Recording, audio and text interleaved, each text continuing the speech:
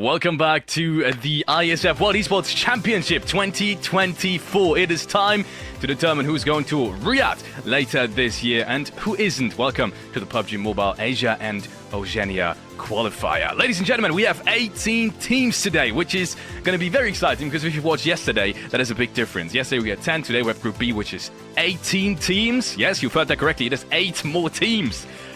Joined by my side is Kobo. I think that is introduction enough, isn't it? 18 How teams. How you doing, Alex? Glad to be here. I'm excited to get us going for the matches in just a bit here. Like you said, it's going to be a very different show compared to what you guys were enjoying yesterday. I'm super excited to see what the teams have to bring. Like you said, very different stuff. 18 teams instead of 10, but we also have one more qualifying slots. We have 3 instead of 2. So it's going to be a different lobby entirely. And yeah. Like I said, the teams will have to show up big here. You need to get top 3 out of 18. That's no easy feat. No, especially not since we have some of the most experienced teams in the entire PUBG Mobile esports hemisphere. We have lots of teams that you might have just recently seen at the PUBG Mobile Global Open in Brazil. So likewise, as we had yesterday, some very, very experienced rosters. These nations, they do not want to lose, Kovo. They sent their absolute best. And that is why we're going to have a great lobby today. But yes, also, as you said, it is a top 3. We're going to get to that in a moment. First of all, let's take a look at the point structure. It is... Do we even need to explain this anymore? Anyone who's seen PUBG Mobile Esports in the last 2 years, before we had that little shift, that I sometimes still cry about, but either way, anyone who's seen PUBG Mobile Esports should know this. Yeah, it's the standard point structure. It's 10 points for the win, and then it scales down all the way to 1 placement points for 7th and 8th. And then if you finish below the top 8, then you are out of the placement points. But fear not, you can make that up with kill points. Eliminations are 1 each. So this is pretty much the point structure that allows these teams to be flexible in how they approach the game. And it's worked out really well in the past because not only can you go for placement points, you can also try to focus on the kills, maybe in games where you don't have the chance to get a whole lot of placement points. And talk about eliminations, Sanhok, first one coming up. Oh, it's usually a bit of a brawl, Felix, isn't it? Yes, it's usually a bit of a brawl. But also, yesterday something crazy happened, Kobo. I was the one to say Sanhok is the best map, and that was due to the fact that we had 10 teams only. All right, 10 teams only. With 10 teams, I feel like Sanhok is the perfect map that's to be played. Okay. Everyone had enough space, good rotations. We saw a lot of isolated fights, not that much third partying, and that's why I said that. Today, that might just be the biggest contrast I've ever seen from one match day to another, because 18 teams on Sanhok. Do we even have 18 loot spots on Sanhok? I'm not so sure. Well, better for us, right? Means more early game action. Worse for the players, better for us, but it's something you have to adapt to if you're one of these teams, one of these players. We'll go through them. I'm not sure if that's the rosters for today. I think UAE was playing yesterday. Am I wrong in this one? No, you are completely correct. But they wanted to show us again because these guys missed 2 games as the full Form 1 roster. So just keep in mind this. We're going to see tomorrow. And hopefully they're going to be there with the full Form 1 roster throughout all of the games. Yes, 18 teams. Maybe we should start off. We're going to see them in a minute as well. So actually, let me put that question back because then we might just take it. I have something to say, all right? I have something to say about 10 teams. It is, when you have 10 teams, right? Yes. It's quite hard to, or not a lot of teams are going to finish out of the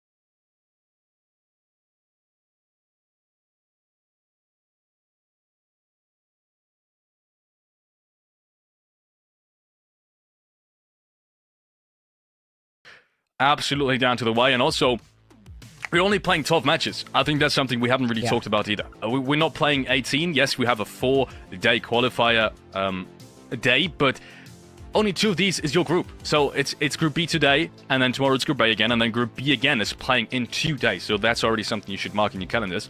And unless something absolutely magical happens, we've already seen that some of these teams are out of the running after the first day. If it's top 3 in 18 teams, we will have, and that's why this first day is still so important, we will have plenty of teams today that won't be able to make it anymore, unless, obviously, the 6th dinner miraculous run that we've never seen before in PUBG Esports ever, unless that happens. So, yeah, going to be exciting to see. Maybe we have some favorites even today that, get into skirmishes early, maybe fight themselves a little bit too early, maybe in 2 of these rounds, and that's already enough to let the others take the lead. And there's a thing there as well that you just mentioned, right? We'll see some teams tomorrow that can't qualify anymore. That changes the lobby entirely. People start playing different when they can't win anymore. So you want to get your points today where everybody is still playing for everything and everybody is playing structured, organized PUBG. You don't want to be struggling for points tomorrow when the bottom 6 might not even have chances to make it anymore and might just do whatever they feel like doing to have a good day, right? So you really want to, if you can, start hot today, and I think in a few minutes we'll see who'll be able to pull that off. Yeah, just another couple of seconds before we go and head on into the very first match of the day. Once again, it is going to be 6 matches. Something that we haven't really talked about either is the map rotation. So we did see it on the schedule, now that I think of it. Either way, I'm going to repeat it for you guys. It is Sanhok to start things off, which is going to be, if I'm excited for any rounds, just based off the fact that we have 18 teams, it is Sanhok. I'm not sure how that's going to work. Maybe we see 3 or 4 teams in boot camp. Could very well happen. As we said, we don't really know where everyone's dropping, and I think they don't know either. As far as I'm concerned, they didn't have any practice against each other before that. Not in this constellation. Yeah. So I think that's going to be crazy. Then we have 3 games, Erangel to start things off, and then we have 2 times Miramar to round things off. So that's the current structure as it is. And it's going to be a little bit of a test for the mental. I think there's going to be a few teams in the Sanhok that don't really get their loot spots and don't really get a chance to even move into the circles and play their own game. But it's the first game of the tournament, and you still got to come back from whatever happens. Brunei, already seeing them versus Thailand in boot camp. Like you said, I think it's just the 2 teams, but it is a hot rub regardless. And that's the first few shots. And Newbies takes out 1. That's a pretty good start to this hot job, and we said that bootcamp was probably going to be contested, and it is. Brunei, they've played the last season of the IESF World Championship as well in 2023 with the beautiful finals in Romania. One tournament to remember, one event to remember, one of the craziest events I've ever been to. So if you do have the chance to check out any IESF events, do be sure to take that chance and be there. It's an experience of a lifetime, honestly. I'm loving the push right now as well. And like you said, these guys have had some experience on land, and they want to show their country again that they can do it. And they're now pouncing on the weakness. They've taken out the first 2 nice and easily, and they want to close this out. And that's exactly what you got to do, right? We talked about third parties on Sanhok a little bit and how less teams keeps you a little bit safer. There's 18 teams here. You got to make a lot of space. If you want to have any sort of space to survive in and flourish, you got to make that space. The DBS is going to take out 1, and he's creating an opportunity for himself. Comes around the corner. That's 3. That's 4. Oh my What is lord! that? What? That's the DBS in hand, and it just absolutely shreds people. That is so unfortunate, because I feel like, and I think you do too, Brunei almost played that to perfection, and they get absolutely punished for it. Oh my god, did not see that coming. I don't think anyone did.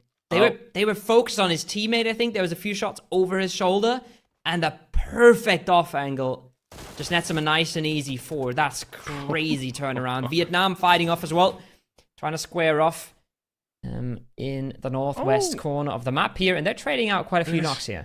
Look at this, Lamborghini is actually in. So we didn't see him on the original lineup at the graphic, but Lamborghini does play, and as I say that, he's already being taken out. That is, well, that's the cast occurs if I've ever seen one. Next up, we have Japan rotating in as well. They're breaching this compound, breaches after breaches after breaches. Let's see if they can make it work. He's got the DBS in hand as Apollo's running through that compound. He doesn't realize there's a play behind him. The nade doesn't touch him, though. He gets shot in the back. He almost had the chance to maybe take him down with a one-shot DBS, but no. Zayu is there. And meanwhile, his teammate does get traded, though. Yeah, this is exactly what we thought was going to happen, right? We thought this was going to be wild. Now we see the Maldives trying to hold on off. Their agent is knocked as well. But they are trying to make this work. A knock on a flush comes through. For Japan, not a lot of space for them to try and maneuver around this compound. It's complete carnage right off the bat. Players getting popped out of vehicles left, right, and center. Nobody's sure where their enemies are going to be playing. And they're all falling like flies around this compound, Felix. It's an absolute disaster for both of these teams right now. Absolute disaster, yeah. And that's to be expected. That's why 18-team lobby, especially in Sanhok, does have this big X factor. It really does. You can't really control these situations, and to some degree, contests always will leave that window of opportunity for any team, no matter how experienced you are. And that's kind of the beauty of it as well, that even Maldives can take out the current Japan champions that we have playing in this lobby.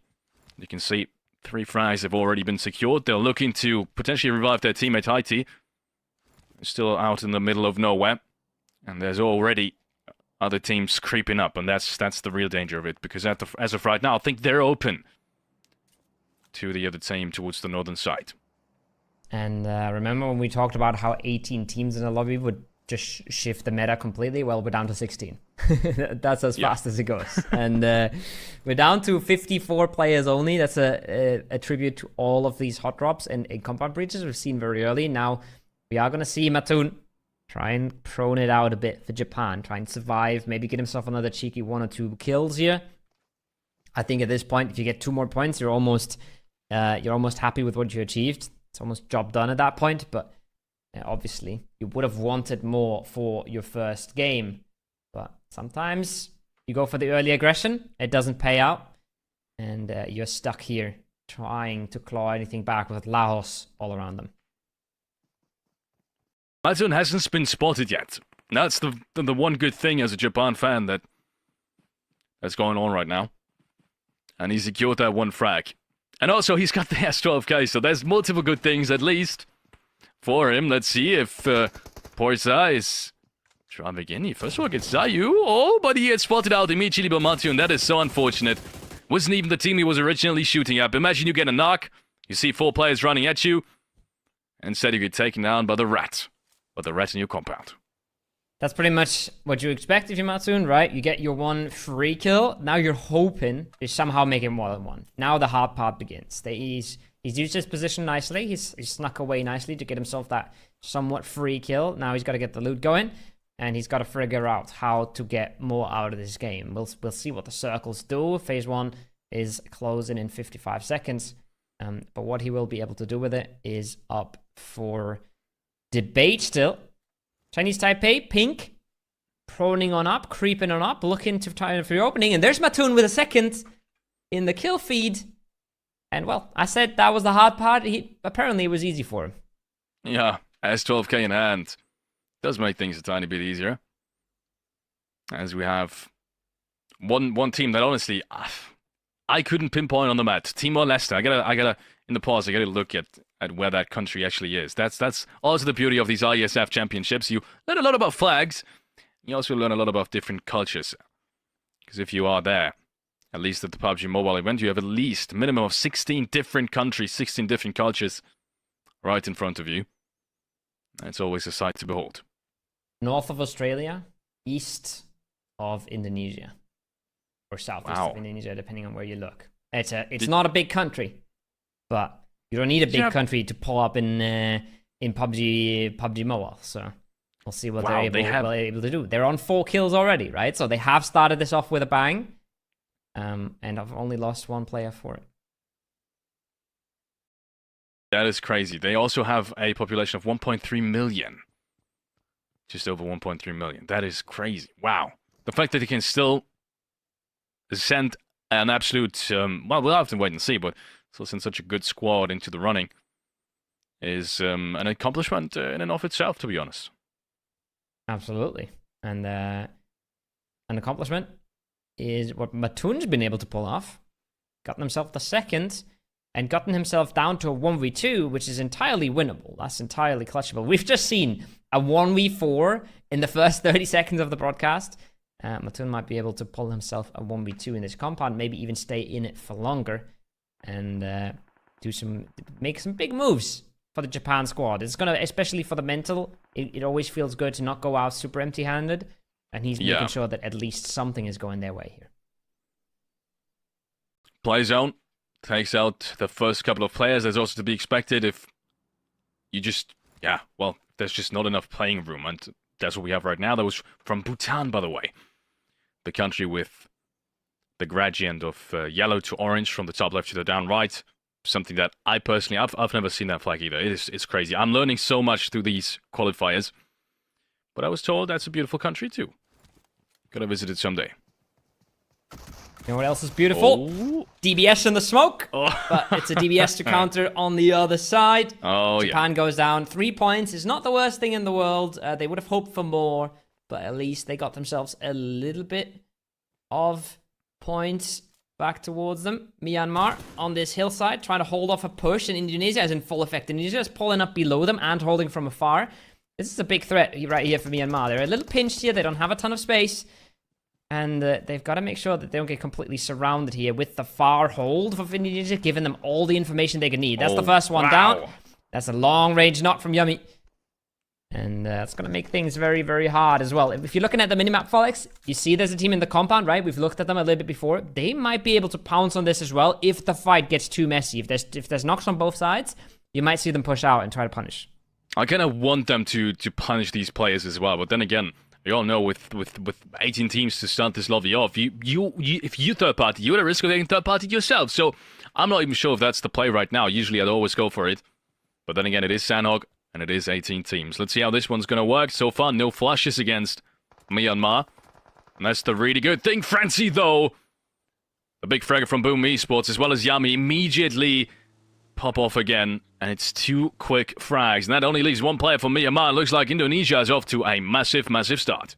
I think it's 2 alive right now, but only 1 in the close proximity, so that's not a good time for Myanmar at all. Yeah, you might be right. Just 1 up, running for the hills at this point, trying to survive, trying to get the hell out of there, as we've just seen the circle, and it is incredibly far off to the west. It's not even on the top of the mountain here. It is further down to the west. So teams will have to rotate, teams will have to make moves, and we see Indonesia here. They're quickly confirming these kills, but they don't want to stick around for too long. They're driving past the compound now. They got to be a little bit careful. Remember, we had Timor-leste in that compound, but they might be able to make their way on through with the vehicles they have. Smile, he's getting the hell out of there, and he's trying to get into zone, as Indonesia is looking for the next fight.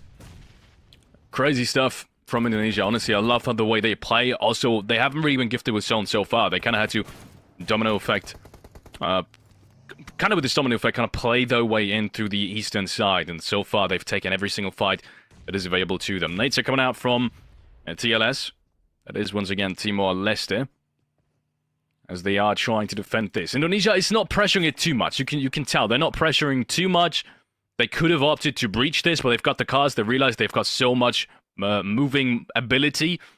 So as of right now, they're looking to reposition through the eastern side. I don't mind this from Indonesia at all. They look for an easy opening, they throw a few nades in, and then they realize, okay, this is not working out, this is too hard of a fight, we'll go somewhere else, we'll pick our next fight. They're looking very hard to try and take these fights, but they're not over-committing. They're not 100% sending it in with no information at all. They have found Thailand, though, and I think Thailand's been able to sneak up on them a little bit, taking down 1 at least. Now they're hoping to get the res back onto Razy. He's bleeding out. No. It's a close one. It almost gets them back up to 3 players, which would have been massive here because they need all the manpower they can get when they have to fight through so much still, Felix. This is such a good breach, though. If that zone wouldn't shift west again, and that's the crazy part, it shifts west again, so not even that hill position that usually is the strongest position in the game on these northern island circles is really inside. So crazy, crazy stuff from Indonesia. I like the breach, just at the moment, at least position-wise, doesn't really work out. With 2 players, how the hell are you going to make it down there? That's the big question. You do have vehicles. Maybe there's some kind of send that's possible. You can see some of these teams are already opting for that. You can tell Nepal and, well, all the rest of the teams towards the southern side have done exactly that. Don't forget about Thailand as well. They were pretty low on that leaderboard because they were already taken out, but they got 7 kills in their first game. That's big to start with. Noki finds 1, doesn't find the second, and doesn't have any support close by here. So it's going to be an instant raise coming out. He can't get the confirm because his teammate's not close. That nade looks good, though. It does a good bit of damage. It cancels the res at least. Yone, he's trying to get the second nade out. Look at his HP, though. Not a whole lot to work with. He's so trying to get that flush, get that confirm. But it's not an easy one. And the longer he takes, the more likely he is to be outnumbered. So he's got to try and finish this fast before he puts himself into a 1v2. He wants to continue to push this. You can tell he's got a pretty good spot to do so as well. Maybe M4 isn't the way to go about this. He gets spotted out even before he can get any DBS shots off. And who would have thought? Who would have thought it's a DBS on the other side as well? Jaya picking up his 4th frag of the round. Nepal are fragging out, and they've got a pretty good edge to play off of as well. Timor-leste, we've seen them in the compound quite a while. They've already got themselves 4 kills as well. They're now starting to make the moves on out onto the hills. And they are taking quite a bit of fire in the process. They have numbers still, but they're a little pinched. They have to figure out a way to maybe clear one of their edges to try and survive. Right now, hunkering down in between multiple teams is not going to do them a whole lot of service. As we see the Maldives going out, and we're shrinking and we're shrinking. We're almost down to 8 teams already. We're almost down to placement points. Somehow these teams have managed to still survive. 10 of these teams have still managed to survive into such a harsh zone, so far off to the west. Yeah, that's gonna make it so difficult. Just overall, this zone has been nothing short of absolute tough. I'm not even sure. 10 teams are standing at this point. More shots though in the meanwhile from Malaysia. Against, I do believe that was Hong Kong, China. Yes, it was. Next player goes down. It's just Ling and a D-Light left standing. And I think at this edge, there's not really much you can do. You would need 20 smokes to cross that distance, and there's just nothing behind you. You've got no vehicles. At this point, I don't want to say it, but even denying would be a viable option, which I hope they're not going to do, but then again, you never know. Yeah, like you said, you need a lot of smokes. They're trying to get the smoke wall out right now. Smokes when somebody's looking from above, not always the most effective. Even getting out of this window is going to be incredibly tough for them. The blue is pushing on in. I don't see this going great for them, but sprays like this can open things up. That's a beautiful one by Ling Yung. Does like a whole bunch of damage to the 2 players. He's looking to keep this. He's looking to hold for his teammate, but look at that. The nades are so easy to cook. Should be a good track. That's a good bit of damage. 1 HP, I think, is left on that player. And they haven't found an entry. They haven't found a knock. They're making this possible here, Hong Kong. Yes, they are. Just one good spray. One more good spray could secure them that edge. At least for the time being. Timor-leste, I mean, what? Has been pressured from all sides, but they've at least found themselves a position to potentially get some placement points off of. Yes, they crossed that distance. I'll take it all back. I thought Malaysia was going to hold that down, but they are not able to do so. Now the nades are coming in, though. That's a big nade. After all, it did work out in their favor, but let's be honest, that was tougher than I expected it to be. Yeah, I mean, so far, they've been able to hold off and especially not lose a player, right? That's the most important thing. Stay clean with this. Maybe lose out on a kill. Maybe one player dies to the blue zone. That's okay. Just don't lose a player. Keep your 4 members up so you're able to flex out of the compound later on. Bangladesh, they've been hanging out in this boot camp area in the low ground, and they've just been popping off shots at everyone without losing all too much. They're ready for a late game. They're ready to swarm out of there when they have to. And I think they have a good chance to really take control of that eastern side once they want to move out. Well, continues pressure on the western and southern side. Same goes for Nepal now. They've found themselves the 5th frag. Ajay should be the top fragger, at least individually at the moment. In this entire lobby. Let's see if we can keep things up.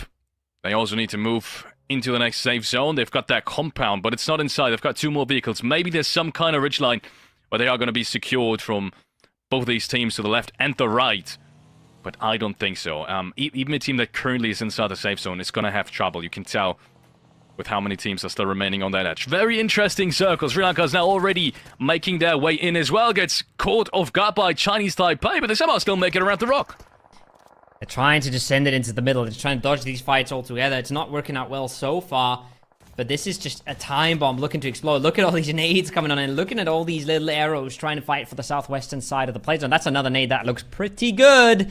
And that is the confirm. Nepal cleaning up. I think there's a Jaya, at least with one, maybe with another two here, putting himself up to 6 kills and trying to clear that edge. They still have a solo in front of them. William is just proning it out, hiding, hoping to not go seen. And if he does stay unseen, there's a chance he can be a bit of a snake in the back of Nepal. But we are now deep into the placement points. 6 players alive. And Nepal is just going to continue swinging here, Felix. Yeah, and that's what they should do as well. 6 teams remaining. They've secured themselves a good chunk of placement points.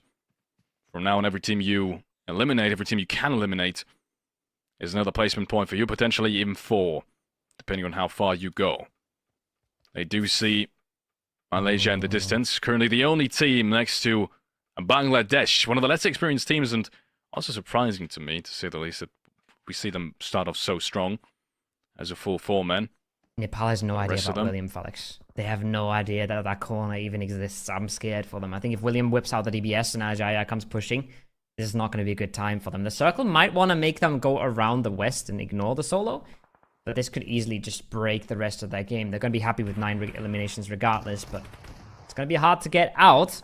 Same thing is potentially true for Bangladesh later on when they have to get out of Camp Alpha, but first they have to clear their edges, and they are looking to try and do that with utility, trying to get Myanmar out of that little hut. I have reached the building now. That's the best kind of potential for them to go further in this round.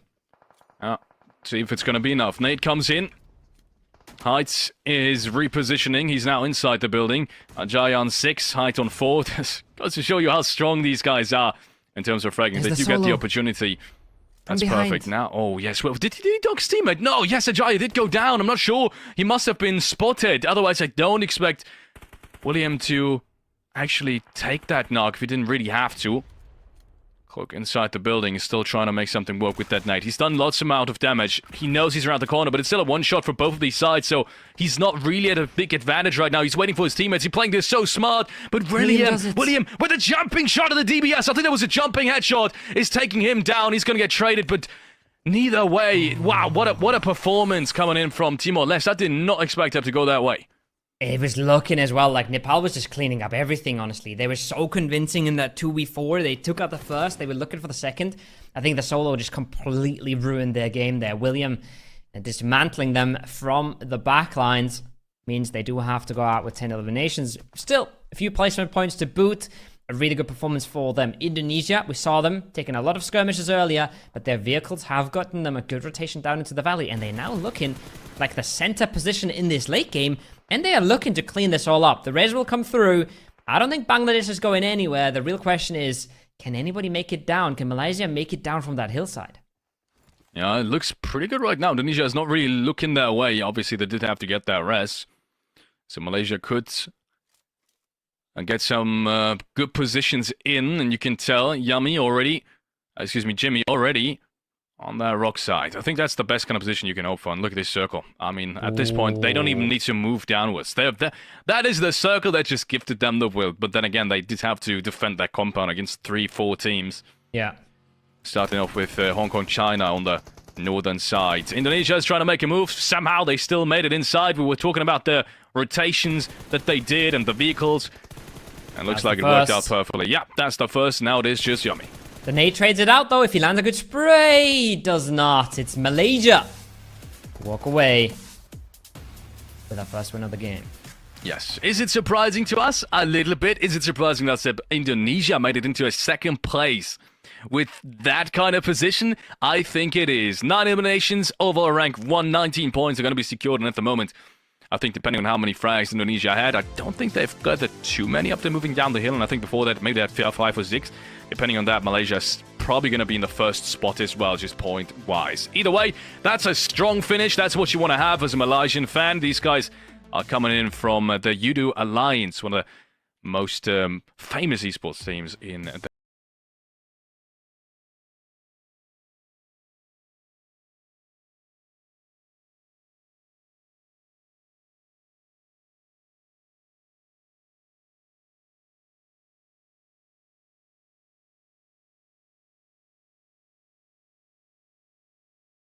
losing a member, and that's what wins them the game. But watch this, right? Brunei They kick it off, and then it goes completely mental. It goes completely haywire. The DBS play is perfect. The reposition is perfect. Oh, man, I'm getting excited just watching that again. Yeah. Even though it's a DBS, we still do get excited, yes. Even though a 1v4 is a 1v4, you know? Yeah. There's nothing to be said about it. That is true. Still, though, it does get just a tiny bit more beautiful with a different weapon. Either way, Matten, we saw him do amazing work as well for the Japan fans out there. I saw some of these flags being spammed on the chat.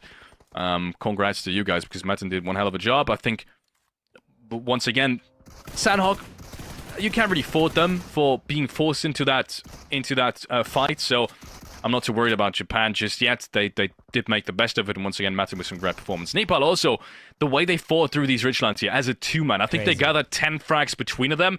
Yeah. Nothing short of amazing. Mental. What they were able to achieve, and they were looking like they were going to dismantle Malaysia as well. And that probably would have gotten them the win in the end as well.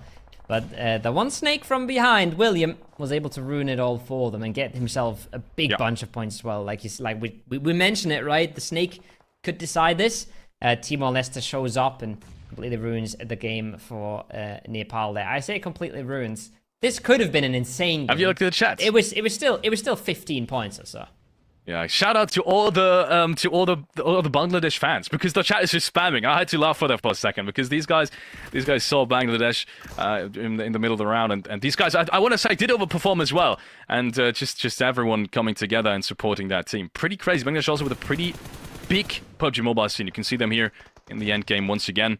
Indonesia, unfortunately, as well as Malaysia, just having too good of a position. There was nothing really for Bangladesh to do. That's the kind of stuff that happens in a best of 12 qualifier. Sometimes you just do not get into the positions where you can actually do much of it. The fact that they still made it into late game in and of itself is an accomplishment already. And I think they brought maybe 4 or 5 frags with them. So on the leaderboard, they're still going to be in reach to that top 3 spot, which is where you want to be during the entirety of the games, and where you have to be during the entirety of the games as well. If you drop out of that reach, most likely you're not going to make it back. Yeah, and I mean, one of these shifts comes down towards them a little bit more, eliminates the hill a little bit earlier, and they have a good chance to win that game. This way, they cleaned their way through Camp Alpha. They made sure they had everything they needed. The circle goes away. There's not a ton they could do towards the end. So I think they've done their job in that game, and they should know that as well, right? So you got to work with what you're given. And if you play 12 games, you're going to be given some opportunities to win games, and you're going to be given some opportunities to get a lot of kills. You're not always going to get both, and we don't really have the chance to win every single game. So they did what they could, they did what they had to, and they should be happy with that. Yeah, once again, props to Indonesia. We saw them fighting phase 1 over towards the top of the hillside. They cleaned up all the teams. I think it was Myanmar, actually, they cleaned up. And that from that position, that the fact that they made it inside to that double or one-story compound, or that double building one-story compound that we saw at the very end, is nothing short of amazing. And I was already thinking, what is your play if you're on top of that hill towards the eastern side? What is your winning play? And that's actually what I thought they were going to do as well. They rotated around, they fought the team that was on the top of the hill, because that's usually the biggest position. And after that, when they realized, hey, it's shifting forward towards the west, what's the next winning? The winning play is just driving down there, unfortunately grabbing a compound, because there's nothing else. There's no way for you to rotate in on foot, even with a vehicle, as soon as these buildings are taken. So great stuff from Indonesia. I like that they kind of made their own luck, because these circle shifts have worked against them throughout the entirety of the game.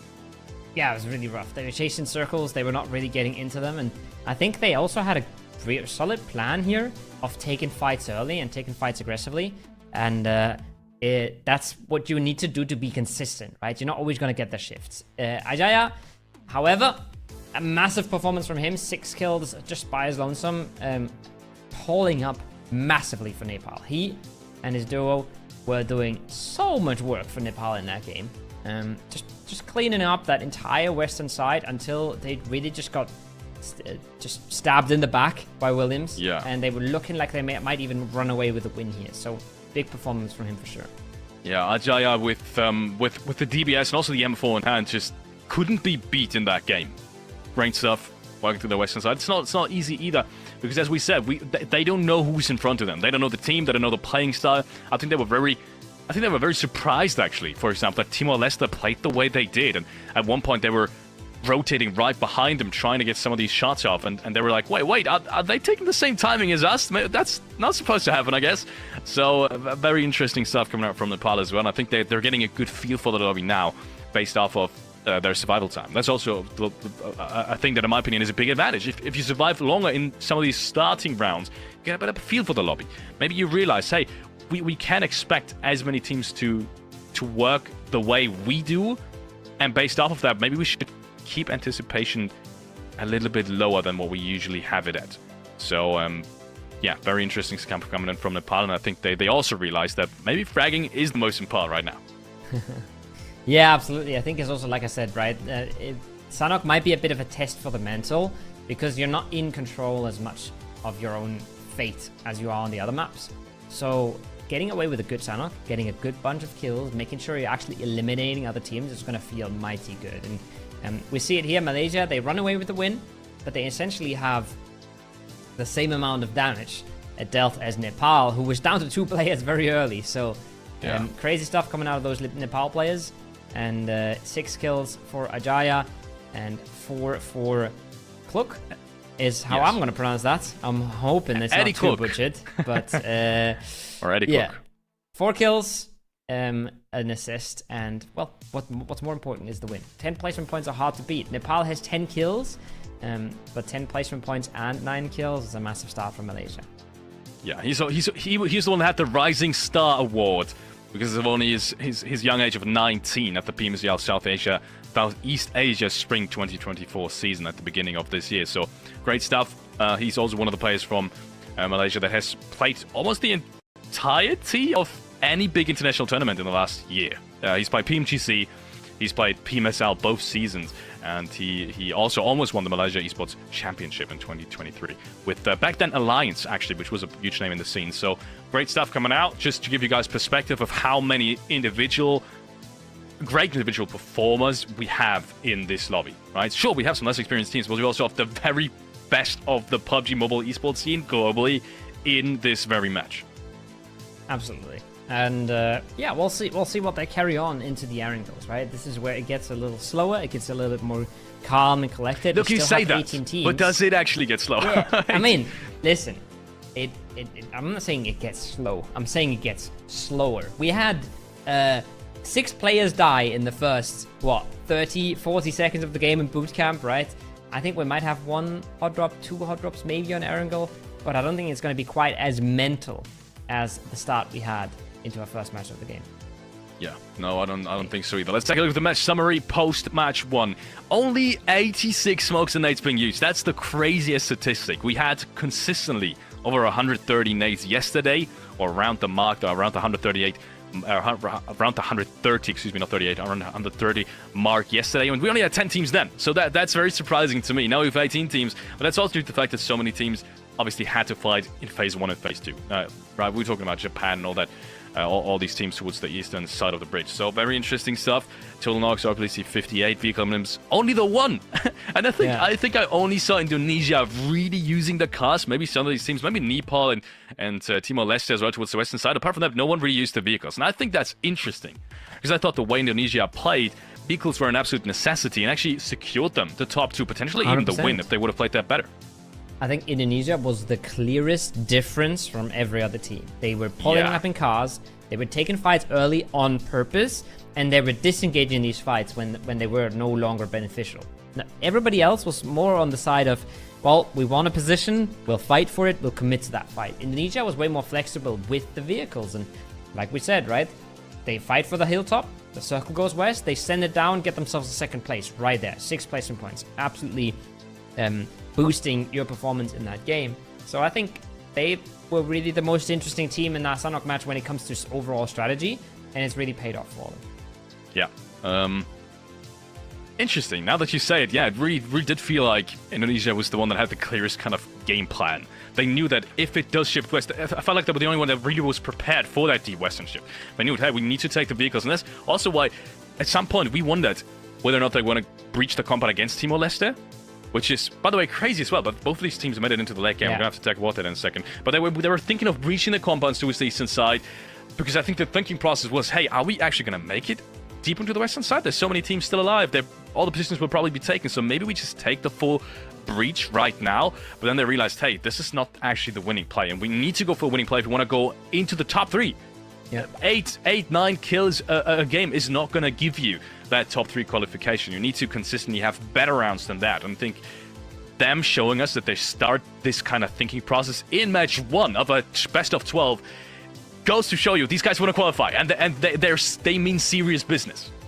100%. I think, like you said, right? They look for the fight. They throw a few nades in. They don't get an opening. I think if they knock one of these players, they're swarming in there. They're taking their 4v2. But they might not even know at this point that they're fighting a 3-man, so they could be fighting a full 4-man in these buildings. You don't want to take that fight in phase 1. You don't want to take that fight in phase 2 with teams around you. So good on them. Good decision making. And definitely one of the teams I'm keeping my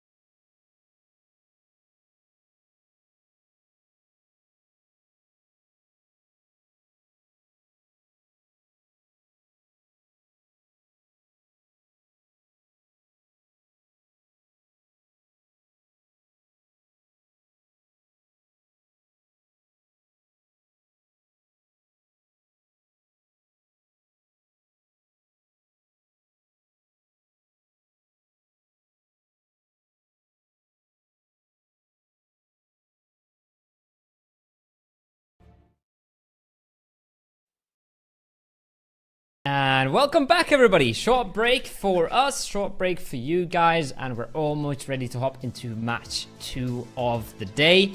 1 out of 12 matches down. Mental Sanhok to start us off here, Felix. I said it would slow down a little bit. I don't wanna promise too much. I think we're still gonna go crazy.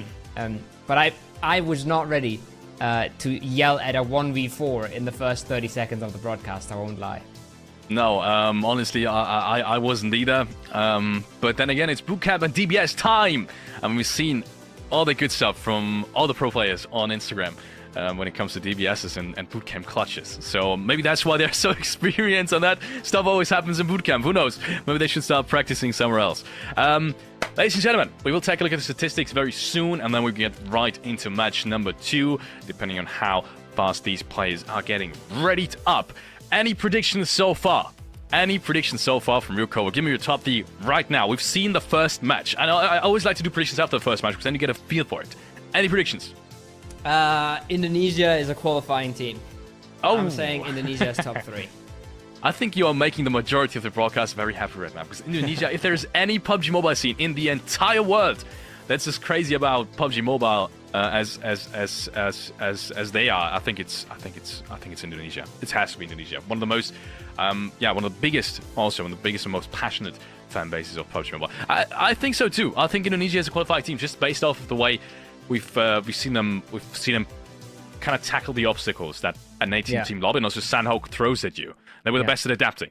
I also want to say, I think Vietnam, despite them not having almost any points, I think they've got like 4 or 5 maybe, based off of that hot job that we saw.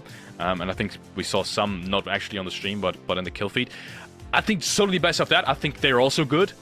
I think, sure, a hot job mistake can happen, but just the way we've seen them play throughout this year so far in the global tournaments, I think just solely based off that, I think these guys are pretty set as well. And, well, that's actually crazy because we only have 3 spots and we've only got 2 locked down for me. Yeah, it's going to be tough. It's going to be tricky. 3 spots is not a lot when you're fighting with 17 other teams in your lobby. I feel sorry for everybody that's not going to make it, but it's the way the game works, right? It's somebody has got to get last every single tournament, and in this tournament, a lot of people are going to be in the bottom 15. So it's a tough gauntlet to go through. They've gone through one already in each of their regional local qualifiers right now. So we went from the national qualifiers to now the regional qualifiers. We're making it harder, and it's going to be tricky. But if we're being honest, if you think you have a chance to perform at the World Esports Championships, you're going to have to get through these qualifiers. If you don't get the top 3 here, you probably just weren't up to the task, and you probably weren't able to perform at the World Esports Champions either, because that's going to get a whole bunch harder than this regional qualifier. This is tricky, this is tough, 100%. But the teams that want to become the World Esports Champions, they will have to go through this, and they will have to prove themselves time and time again. Yeah. Also, I have to say, we have 5 spots out of the Asia and Oceania qualifier, and I think that's already a pretty good standard in comparison to lots of these other regions. That's also obviously due to the fact that we have such a strong Asia and Oceania region. But yeah, as you said, if you don't make it count, if you don't actually use that top 3, top 2, depending on the group opportunity that you have, then yeah, maybe you wouldn't perform at a LAN event either. But then again, ladies and gentlemen, we might go into the next match before we see the statistics. As we said yesterday, we most of the times have a little bit of breathing room in phase 1 to show you the statistics anyways, and maybe we will use just that. Let's get down to the wire. You said predictions, you said 1 team. Next game though, because I am pretty sure, let me check who's on my bucket list. I am pretty sure we're going to see another good game from Malaysia. But if I had to guess for the next winner, I am saying Japan. I'm saying Japan. Bold guess. We'll see. What I'm interested to see as well, once we head into that Erangel, is did we actually see a hot drop? Because I would have said, okay, 18, you almost have to hot drop someplace, somewhere. And then you said there was a hot drop of 10 teams in the lobby. So now I'm a little confused how that happened and how that went down. But like we said, that's a lot of teams jumping out of a plane. That's not a lot of space. We're either going to see a whole bunch of people scrap looting, or we're going to see some teams going for early contests here. And if you want to contest, it's going to be Erangel, and it's going to be early. Because here, at least you can make a stand and you can keep a loot spot. On a Sanhok that you only played twice, not really worth it at all. On an Erangel, it might be worth to claim your spot, and that is not a pleasant plane for a lot of these teams here, Felix. No, 100% it isn't, especially as we said with the background that we have 2 more teams than usual. This is disastrous, actually. We will see more hot drops and more skirmishes around these car spawns as well, as we usually do. Let's see if it works out, and more importantly, for whom it works out perfectly. I think Yasnaya is probably the furthest city towards the end of it that you can still potentially reach. That is going to be a problem as well, because all around the Yasnaya area, there are car spawns. There's very few of them that you can uncontestedly really take. So for anyone trying to go towards George, Severny, maybe even Stabo or Kameshki, that's potentially going to be a problem. At least the zone is relatively fair to most of them, as we do go into the first hot drop. It is Pakistan. I didn't quite catch the flag just yet, but it is Pakistan at least. And it's a DBS once again. Building. Pakistan versus Cambodia. We talked a little bit how Cambodia was one of the top teams coming into this. We'll see what they pull off here. I don't think they were the only team. I think I've seen some Japan in the kill feed. I've seen some Thailand in the kill feed. But for now, it's a whole lot of shotguns. And it's Cambodia versus Pakistan in the C block, as we call it. These military buildings. Not fun to fight, honestly. Not easy with super long hallways. It's not an easy push. And Pakistan is just holding that one down for now. Cambodia also, very unfortunately, missed the qualification towards PMWC by just one single spot. These guys are the absolute best, all around the absolute best around their region. PUBG Mobile Challenges League, Southeast Asia Summer, 2nd place, as I said. These guys are not to be underestimated, even though it is such a relatively place, by the way, region. By 1 point. 174 for first place, 173 for second place. Absolute heartbreak. Insane how close that was, and that's a big sting. I can tell you that much. It is. ASagi8 still holding the staircase. He's the only player from Pakistan towards the southern side of that building. Has to be careful of not getting rushed. The potential for Cambodia to just run up the stairs, go straight through, run up the stairs is always there. Pakistan probably wouldn't be able to react in time. And that's what both these teams are looking for right now. An isolated first pick. Yeah, this is going to be a bit of a standoff.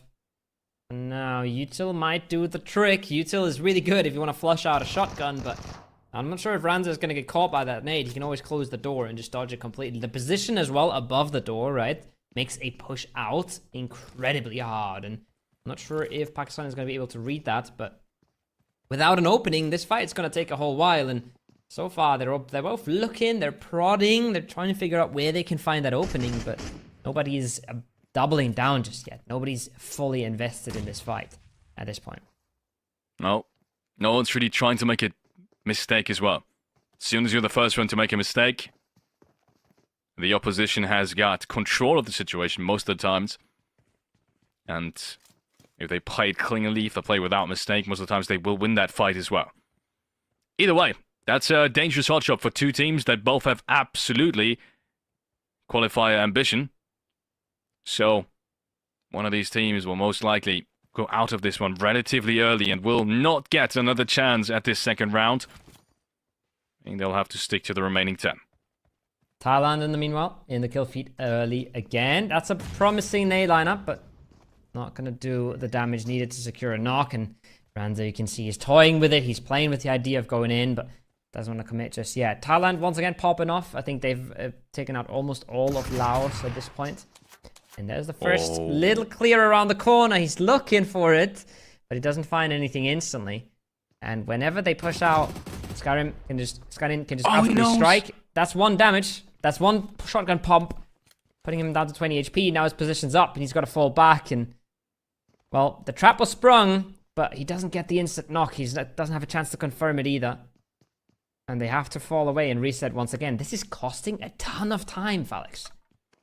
Look, they knew that he was on top of the little kind of wall right above him. That's the crazy part. I'm not sure. He must have heard that because he cooked the nade perfectly to kind of damage him. Unfortunately, he went a little bit too far. And cooking at a distance of 2 meters is also really, really tough. In return, it didn't really work out in his favor. He actually lost more damage than what his nade did. But it looks like Cambodia is now increasing the distance. They don't want to get too close anymore. Obviously, some of these players don't even have a helmet, like what we just saw by Ozia. Excuse me, Ranza. It's, I think it's a good decision. When you look at the zone, right, they're not in a bad spot. They have a lot of rotation routes that are pretty good towards the center of the zone, towards the bridge area as well. There's a small chance this actually does come south. And then you being set up around the military island is a massive advantage. So not wasting too much time with a hot drop that's most likely not going to be clean anyways is completely understandable for both of these teams. But like we're seeing here, even falling away from this is not too easy because it's just so hard to understand where everybody else is playing from and what angles you can disengage on, what angles you have to hold down. It's a tricky spot right now, but there's one more thing I want to mention, Felix. Japan's out. Go ahead. Japan's not winning this game. Yeah. Well, there goes my luck. There goes my prediction, unfortunately. And if I saw that correctly, by the way, I just looked at Cambodia's lineup. I just realized. I think they're playing with a stand-in as well. If I saw that correctly, so I don't think that's the complete Austria lineup, but I think it's their sub. But I didn't quite catch that. Gonna have to take a look at that again. Maldives, the sunny place. They are rotating in as well.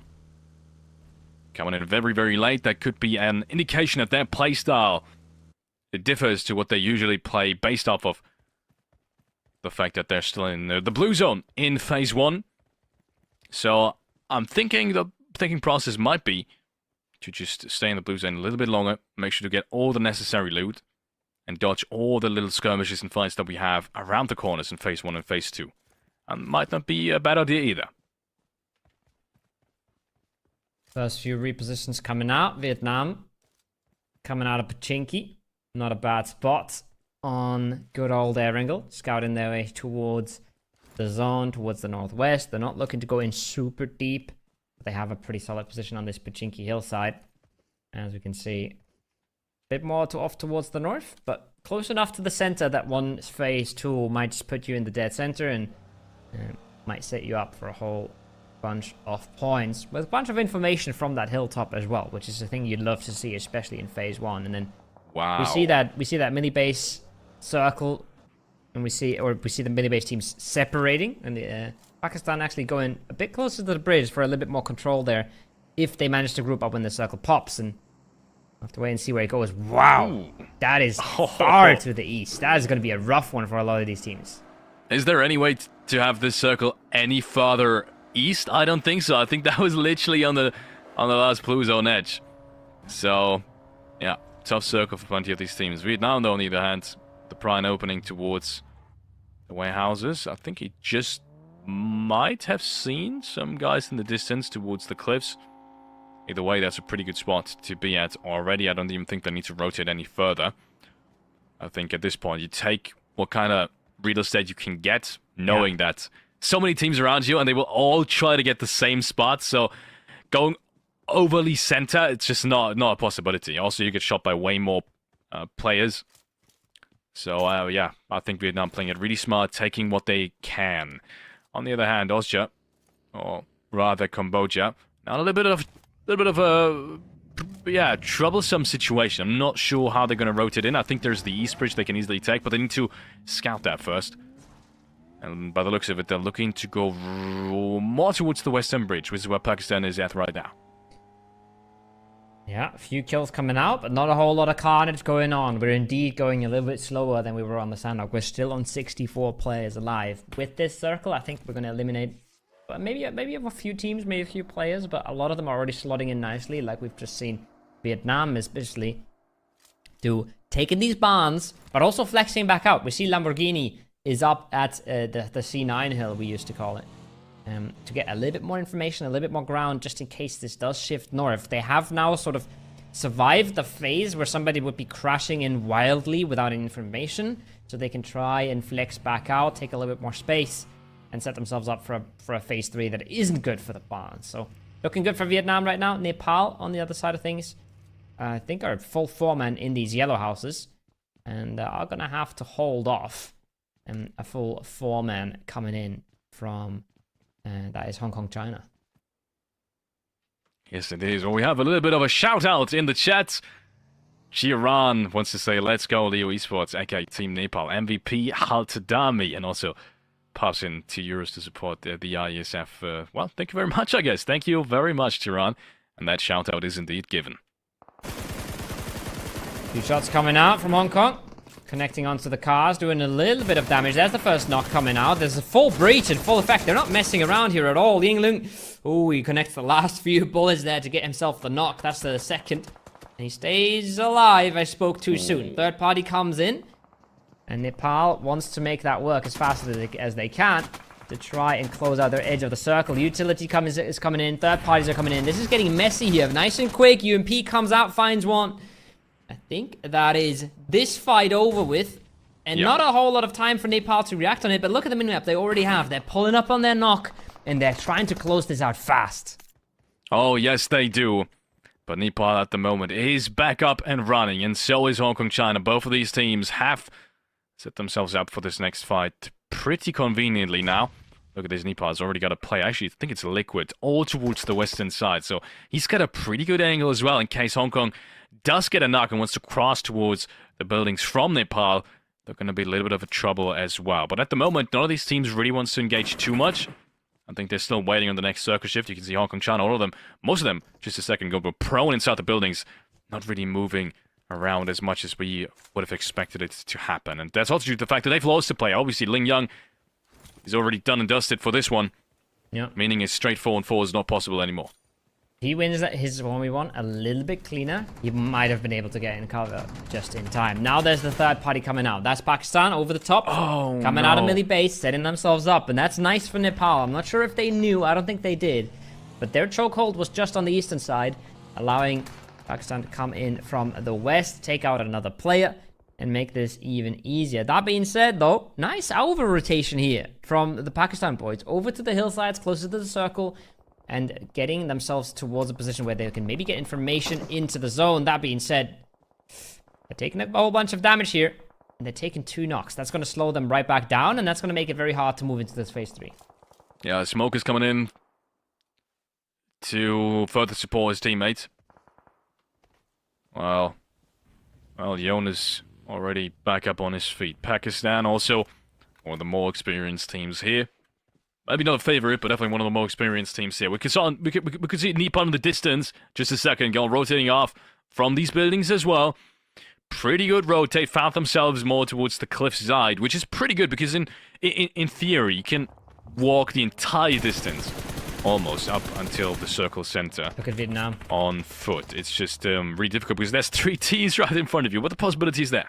Yeah, this Vietnam is completely giving up the barns, by the way. So yes, they can walk all the way on the beaches, but some teams might be just going to drive past them into these barns and try to pepper them from a distance. So I love this though. I really love this spot. Yes, 100%. Really good reposition from Vietnam, and this is just due to the fact that they weren't sitting in these buildings as forward without getting a whole lot of information. They're flexible, they're on their feet, and they're making the best out of this. Now, will it pay off? We'll have to wait and see, but they've put themselves in a good position here to fight off pretty much anything coming their way. If the timings don't go really badly, it should be all good and dandy. That being said, Thailand, excuse me there, taken out on the beaches, not looking all too hot. 2 players up in the shack, but they're taking casualties. There's a nade coming in as well. Let's see if that hits.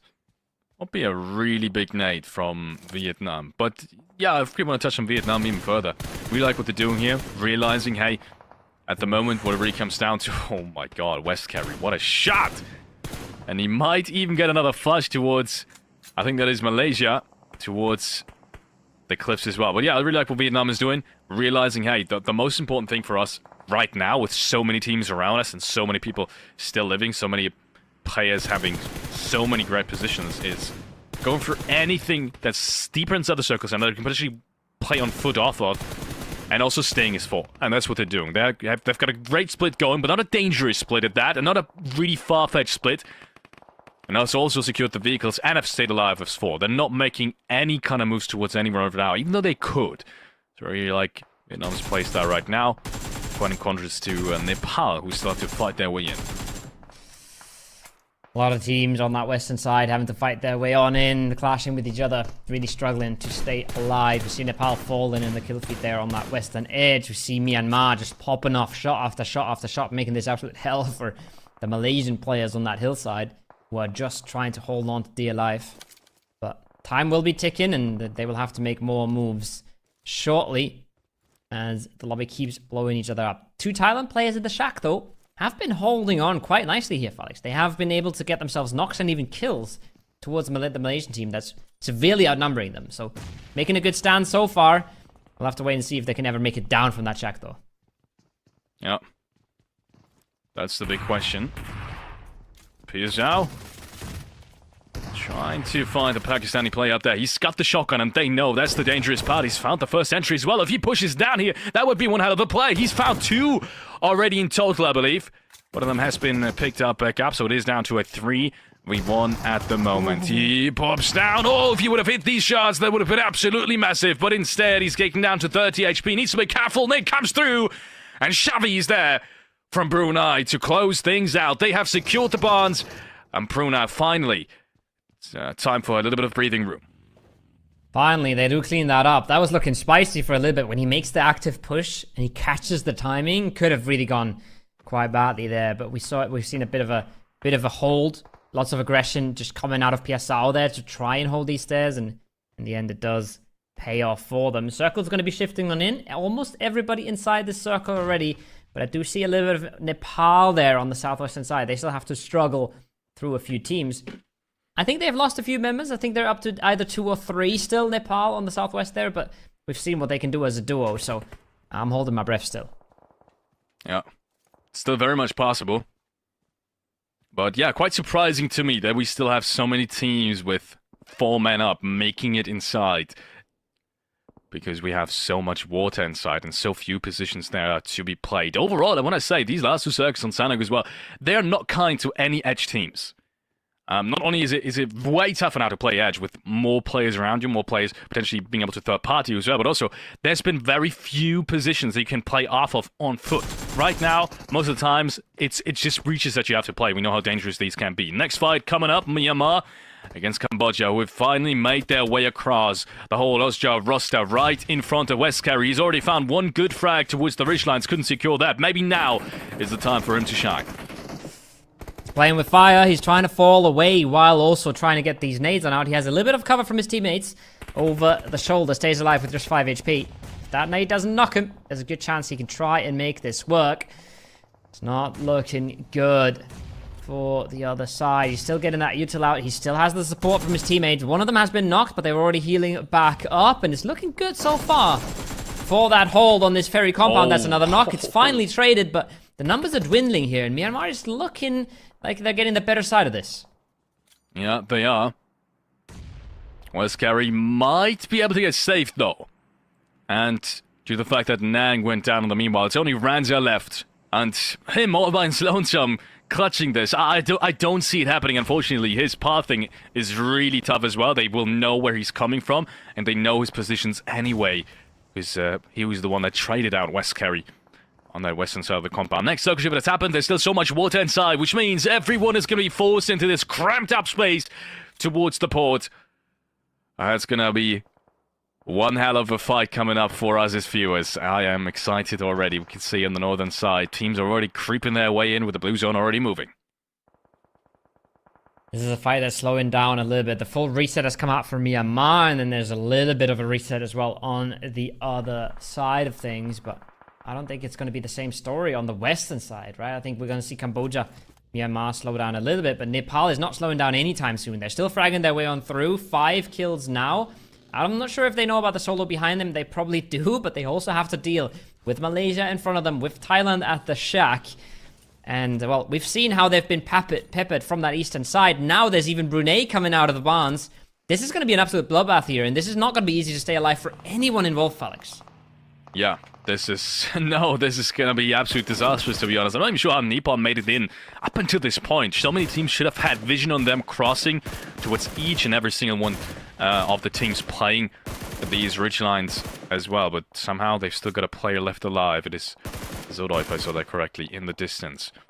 Thailand still holding that shack. Have only secured themselves 6 points. I want to say only because they've had so many fights to begin with.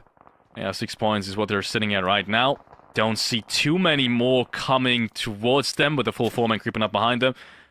But now the real fight is going to start towards the port area, slowly but surely as well.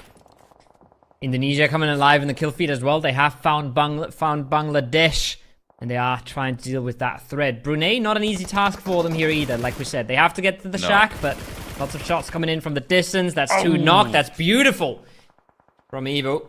And he is trying to make the stand outside the shack. They don't want to sit pretty inside. They don't want to get naded when the time comes. They are trying to play this as active as they can. And between multiple teams here, Brunei has been absolutely slaughtered. With Malaysia, the solo, and the Thailand duo still staying alive all through this. Yeah, Bull with some great shots towards Brunei. And I thought they were going to be in trouble with so many Brunei players creeping up on them. No, it's the other way around. Brunei has to be careful of the Thailand players who are holding down the coast area. Next level shift comes in. It's all towards the northern side, and that is perfect. That is absolutely perfect for Indonesia. You can see Indonesia was playing this throughout the entirety of the game through the northern side, and that was the one side that really wasn't played at that much. They really played it smart. They picked that one side, that one edge where no one really was contesting them at, and they kind of spread out a little bit to deny any kind of other positions for any other team, and as a result of that, they're going to be in absolute prime position now to make something work in this game. Well, I'm going to be looking at Vietnam as well. We praised them a little bit for the positioning earlier. Now they're going to get slightly tested, I would say, but not all too much. This should be easy for them to deal with. Thailand's going to be weakened coming down from the hillside if they ever come down. And then it should be very, very possible for Vietnam to move on in towards the circle. Cambodia is swimming at this point, trying to outmaneuver whatever GE is doing in front of them. Whatever Myanmar is doing in front of them. So far, they've been, well, surviving. Not much more than that, though. No kills just yet, and 2 players down. It's not going to be an easy fight once they take it, which is exactly why we see them avoiding it so hard. Yeah. Indonesia now, for the first time, having some kind of opposition on their edge, and it is a Bangladesh. First knock came through. Oh, beautiful. As we head on over to Cambodia. Still trying to make something work. Renza, somehow, he got his teammate back up. How the hell did that happen? Nang is still alive and kicking, and the meanwhile, Renza got taken down. Maybe he's at least going to get that flush against, unfortunately, West Kerry. Yes, he does. That's the first frag of the round being secured. The very first one for them after having a contest in phase 1. And that's Thailand making a big, big jump down the rocks. I think we've just seen a Taipei solo ruin the dreams of Cambodia from behind. Now the Thailand solo not going to be able to do the same thing, but Vietnam, they have space to survive in, but I don't think they have space to win the game in, so they're looking for more. The same is true for Indonesia and Bangladesh on the north, and once again we see Indonesia being proactive with their cars, looking for openings. But right and now, everybody's bombarding these smokes, everybody is just trying to find the opening, and nobody's giving the opening to each other. I think with this shift as well, Felix, we're going to see them slow down even more and just try and conserve their resources. Try and just don't make mistakes, don't lose a player, and fight it out later on. I think that's what they're going to opt for as well. Vietnam now slowly but surely rotating in. You can see them from spot to spot, very slowly creeping up on Malaysia in the distance. Oh, Lamborghini, if he would have gotten that entry, that would have been perfect. His teammate is already driving towards the next rock over. Maybe he's got vision on that player who's kind of separated from the rest of his team, which I think is only one other player, so they're going to be in big trouble. Vietnam, maybe now with the opportunity and maybe also the will to clear out the rest of the players that are still surviving towards the southeastern side. Loving this position right now from Lamborghini as well. Circle has gone north, Circle has gone towards the road, and Circle is eliminating the entire port area that we've seen so much of this game unfold in. Myanmar, it's not looking good. Vietnam, like we said, right? Good positioning, proactive, and they're closing this out. Shadows is a little bit on an island. He has to be very careful about getting overrun here. But if they do manage to support him just a little bit, this should not be doable for Myanmar here at all. No, really shouldn't. Vietnam, they could take way more space already, and now's the tricky part. How much time do you waste on this fight, knowing that, in theory, you would have the advantage on all of these fights anyways?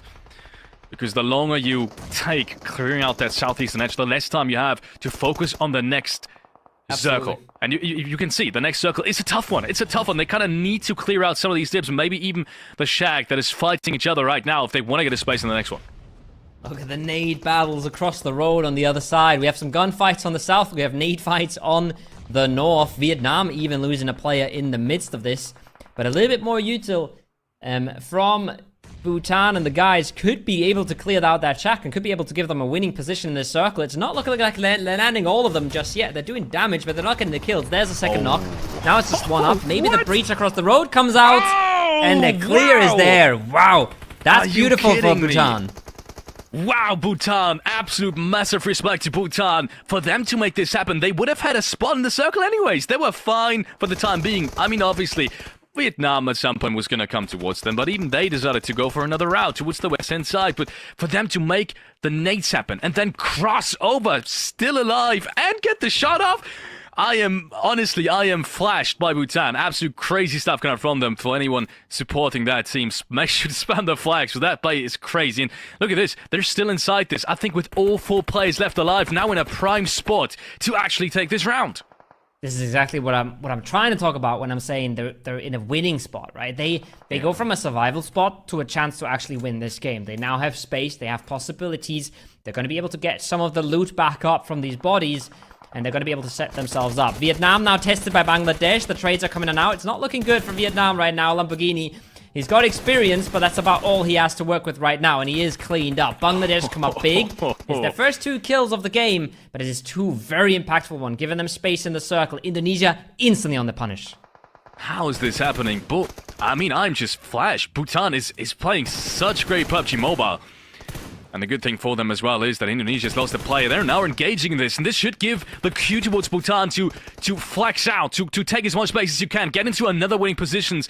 After what they've done already, that is what they need. Bangladesh has secured a position, at least for now, inside the safe zone, but they are being pressured by Indonesia, and that first knock came through as well. 2 more nades. I don't think they're going to hit anyone just yet. Maybe that re-knock is going to come through. Yes, it does. 1 more nade. Indonesia is looking to clear out that edge. And by the looks of it, they're doing a perfect job at it as well. Yes, 5 frags being secured, and Indonesia is now inside the next safe zone as well. Well played by Indonesia. They see weakness and they pounce. Now they have a 3v4 ahead of them. Not going to be an easy task at all. Bhutan, like we said, put themselves in the winning position. They've expanded a whole lot of utility to get themselves there. But the same is true for Indonesia. We see there's a few bunch of nades and a few smokes still, but not a whole lot. And this circle is very barren, very open. So if Indonesia have to make their next move and they go straight towards Bhutan, I'm not sure how well that's going to go. Can they play the terrain off to the north? Not sure about that either. It might just be a very fast ending once Indonesia has to move a little closer here, Felix. Yeah. Look at the nade. Might just be a good nade, but it's not going to go far enough. Question is, how much more utility do you have, and when do you use it? I feel like right now, maybe that was 10 seconds too early. 5 seconds. If you realize they're not making a move before the zone starts, which is right now, maybe just hold off on these nades. Now the zone starts to move, and now Indonesia needs to make their way towards the full format of Bhutan. Are we going to see a massive upset, ladies and gentlemen, in the second round of the Asia and Oceania qualifier here at the ISF World Championship? I think it is bound to happen right now, because looking at these positions, they are just too close to the circle center. Bhutan's just in a way better spot. We see Indonesia, they want to go for the crate, maybe, and there's the first knock. The bait from Razy works out. That's the first one. Equalizing numbers. Still haven't equalized terrain, but if they can make another move, maybe towards the crate, maybe even past them, there is a chance for Indonesia to turn this one into their favor. You can see them trying to get everything out that they have. The crate is going to provide a little bit of cover. Razy is trying to make things work. He's trying to pull off the impossible, but the res has come through. And Bhutan should be trying to regroup. Look at the util though, honing in on their position. They're absolutely getting blown to pieces here in a few seconds, I think. Oh yeah, Yummy's barely making it behind the tree. His team is getting popped apart from the distance though, and there's just no chance. Francie goes down as well. It's all down to just one single player from Indonesia, and that is Yummy behind the tree. You can see they're already trying to move their way around it. It is the upset coming true. Bhutan, ladies and gentlemen, will take home a chicken dinner in the second round already. If that isn't an upset, I don't know what is. Indonesia losing that 3v4 in the end, and what a play. They have made this round for themselves. So absolute congrats to them. 100%. They fought for it. They weren't sitting pretty. They weren't surviving. They were winning, and that's absolutely stunning to see. It was looking a little shaky there for 1 second when Indonesia got the opening knock, equalized the numbers, but Bhutan able to just stay.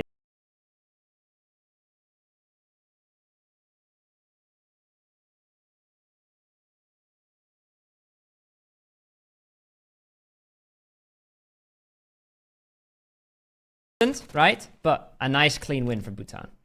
Yeah, amazing. Let's take a look at some of these highlights on the road to Riyadh later this year. That's to be reminded, that's what all of these teams are fighting for. It is top 3 in this lobby. So that in turn means 15 teams are not going to be at the World Esports Championship end of this year later in November in Riyadh. So very, very interesting. Let's take a look towards this match in detail. Good breaches. I thought Vietnam, to be honest, while we're seeing them in the background, I thought Vietnam would have a way better chance of winning this game. I thought actually that we were going to be the prime team.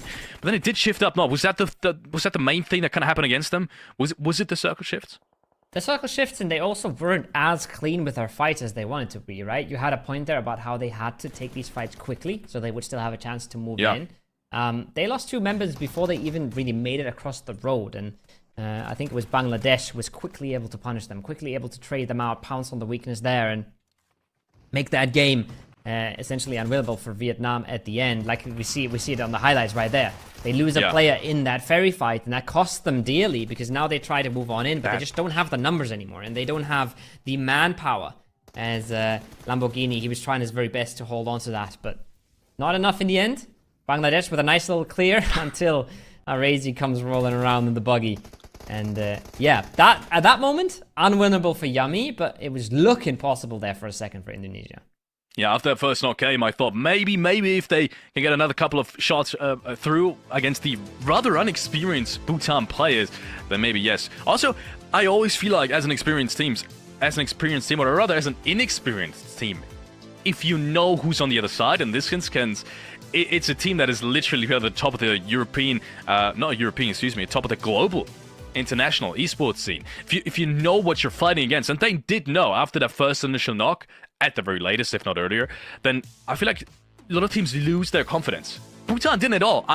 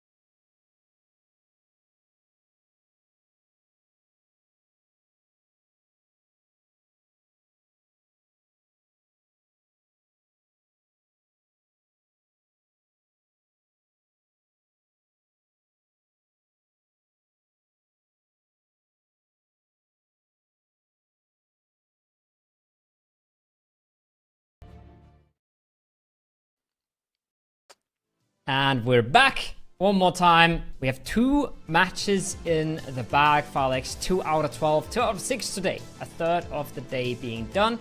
A few surprises on each side of the leaderboard, I would say. Bhutan popping off like absolute mad lads, while Japan has fallen a little bit flat so far. Yes, they have. Japan, unfortunately, not really with the best of starts. And we said how important a best of 12 start is in that tournament structure. To some degree, it is do or die already. I feel like every game, to some degree, is do or die. One team that has accomplished that perfectly is Indonesia. We got to talk about Indonesia again. Second time they've made something work. This time around, though, in comparison to the very first round, way more structured. Way fewer fights at the start of a game. And also way more intelligent, I want to say. First round was already pretty intelligent, but the second one, even more intelligent in the way they've played it from the very start to the very finish. They always had a game plan. They knew, hey, if we do have a centralized situation around that coastline, we should play it from the straight north, because that's where least of the teams are going to enter. You could see, I think 4, 5, maybe 6 teams, everyone was, due to the fact that this first circle was way more towards the west, was entering to the west as well, because these big wraps aren't really possible anymore. So that's what I really like, that macro kind of intelligent playstyle. If that's what we're going to see continuously throughout the next days, they're going to qualify 100%. There's no way around it. Yeah, and I think that's kind of the beauty of PUBG as well, right? You see a very reserved game from Indonesia, very calm and collected on the north. You see the same from Bhutan for a while, but then at some point you have to explode, and it's all about finding a balance. It's all about finding when you have to go. And well, Thailand is a team that is actually going to provide us with a match MVP. They went very early this game. They had a bit of a hot drop going. I think they got 4 or 5 eliminations before we even started watching them. And then they were able to hold on inside of that shack on the coastline. But I think even though they provide us the MVP for this game, it's not going to matter as much as the performances we've seen of some of the teams like Bangladesh, Bhutan, Indonesia, who get into the late game aside from also getting these kills. Yeah, couldn't agree more. This is one of the harder names, I want to say. This is one of the harder names. His gaming tag is definitely, I want to say, almost the hardest in the entire lobby that we have. 2 at 3 all.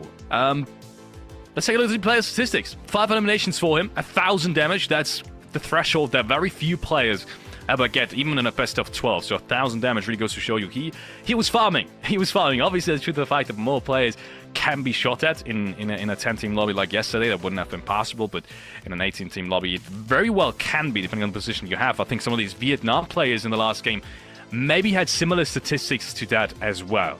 If you do get into the right spot and you have overview of almost the entire circle, that's when PUBG Mobile really starts to make fun. On the other hand, Bhutan, we have Mekpank. He's or Kpank. He's the first one for Bhutan, I do believe, to get 4 eliminations as well. I do believe he was the only one as well, getting majority of the frags for his team. Very good stuff. You can see survival time, obviously the big difference. Thailand not really making their way in through that western side, and it wasn't really possible either. I think that zone just really worked against them. So I'm excited to see of the first good game and the second good game, what else they can pull off today. Absolutely. They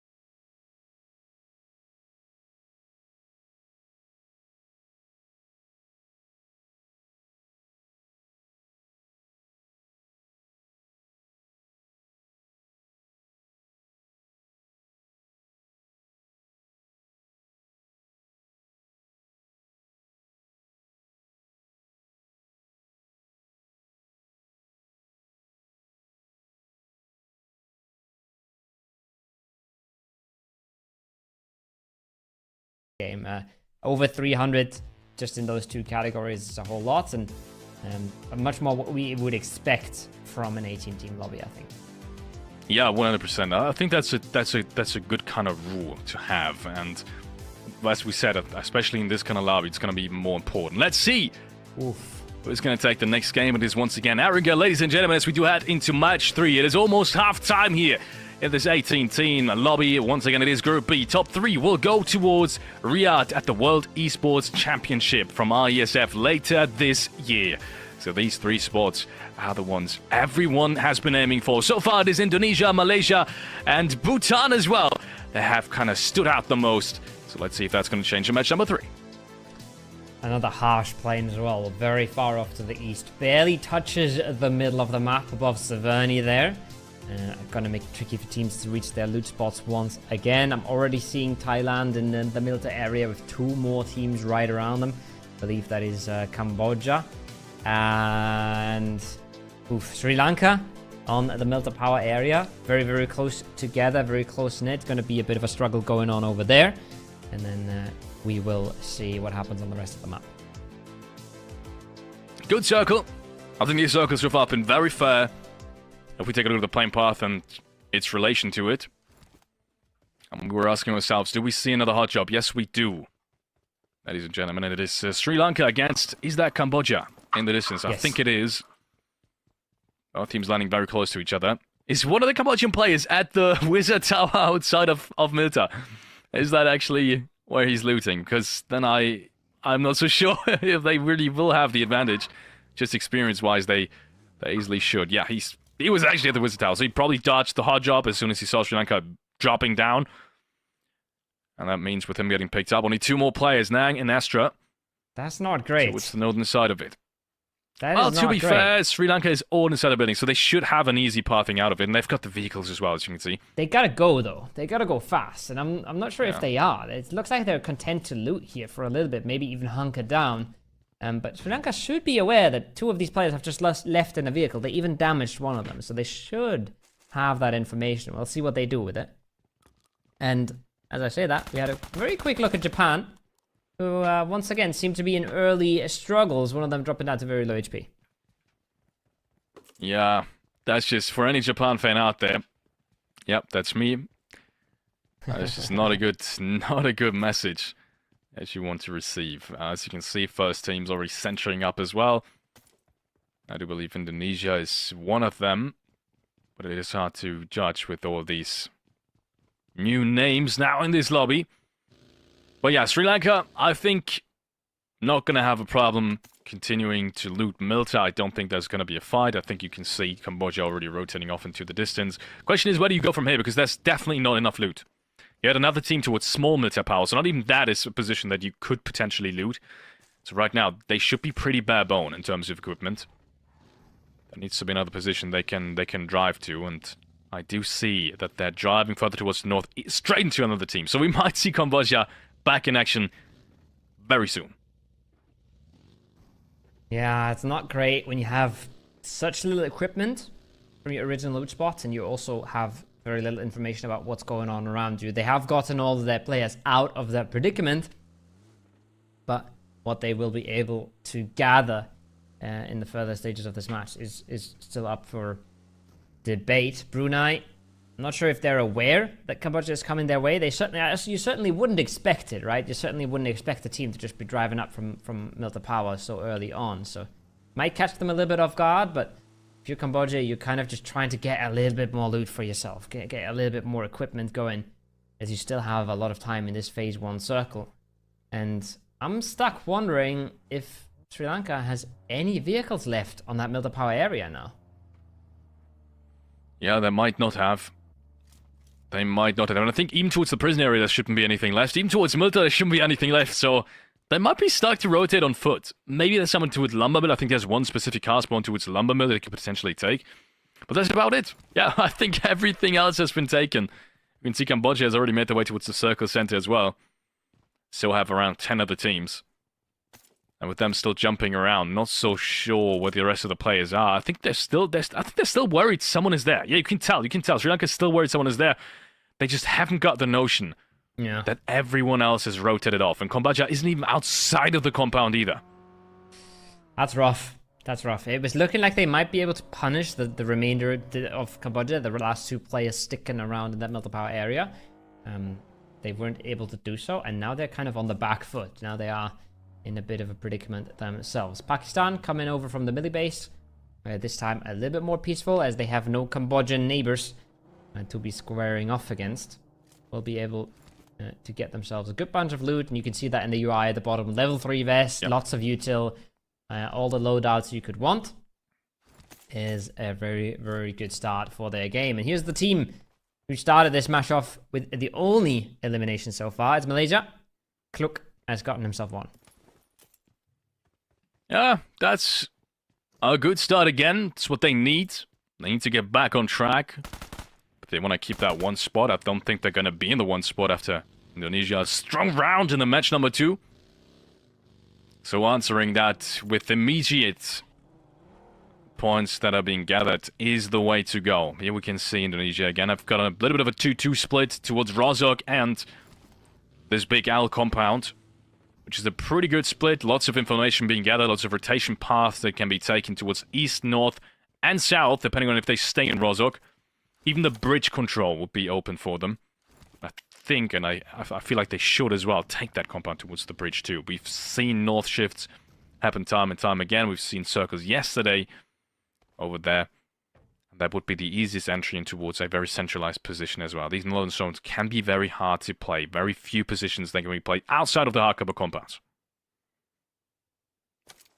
For sure, a factor in the decision making. We're even seeing a few teams already committing very close together. We see the winner of the last match, Bhutan. Just 4-man and 1 compound outside of Severny. But we're also seeing a whole lot of teams taking it slow here, and I think that's quite interesting. Is a lot of these teams don't seem to be valuing phase 2 for phase 1, excuse me, all too much, taking their time to get on in, preferring to loot more, preferring to get most of the gear they can. Some 3 gear here on the Hong Kong China players. You see Rose, for example, he still only has full level 1 gear, so they're trying to stack that back up, trying to equip themselves perfectly and not care too much about where they are in phase 1. Hopefully they should be ready for phase 2 though. There's always the deadline, right? You can ignore phase 1 a little bit, but you have to be ready for the phase 2 shift and at least be able to have a few circle endings that you can benefit from and gamble on. Lots of Bangladesh fans, lots of Japan fans, even from the smaller nations, some Timor-leste fans in the chat as well. So greetings to all of you guys out there. Make sure to continuously support your team. The only team that we've been missing in the chat so far really is Indonesia. I haven't seen too many Indonesian fans so far in the chat, which is the most surprising to me. We have them. The current number 1 team, I'm pretty sure. We're going to take a look at the standings very shortly. But first of all, let's take a look at the next circle shift. It is relatively east, and Sri Lanka has found 2 cars, and that's the beauty of PUBG Mobile. In the 1 zone, you're in the worst position anyone could be out of all the 18 teams, and then the next, you get a circle shift towards your side, you found 2 cars, and you're now making your way towards circle center. Ladies and gentlemen, Sri Lanka. Cambodia, on the other hand, looking to clash here for this heaven compound. Looking to clash for the high ground versus Brunei. Brunei, we've seen them take fights successfully in the past, but this is an absolutely messy one. They're flying in on cars, and just like that, 2 players knocked down to their feet. It's just 2 left standing for Cambodia. He can find a second though. He equalizes the numbers just like that. 1v2 in the compound. Can the top do it? He does get a good bunch of damage in towards the side, but this fight has to finish fast here. He's got to try to get the max amount of teammate back on his feet. He still can, as 2 of the confirms are already through. The util comes out now in Brunei. They want to clear. They want to take this aggressively. Oh, yes, they do. And that's the way they should play. That's a really good nade. Shako almost goes down. Met him personally, actually, at the last event from ISF. Great guys from Brunei. Really just the nicest players ever. Couldn't quite catch on to the success they've had in the qualifier in the actual tournament. And now it is time again for the qualification. And so far, it's been pretty disastrous. They need a good round. They need to clutch this out. Both of these players still alive. They could be rest back up, but they're not making any moves whatsoever to find the top. And obviously, they can't really run out of the buildings either. That's the scary part and the tough part. So I understand their sentiment of actually just trying back, waiting, and looking if the top makes any kind of mistake. Gonna get one of the reses. Piasau creeping through the smokes as well. He's crawling. The flush comes out. The reset so far is good. I don't remember if the top had any more util. I think he's lobbed that one out as much as he could already. Japan on the other side, not looking all too great. Once again, taking a fight to Malaysia. I think they trade fairly evenly, but Myanmar is there for the punish for the third party. And they're now looking to maybe even engage on that fight. No, pulling back from it. 3 kills for Malaysia, 1 for Myanmar. And Japan is really starting to hurt now. 3 games, that's a lot. That's half of a day. That's a quarter of the tournament that they've really not had any success in. Yeah. Couldn't agree more. It is time now for them to make a big move. Obviously, Thailand rotating in towards the mentioned area. Sri Lanka, I think, playing this one smart. They know so many teams could still breach the outskirts. Maybe leaving the building open could be beneficial to them. Worst case scenario, they will have to breach it later on, which is definitely possible from inside the mentioned area. A couple of smokes, a couple of well-timed nades. You can breach that building, and Thailand, by the looks of it, wants to actually stack that building as a foreman. That makes it a little bit more complicated, but should still give the advantage towards the Sri Lankan player, who's got way more control towards the north and western side. And look at this, the next circle, completely disregarded by me in that previous analysis, does tell us it's shifting towards the western side anyways, and that means Thailand already rotating off. Quick decision made based on the information they had. Sri Lanka now finding themselves once again on an edge. That's a breach from Thailand though. Myanmar, they're a little split apart, but they have a DBS in this compound. Smiles jumping up and down, trying to find himself a second. It's not going to happen, but there is a bit of support from afar now. Thailand instantly 2 players knocked. And they have quite a bit of Myanmar still to deal with. Myanmar does not want to let this go. They want to push. They want to engage. And they're finding war with the utility. It's a messy fight from both sides, Felix. There's not even just a third party. I think there's a 4th party at this point coming in from the Western Hills. Yes, I think it's Vietnam in the distance, but look at this. It's a 2v1, and Myanmar makes it work anyways. Manit, I think, and Ichi clearing out this compound. Good nade to start things off, and then Mase with a shotgun. Or maybe the M4, it was too fast to actually take a look again at the kill feed to clear things out. But that compound, once again, is falling into the hands of Myanmar. Really good stuff. You can see in the distance, more teams trying to party this, and this is such a good breach. They know they've got the knock. Malaysia's closing down on this compound. They want to clear it again. They want to get these last 2 kill points on the board, and that's what you need. Grab the kill points that you can, and grab the ones they can grab relatively safely, and that is such a fight. It is a 1v1 that it comes down to, but not a problem for Jimmy. He's gonna pick it up, and Malaysia with 2 more frags on the board. Also, 1 less team all around them. Yep, 6 kills already, 6 eliminations for Malaysia. Vietnam not able to grab a whole lot from that third party. And well, that's I think a converge that you would like to see from Myanmar, but evidently punished in the end. Just a little bit, spread a little bit too thin, right? If they don't lose that first player, if they never lose control of the compound, could have maybe been able to hold on, but that's all pretty and good in hindsight. Very hard to prepare for breaches like that when Thailand just comes out of nowhere, 4 player strong, breaching into your compound like that. And well, we'll have to wait and see what they do next round. Bangladesh, on the other hand, gotten themselves once again solid position here at the edges of Yasnaya. Lots of high ground, lots of information, lots of flexibility on where they want to play. But we have a whole lot of circle shifts that could still throw a spanner in the works.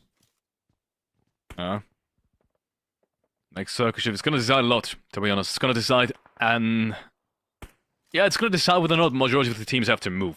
If it does go relatively centralized, then I think not much surprising is going to happen. But if it does show as a hard shift, then it's going to be disastrous for 90% of the teams. Especially if it goes south. Everyone is going to have to fight, and there's only one team closing down other positions. No, it's the usual ending. We know this one.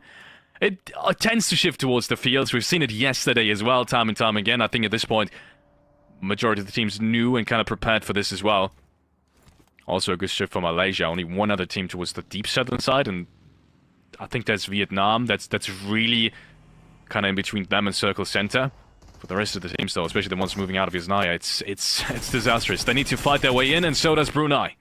Next one for Brunei. It's another breach coming out. It's another DBS. They're stuck on the stairs. It's not looking good. One knock comes out, but the trade on the other side has gone wrong. PSL comes up the stairs with his AK in hand, and it's just not clean for Brunei. It's not clean for either side. Now there's a nade coming in. The nade is the clear. But they've already lost 2 members on this, Felix. Yes, but still, that's a good nade. Newbies making the best out of this really, really tough scenario against... I do believe it was Chinese Taipei. So we have Sri Lanka just driving on through. Shaco's getting breached. He does get taken out immediately. That was a good choice. I'm not even sure how that fight happened. I think Zadia jumped on top of the building and then entered the top side. That is a good play. Zadia, that is massive, massive.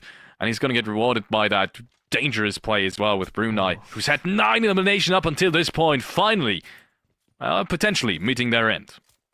Shaco on the stairs, playing the angle, playing the vision he gets around the corner with the shotgun, and then suddenly there's a member just above him. There's just a Sri Lankan player on his roof running it down on him. Nothing to be done. Newbies tries to fall away from it. Don't forget about this though. This is 9 kills for Brunei already. They've done more than they had to this game. And now, from now on, anything Newbies is able to get from here is just an added bonus. It's just bonus points at this point. He's hoping to get maybe 1 more, maybe 2 more. We'll see, but they've done the work so far. See if they can do more work. I think ASag down below. Yeah. Excuse me, that was IQ, I do believe. Yeah. So Pakistan, obviously, organization name up front, always tough to spot sometimes. It's in the habit of clearing this one out, but there is Indonesia in the distance. Okay, so they want to get a piece of this, and they couldn't get the last player just yet. It's down to a 1v1, actually. Shotgun against shotgun, S12K against the double barrel, and he has no chance. No, it's going to be the S12K coming on through. And Indonesia, once again, so smart. You can see this from the top teams. If they do realize there's a fight that literally just ended, and they have the opportunity to third-party this cleanly, they do. They only send 1 player in there. Even that is crazy in and of itself, but that's how much they trust them. Yami's now breaching this as well. It's being taken down. Finally, the last Pakistani player in the Wizard Tower goes down, but not without a fight. 2 of the Indonesian players have been knocked. I think they're able to get the reses, but that was a little dicey there. That was a lot of damage to be taken. If there's a third-party opportunity for anyone in the server, that could have gone badly very, very fast. Sadia is not just the action movie guy flying onto your roof. He's also the snake in the container, just proning it on out. There's a wide spectrum of roles that Sri Lankan players are putting themselves into right now. But as special as that 1 kill was, it's the only elimination they have been able to pick up so far. On their southern side, Malaysia is completely popping off versus Bangladesh. But Jimmy is looking so far in his lonesome there for the Malaysian squad. Still not so sure how all of these teams are going to fit into that eastern or southern side. I feel like Vietnam is the one team that could literally gatekeep like 7, 8, maybe 9 teams. Everyone that's coming in to the south and eastern side.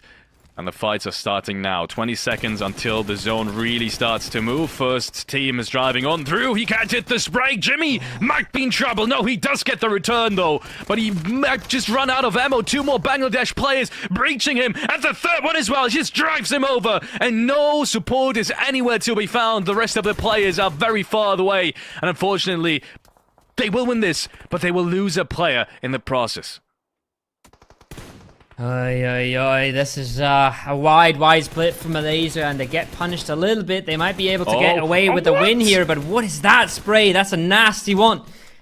Tonight is trying to make it all work for his squad here. He's trying to pull it off. Close range. The DBS is coming out, and he's juking, he's dancing and diving. No! It's not enough. Malaysia clean it up in the end, but they have lost members in the process. I don't think they're getting that 4th res. I don't think so either. That's the first round that's not really gone the way of Bangladesh, but even then they made something out of nothing. That should not have been that close for Malaysia. They had all the angles. They literally just needed to wait and sit back. But instead, that first player was breached by the Bangladeshi players, and they realized they could isolate him, and that's where it all fell apart. Indonesia, meanwhile, continuously fragging out. They know how to, time and time again, rotate safely into positions where they can gatekeep everyone else, and that's what's happening here as well. As we have another team eliminated this time around. It is Timor-leste. Eliminated in 9th place, just outside the placements as we go into the first points being given out based off of survival. 8 teams left alive and just 22 players. Phase 5 as Phase 6 is approaching as well. That is not a lot of players for 8 teams. That's not even 3 per team. A lot of teams have lost members. There's a few solos in here and there.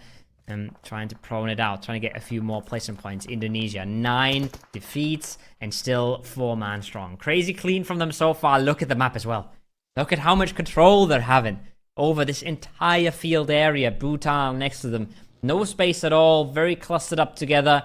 Indonesia is absolutely rolling over the fields right now. And being comfortable about it as well. Comfortable in their aggression. Comfortable in the fights they're taking.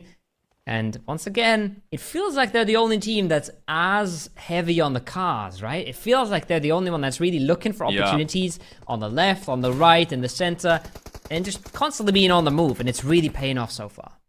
Yeah, perfect analysis. I think that's also why they are so agile, so fast, and so third-party heavy at the moment, because they reposition so well. No one else is really playing with as much vehicles, as you said. They are driving into the Malaysia squad, though, and I think they're taking heavy casualties. You can see them right now. They're trying to breach this dip. They wouldn't even have to necessarily, but everyone is suddenly being taken down. How the hell does Indonesia win this? How the hell does Indonesia win this? They lost the first 2 players initially, if I saw that correctly, and Malaysia still gets wiped. They're just absolutely unstoppable right now. The trades are there, right? They get knocked down, but they manage to do enough damage at the same time, and somehow they're avoiding the third party once again. It's sort of a side effect of having so much space for yourself, is you can pick out whichever fight you want and not get punished for it all too much. That's another 4 eliminations for them. It's another whole bunch of kills as we see Sri Lanka. They have a solo player left alive. Lamborghini now slowly starting to make their way on out with the Vietnam squads out of the liquid compound, and well, they are slowly starting to make their moves. Indonesia, they will slowly have to start slowing down if they want to be in this endgame, because they're just fighting everybody right now. They're really just trying to take it all at once. And hopefully, they don't go all too crazy about it. Hopefully for everyone else. Next circle does favor Nepal heavily, as well as Vietnam. Vietnam, the one team that just didn't have to move for the last 3 phases, I think, apart from Nepal and Vietnam, literally everyone had to move in and fight their way in. These 2 teams have just been chilling. They've been sitting back and waiting. And I said that's what Vietnam needs to do here as well. Unfortunately, I don't think enough elimination points have really been gathered to justify them playing that passively. Good next shots, as Sri Lanka is being taken out as well. Good breaches from them. They've also shown us lots of initiative in this one. And look at this, Bhutan is alive again. Yeah. Unfortunately, this time around only with 1 more player, but they're already again in the top 4 spot with 3 LMs already secured. It's another good spot as well that he's taken here. Another good bit of cover for Momo. Wow. As, well, 2 heavy hitters on both sides. It's Nepal, who we know have been fragging out consistently, and then it's Indonesia, who are just wrecking this lobby apart right now. So, not a good time for Momo. He's trying to do the best he can. Same is true for Vietnam, who are trying to flex out of their compound, but have to be careful to not overstep, put themselves in the crosshair of too many teams at once. Now, the util's coming out. Momo surely should be short-lived here, but if he can make a stand, that might be what trips up Indonesia here, because at some point Vietnam's going to peek on over, and at some point Vietnam is going to get sidelines onto some of these Indonesian players and make that game a little bit harder for them, as they've just been rolling over it so far. Oh. 3 frags for him. Unfortunately, Momo, not the one to get these 3 frags. He's still looking for his first one. I do believe he did have at least some last round. So he's found his footing in this lobby already. We have the breach coming in from Nepal. This might be dangerous. They're stopping in front of the ridgeline. I think there's other sidelines. They get the frag, though, but is it going to be enough to take his position and get in without securing enough from anyone else? Yes, it is. That's crazy. That's a really good push from Nepal. And unfortunately, I think Bhutan just a tiny bit too slow on that peak. I think he could have gotten an initial knock when they drove him.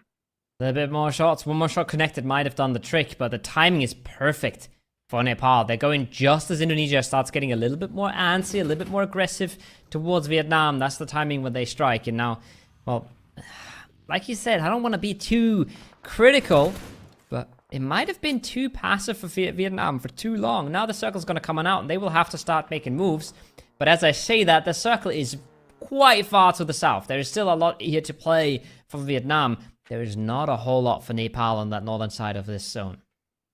No. Not a lot at all, unfortunately. Indonesia found 12 frags already. It's such a crazy stuff. Question is, how do you play this now? Because you know the northern team needs to move and the southern team doesn't need to move just yet. But if the northern team moves and they have to move in your direction, then you will get pushed by the southern team. So this might be one of these tricky scenarios where Indonesia, yes, they're in the zone and they have the potentially best spot as of right now, is not necessarily favored to win. Because I think, as I said, Vietnam has got perfect opportunity to third-party this if anyone were to against Indonesia.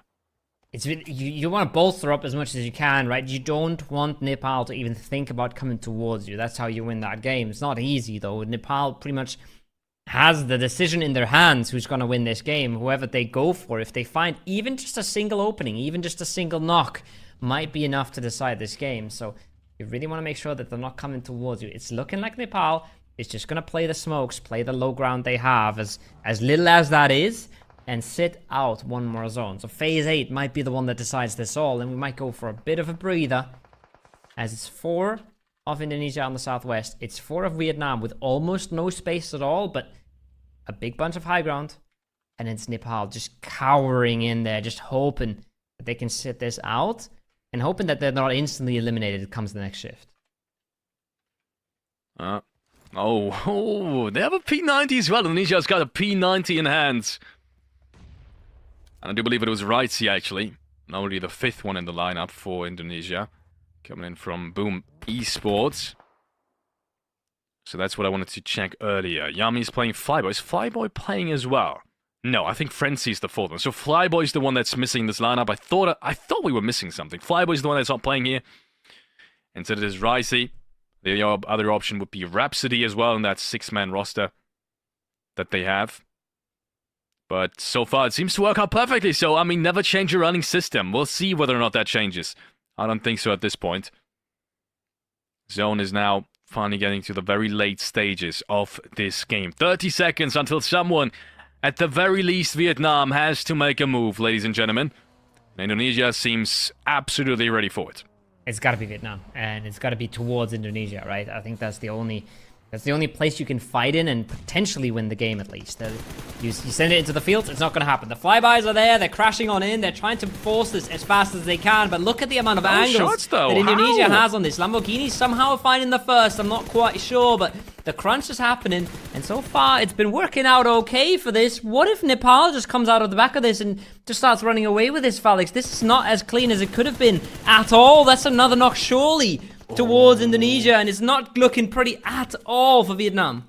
No, it really isn't. Oh, that knock on Yami would have, I think, sealed the deal for Indonesia, just based off of the fact that Lamborghini is still in the distance, able to support his teammate, but he gets taken down. That's the anchor player not standing anymore, and that makes it so much more difficult for Vietnam to get anything done. Nades against Yami, they're not hitting either. In the meanwhile, Yami hits one against Vietnam, so it's only Gozu.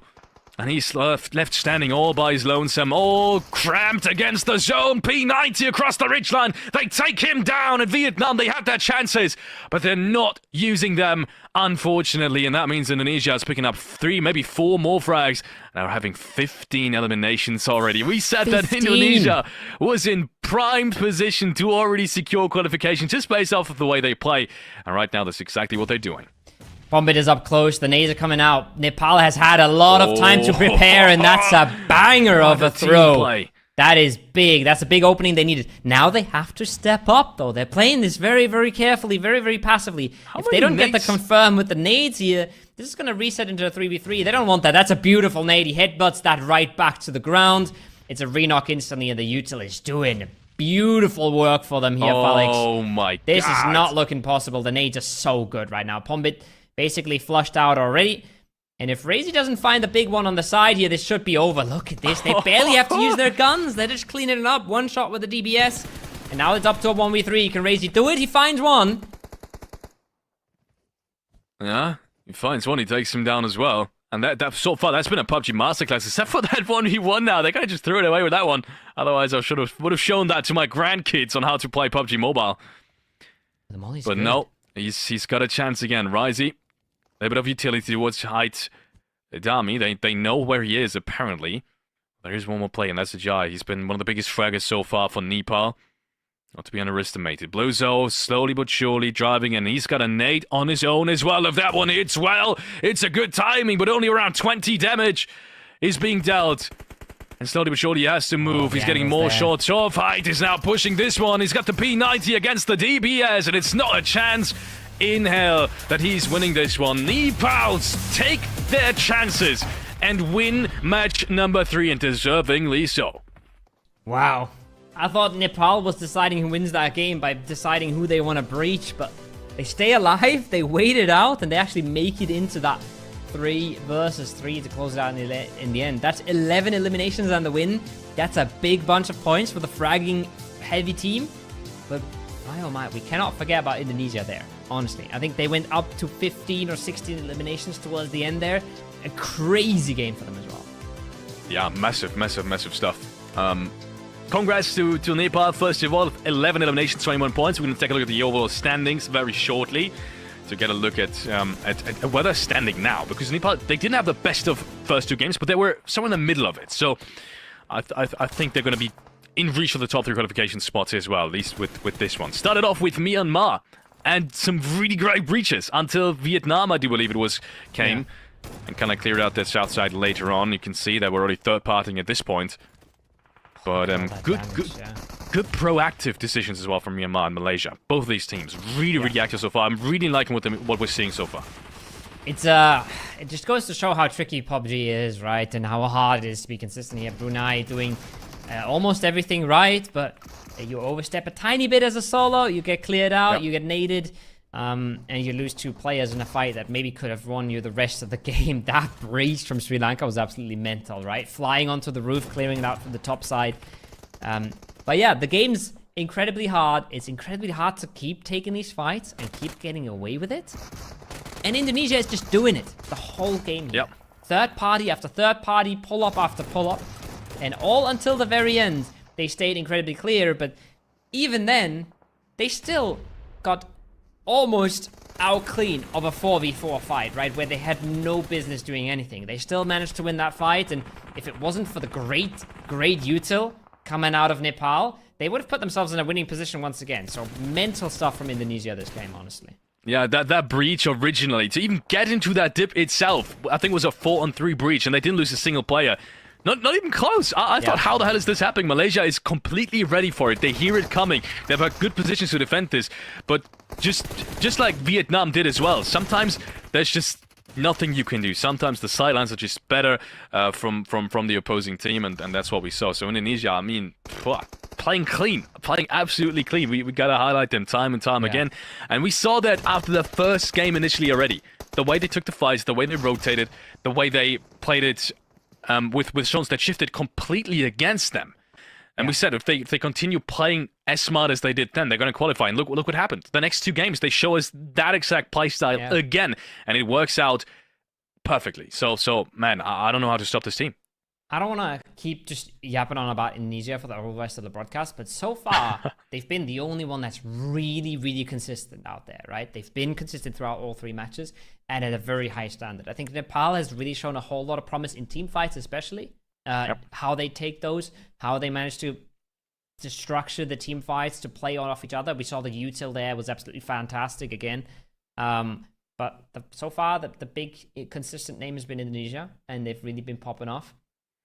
And then every game, every now and then, you have these breakouts. We have a Brunei who gets 9 eliminations this game, right? You have a Bhutan who plays a fantastic game too. But the consistency is on the side of Indonesia right now, and it's been stunning so far. Nothing short of amazing, ladies and gentlemen. We will be heading into a couple of statistics very shortly. I'm so excited to see the overall leaderboard now. I want to see how big the difference already is from the top 3 towards the rest of them, or rather from the top 1 towards the rest of them. I want to see how far Indonesia is from not qualifying at this point. And that's only with 3 games played out of 6 today and 12 in total. So they're absolutely using the chances. We said that's one of the most important things. When thinking about the qualification for Riyadh later this year for the ISF World Esports Championship. Let's take a look at some of these match standings, and these are the one from last game, but we can go over them quickly again. Bhutan, 18 points, Vietnam and Indonesia, I think the 3 teams that we need to highlight. Vietnam with another great game again. This time around with a much easier round than the last one. Yeah, good positioning early game. Bit of a tricky fight in the late game, but I think they did what they could. I'd say I don't want to be too critical, but that was a winnable fight. I feel like versus Indonesia, right? They were down to get in that first entry, and then maybe slightly more clean on the spray, maybe one bit of util that lands a little bit better. Maybe their anchor player not going down, and they would have had a good third game as well. But yeah, Vietnam, I think it's fair to say, maybe second most consistent team. I've talked so much about Indonesia, but I think Vietnam as well. We saw really good match 2 from them, solid match 3 from them. And then some of the teams that pop off every now and then aren't managing to pull it off every single game. Like, for example, Malaysia, right? They've really had their ups and downs. And then, well, I don't want to just talk about Japan again. So I'm going to talk about Timor-leste, who have had a fantastic game 1, but haven't really shown up since. Yeah. Unfortunately, Timor-leste couldn't really catch up with the success they've had in the first match. But yeah, who's to say that's not going to happen in the next remaining 3 matches? We have more Erangel coming up, and then especially more Miramar, and that's the part that I'm most interested about. First time, as we saw from the Erangel games as well, is always the most important round, because you have to kind of check for your each individual hot jobs and kind of get a feel for the lobby. Let's take a look at these overall standings. After match number 2, 24 points for Indonesia, 22 points for Malaysia. Bhutan with 19 points, right behind them based off of just that single one good round. That's how close it still is. And then the rest of the teams, at the moment, for the time being, at least after match 2, that has changed already. Outside of the qualification spot is Nepal, Bangladesh, Vietnam, Thailand. Timor-leste actually in 8th place only. Yeah. And Myanmar and Brunei, who should both have a little bit more points now with the games they've played. Fun fact, Indonesia has gotten 2nd place in every single match so far. Oh, wow. They're going to be on 18 placement points after 3 games, and they have actually managed to get 2nd place every single time. So far, not closing out a chicken dinner just yet, but they are as consistent as it gets. And yeah, like we said, a few teams at the bottom there not really pulling a whole lot together just yet. I don't think any of them have really shined throughout game 3 either, so the bottom is falling away a little bit, and that's sort of what we touched on before the game started, right? Is you can have some bad games. You can't have a bad day. You can't have a bad day when you're only playing 2 days. You're looking for a top 3. Everybody that was at the top half of the scoreboard and maybe you got some points in match 3, they're absolutely in it. They're absolutely rolling and fighting for the top 3. If you're deep down in the bottom 8 here after 3 matches, it's not looking great, and something major has to change. Otherwise, it's going to look dire. When you talk about some of these teams after a very short break, ladies and gentlemen, stay tuned for the next 3 matches.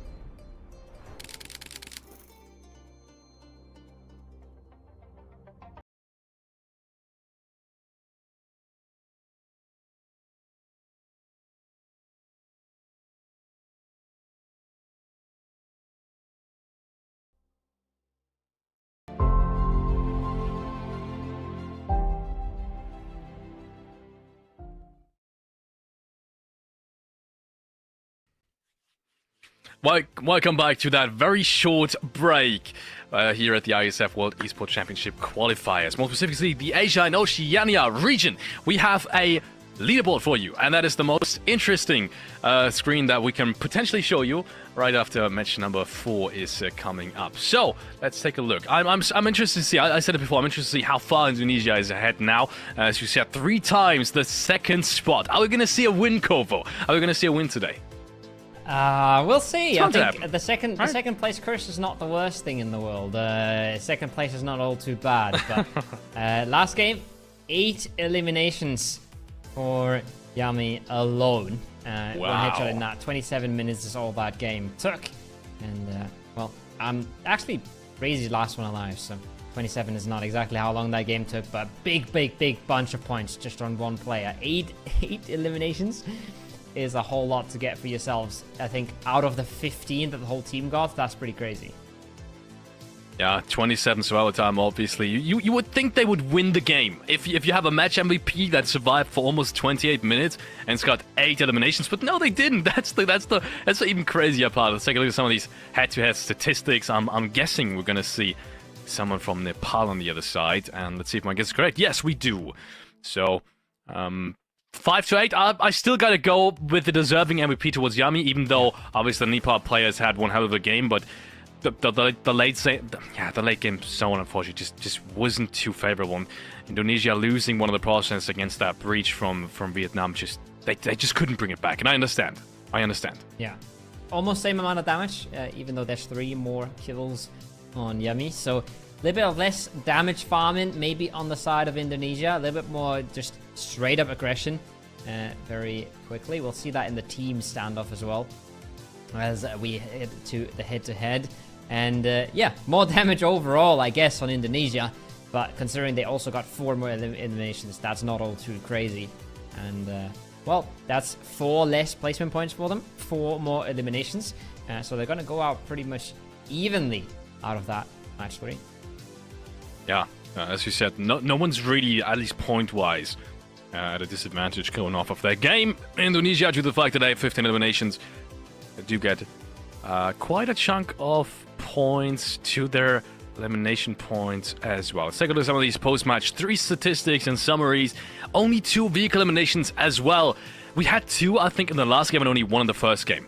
I'm really surprised to see not more teams using vehicles in late game, because I feel like, except for Indonesia, and we said it time and time again, except for Indonesia and maybe Vietnam, no one's really been using it past phase 4 and phase 5, and I think that's the biggest differentiator, and we talked about this already, but I kind of want to touch on this again. That's the biggest differentiator that you can see as a viewer between more experienced teams and less experienced teams. The more experienced teams tend to continuously use vehicles, even in the later stages, and make it a priority to save those, especially. Yeah, and so far it's been a bit of a show for Indonesia on the vehicle usage. Nepal a little bit better in the team fights, and out of game 3 they go out head-to-head evenly. Malaysia with 12, Brunei with 10, and then it sort of trickles on down. So pretty frag heavy towards the top, 11 elims, 15, and then 10. So 3 teams in double digits, which seems crazy at first. It's a little less crazy when you understand that there's 2 more teams than usual, right? So there will be a few more kills, but massive performances from the top teams here once again. And Timor-leste falling off a little bit, Bangladesh falling off a little bit. So slowly but surely, we're crystallizing out the teams that are managing to stay consistent. Yeah, absolutely. I'm kind of worried for Bangladesh. We have a huge fan base in the chat from Bangladesh, and so far they've unfortunately always lost the one fight that would have brought them into late game. In the last game as well, that was such a good breach. They almost won that breach against Malaysia, even though there were literally 4 players with their backs against the blue zone, driving across open field towards Malaysia. They still would have almost won that fight. That's the crazy part. So Bangladesh, 19 points. I think very underestimated team so far. I think if they get the zone for once, they don't have to chase it as much, and they win the fight, we could easily see them being a top contender for the top 3 as well. And that's the standings at the moment, ladies and gentlemen. 45 points, 39 and 34. These are the qualification spots.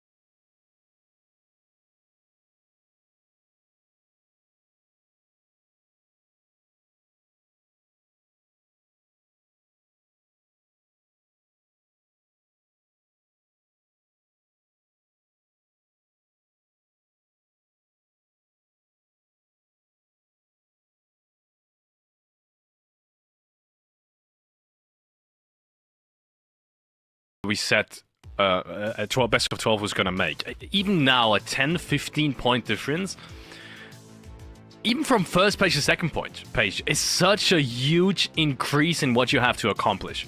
Right, especially for these teams that we haven't seen do points consistently, and we got to talk about all these teams at the second page here, especially Cambodia, for example. To me personally, the biggest upset right now is Cambodia. All of these teams, if they don't make a change today, it has to be today, you're not going to qualify. It is a top 3.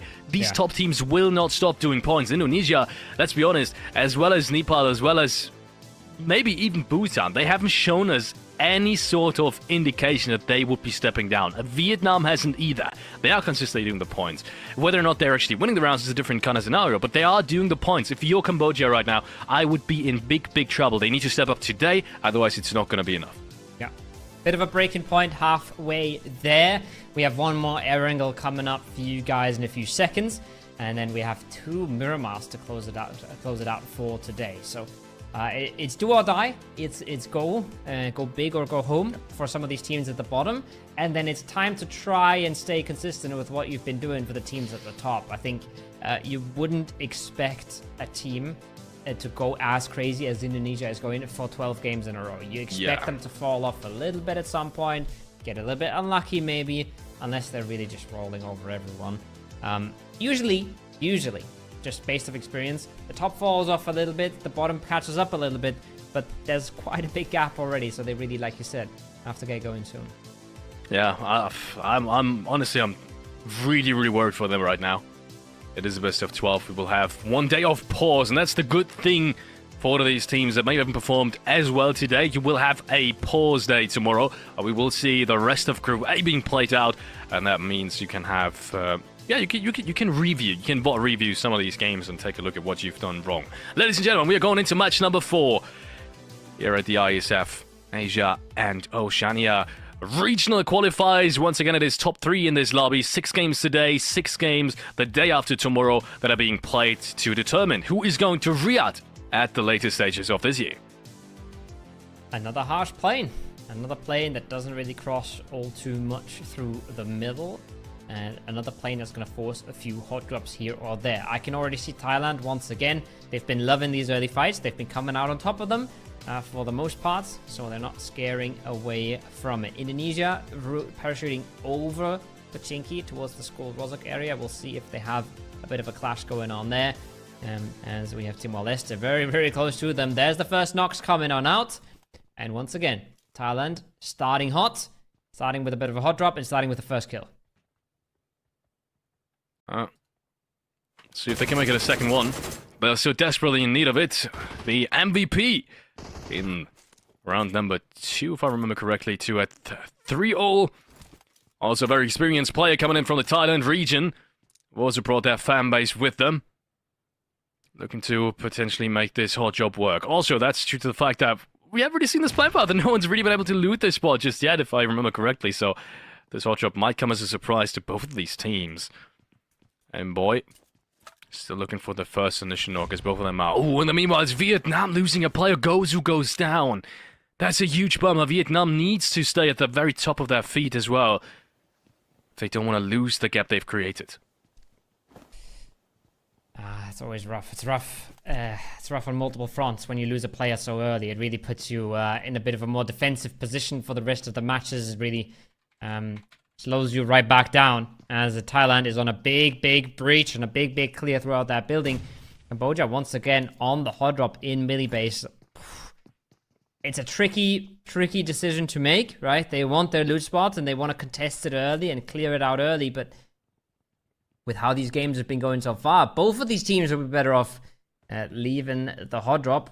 Cambodia, though, we saw them last match. We saw them around that Milta Power area, and it wasn't much better for them, so maybe they decided that to perform well, they need military base, and in that case, well, it's only fair to contest for it. Thailand wants to clear. They want to get Boy off that roof, but Boy has a shotgun, and Boy is trying to make it as hard as he can for them. There's the shots coming out. There's the knock, and that should be the confirm here any second. Starting off well for Thailand. Yes, it is. Secret gets that one as we switch on over to the second hotshot. We've seen this so far. Cambodia goes down again. Oh, my lord. This is disastrous, ladies and gentlemen, for any Cambodian fan. We said they needed to step up. This is such a strong roster. And in a best of 12, maybe, just maybe, do not contest if it doesn't work out for the first time. Because as you can see right now, that's one last chance for them to make something happen. This is a contender that we're talking about right now. Being at the very bottom of the leaderboard, Cambodia just not getting their footing in any sort of qualification here from the games we've seen so far. This is nothing short of disastrous. And Pakistan on the other side, not losing a player either. How great is that? I'm loving this for Pakistan, especially with how explosive they handled that. I was not ready for that hot drop to even happen. Remember watching game one, they just sat in buildings opposite of each other for what felt like ages, not really engaging on each other. Now, they absolutely explode on it. They clear it out fast. They get themselves the 4 elims, and they get themselves moving towards the circle. So that's really, really big for Pakistan, and that's a good chance for them to get something going and claw their way back up that scoreboard, as they have finally dealt with the loot spot clash. Now, with the circle as well, that's fairly far away from the plane path, Felix. They might have a good chance to just slot on through there towards that eastern side if they are quick with it.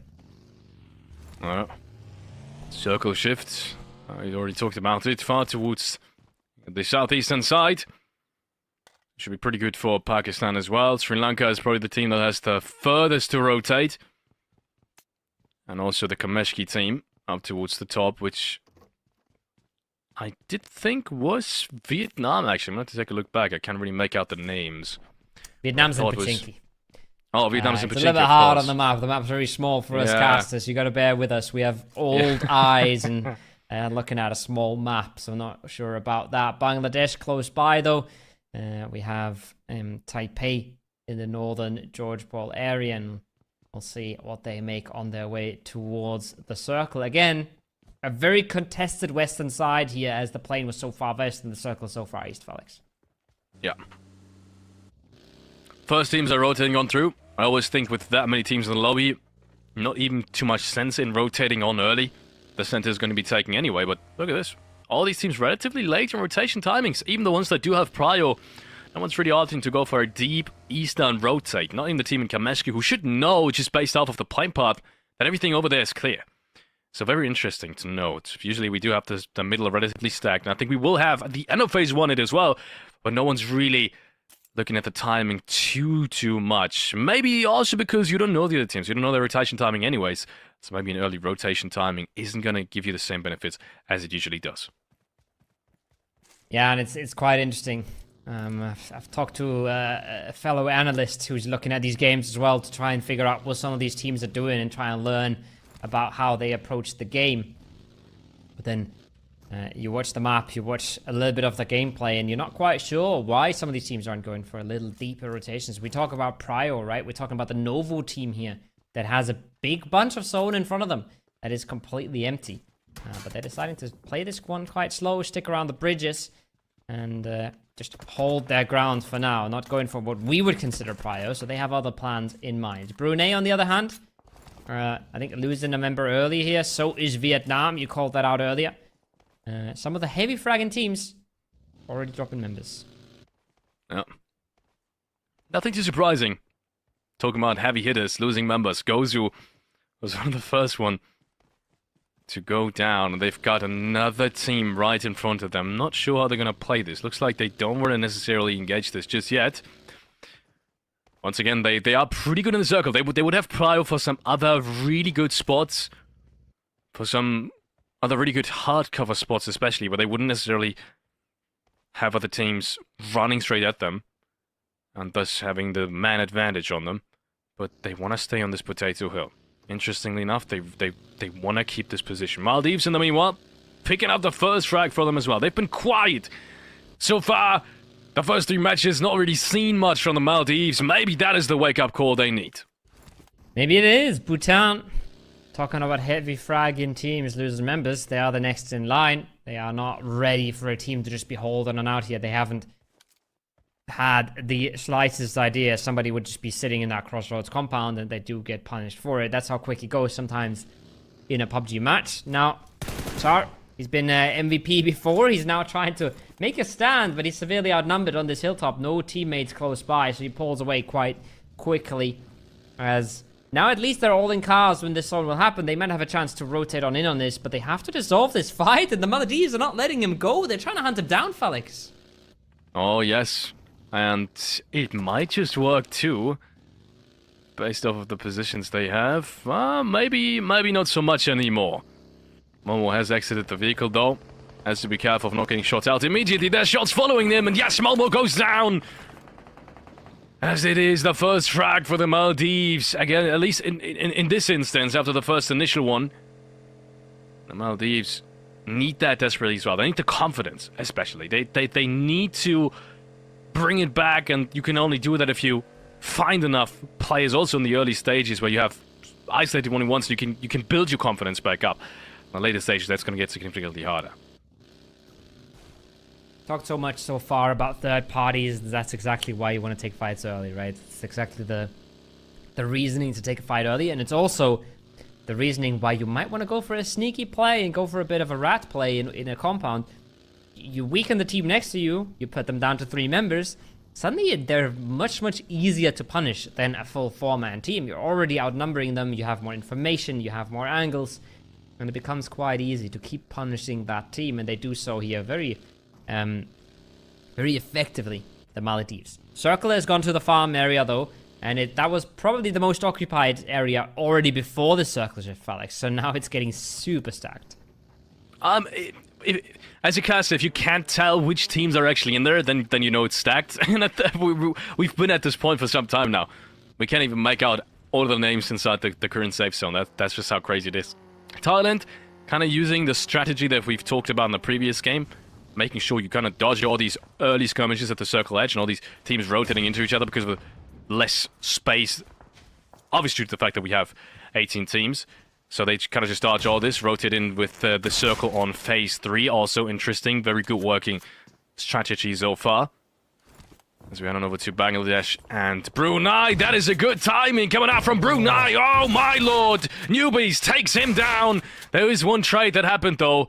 And that is from Sketchy. He was the only player, unfortunately, in that building. And he was the last player for Bangladesh as well. If Sketchy would have done this, then all of them would have been eliminated. But yeah, he saves Bangladesh, fortunately, because I've been waiting for a good game from them. It's a little bit disjointed from Brunei. We've praised them for their team fights, right? We've praised them for their coordination so far, but now very widely split in a 2v2. And not able to get the trades in time. Even though they get the knocks, they're not getting the finishes. That's a good nade onto Lamborghini. Sets him down instantly on his knees. And the rest of Vietnam, they have to roll on in. They want to try and close this out, but they realize this is not going to be happening. And this is not a fight we are able to take. We don't want this 2v2 in the compound right now. And a bit of util holds Shui and the rest of Brunei in this game. Yeah. Shui 2 frags. At least something they can look forward to in the next couple of games, but qualification at this stage already is looking so grim. But who knows? At all times, never count anyone out. Unless it's mathematically impossible. Bangladesh, due to the fact that they won this fight, did lose a player though, but at least have a good spot inside the next circle. No one's really around them in the farm area, and there's always this opportunity to just walk up the hill on the north side. Depending on how the next circle shifted. If it does decide to go east, that is a tough one. They would probably need vehicles, and even then, it becomes almost impossible. The big split in the middle of the map, but that is Indonesia again, and that's what I want to talk about. What a position, what a potential play. That is a confidence split right there. That's not a, we'll play it safe. We're making sure that we have enough support and enough cover for each other. That is a, we can take whatever we want and we'll hopefully get away with it. That's a crazy split. Vietnam, they've been on a bit of a cruise throughout this circle. They've been trying to find a home. Nice and early in this phase 3 as they lost 2 members in phase 1 and 2. But so far, not looking all that good. Malaysia pick up 1. Looking to hold that dirt road around the wizard tower, and a nice little pop from Cluck. Make sure that nobody gets all too excited peeking towards them. That's the kind of pressure you want to be putting out to make sure that nobody's going all too crazy on you. Did he just get team flashed? What did I just see? I am not sure anymore. I feel like he just got flashed by his teammate. Maybe. So the Stop sitting on the shack. out. Stop peeking people 400 meters away. Come back Stop down. wasting your ammo. Yeah. Yeah. I understand. As players, we all understand. Get We some all info. have that one teammate, right? We all have that Yeah. one teammate. Farming the damage. Let's take a look at the statistics after the game. Especially in relation to his kills. Anyways, Malaysia is still up on the road. Still looking to find something.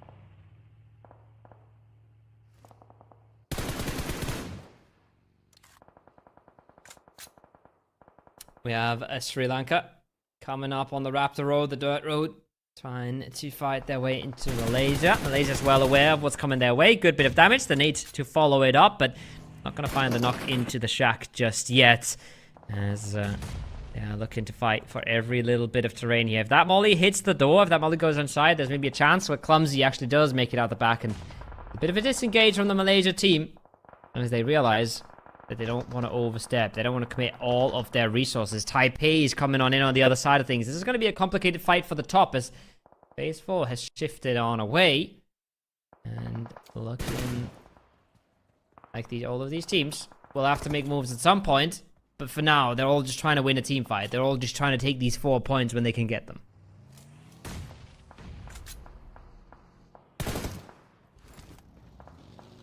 Looks like we lost Felix there for a bit. Surely going to be getting him back in the seat for in another few minutes. Sri Lanka really just struggling to hold any of their ground here, and you can understand why. Malaysia peeking in from one side, Taipei aggressing from the other. Lots of util coming their way. Effect, the only thing that's saving him right now is that shack he's hiding on out in.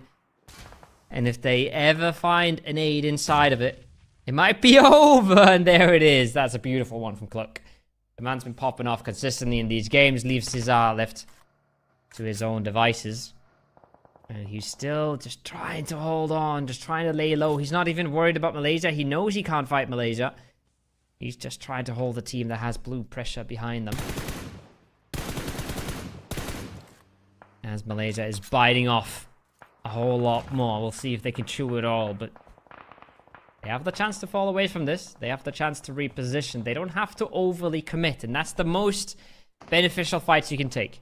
Look on over, see what kills you get, fall away whenever you want to, and they've been doing that beautifully so far. Phase 4 is creeping its way on in. And it's actually a res coming out. It's actually a res coming out from Sri Lanka. Well, let's see if it works. Good shots. Went out from Jimmy, though, into the distance. But very few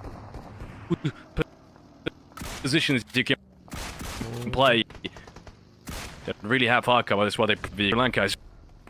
Oh, we will.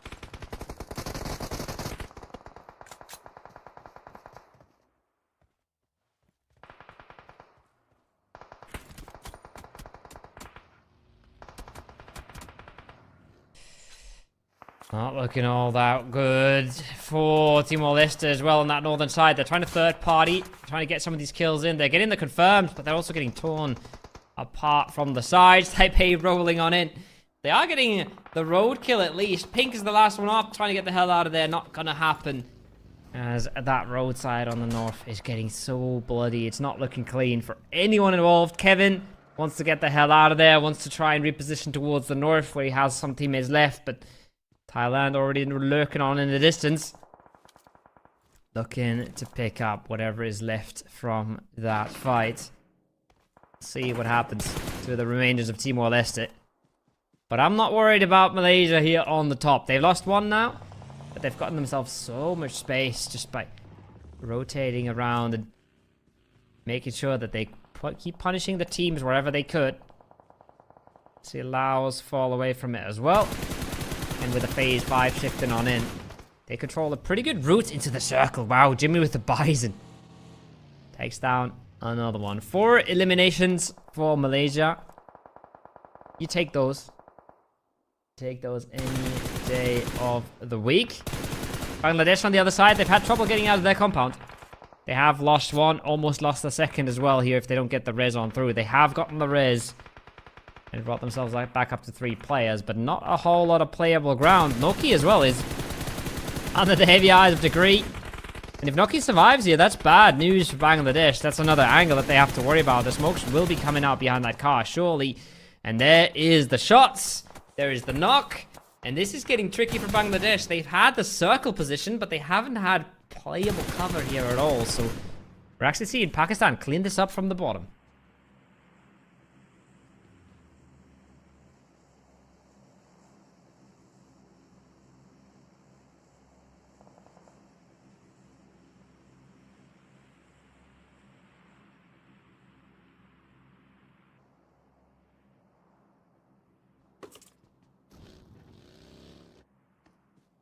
Down to the timing. Right now, if they would breach it, they would still be visible from up the hill, from the rest of the zone, to be honest, even from the east side. Someone could look in, even Indonesia could have a say in this. But it looks like they're going to decide against it. For the time being, they are content with the ridgeline they have. If that works out for this phase, I am not so sure, though. It's a tricky circle for everybody that's on the edge, especially that southern edge, right? To Pakistan looking super tricky. And then in the middle, we just have Kevin vibing on out, surviving on his lonesome, as they are just down to 1 single member. We'll see what happens in this compound. Like you said, there's a breach on the cards, but Malaysia is getting close on the top, and they can start looking on over this ridge. They can pull up to the rock and start looking on down. And that makes that makes the breach even more treacherous if you have another team just eyeing you up from the top. More shots coming out from Thailand. They're still looking to find an entry as well. We still have Pakistan in the previous spot that we were talking about. And you can tell that they don't really know what to make of this. There's no way to push up the hill towards the western side. There's no way to rotate around the eastern side. And as the circle closes, even the timing on the breach against the Maldives is going to be even tougher. So Maldives potentially in a great spot to eventually pick up some easy frags when that breach does come through, because they will be supported by Malaysia up the hill. 11 kills for Pakistan already. That's absolutely mental for them so far. But like you said, it's not looking super promising, whatever the rest of the game has in store for them. Thailand in the north, 6 eliminations for them as well. 4-man strong, still firmly in their circle, and quite a few playable lines out towards the hill. But we'll have to wait and see what this zone does. This phase 6 is going to be massively impactful. And as we see, a lot of these teams are already in dire positions. A shift against them put them in terrible spots. Indonesia is probably the first time we've seen them lose 2 members so early here, Felix. Yeah. Not really surprising. I mean, we talked about the confidence in that original split, and they wanted to go for it. They wanted to maximize this round again. If you have 3 rounds, you still need to maximize to get a good round, even though you're literally in a winning spot already. I'm not so sure. I feel like Indonesia has thrown it to some degree with that split, but either way, even with these 2 plays, they will still be just as dangerous as others with a full 4-man, so I'm not too worried. Yes, they need to move, but they will have so much more kill potential, as you can see right here. For example, Pakistan, we said it before, if they do not move the circle earlier, they will be stuck to the blue zone. That's what's happening.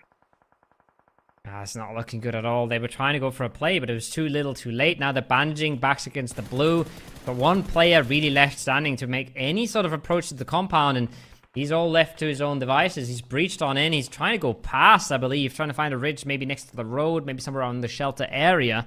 But it's not looking good. Bhutan falls. Agent flushed out for the Maldives as well. It's not looking good for a whole lot of these teams that have to make moves with the circle. A little bit overzealous, maybe. A little bit too fast.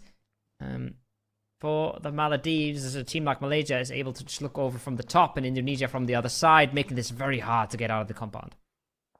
Sri Lankan supporters in the chat putting up some more donations here. Thank you very much for your support, and shout out to the Sri Lankan fan base as they are once again being supported in the chat by the esports zone. Ladies and gentlemen, We are going back to Indonesia. The team to watch so far, they have found another footing in the current safe zone, far towards the eastern side, and they're partying, just popping away. As we said, there's more kill potential for them to be found, because the east side is clear, and the west side really is Malaysia.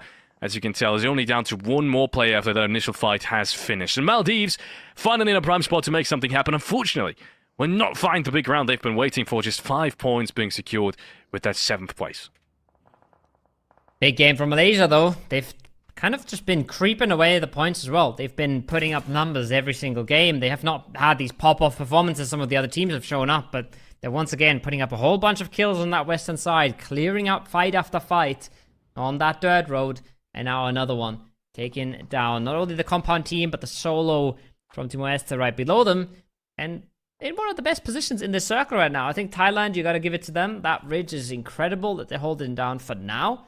But Malaysia has been so active, proactive, aggressive on that hilltop. And they've already rewarded themselves with a whole lot of kill points. We'll see what they do next zone once it shifts away from them. But for now, they've really put in great work.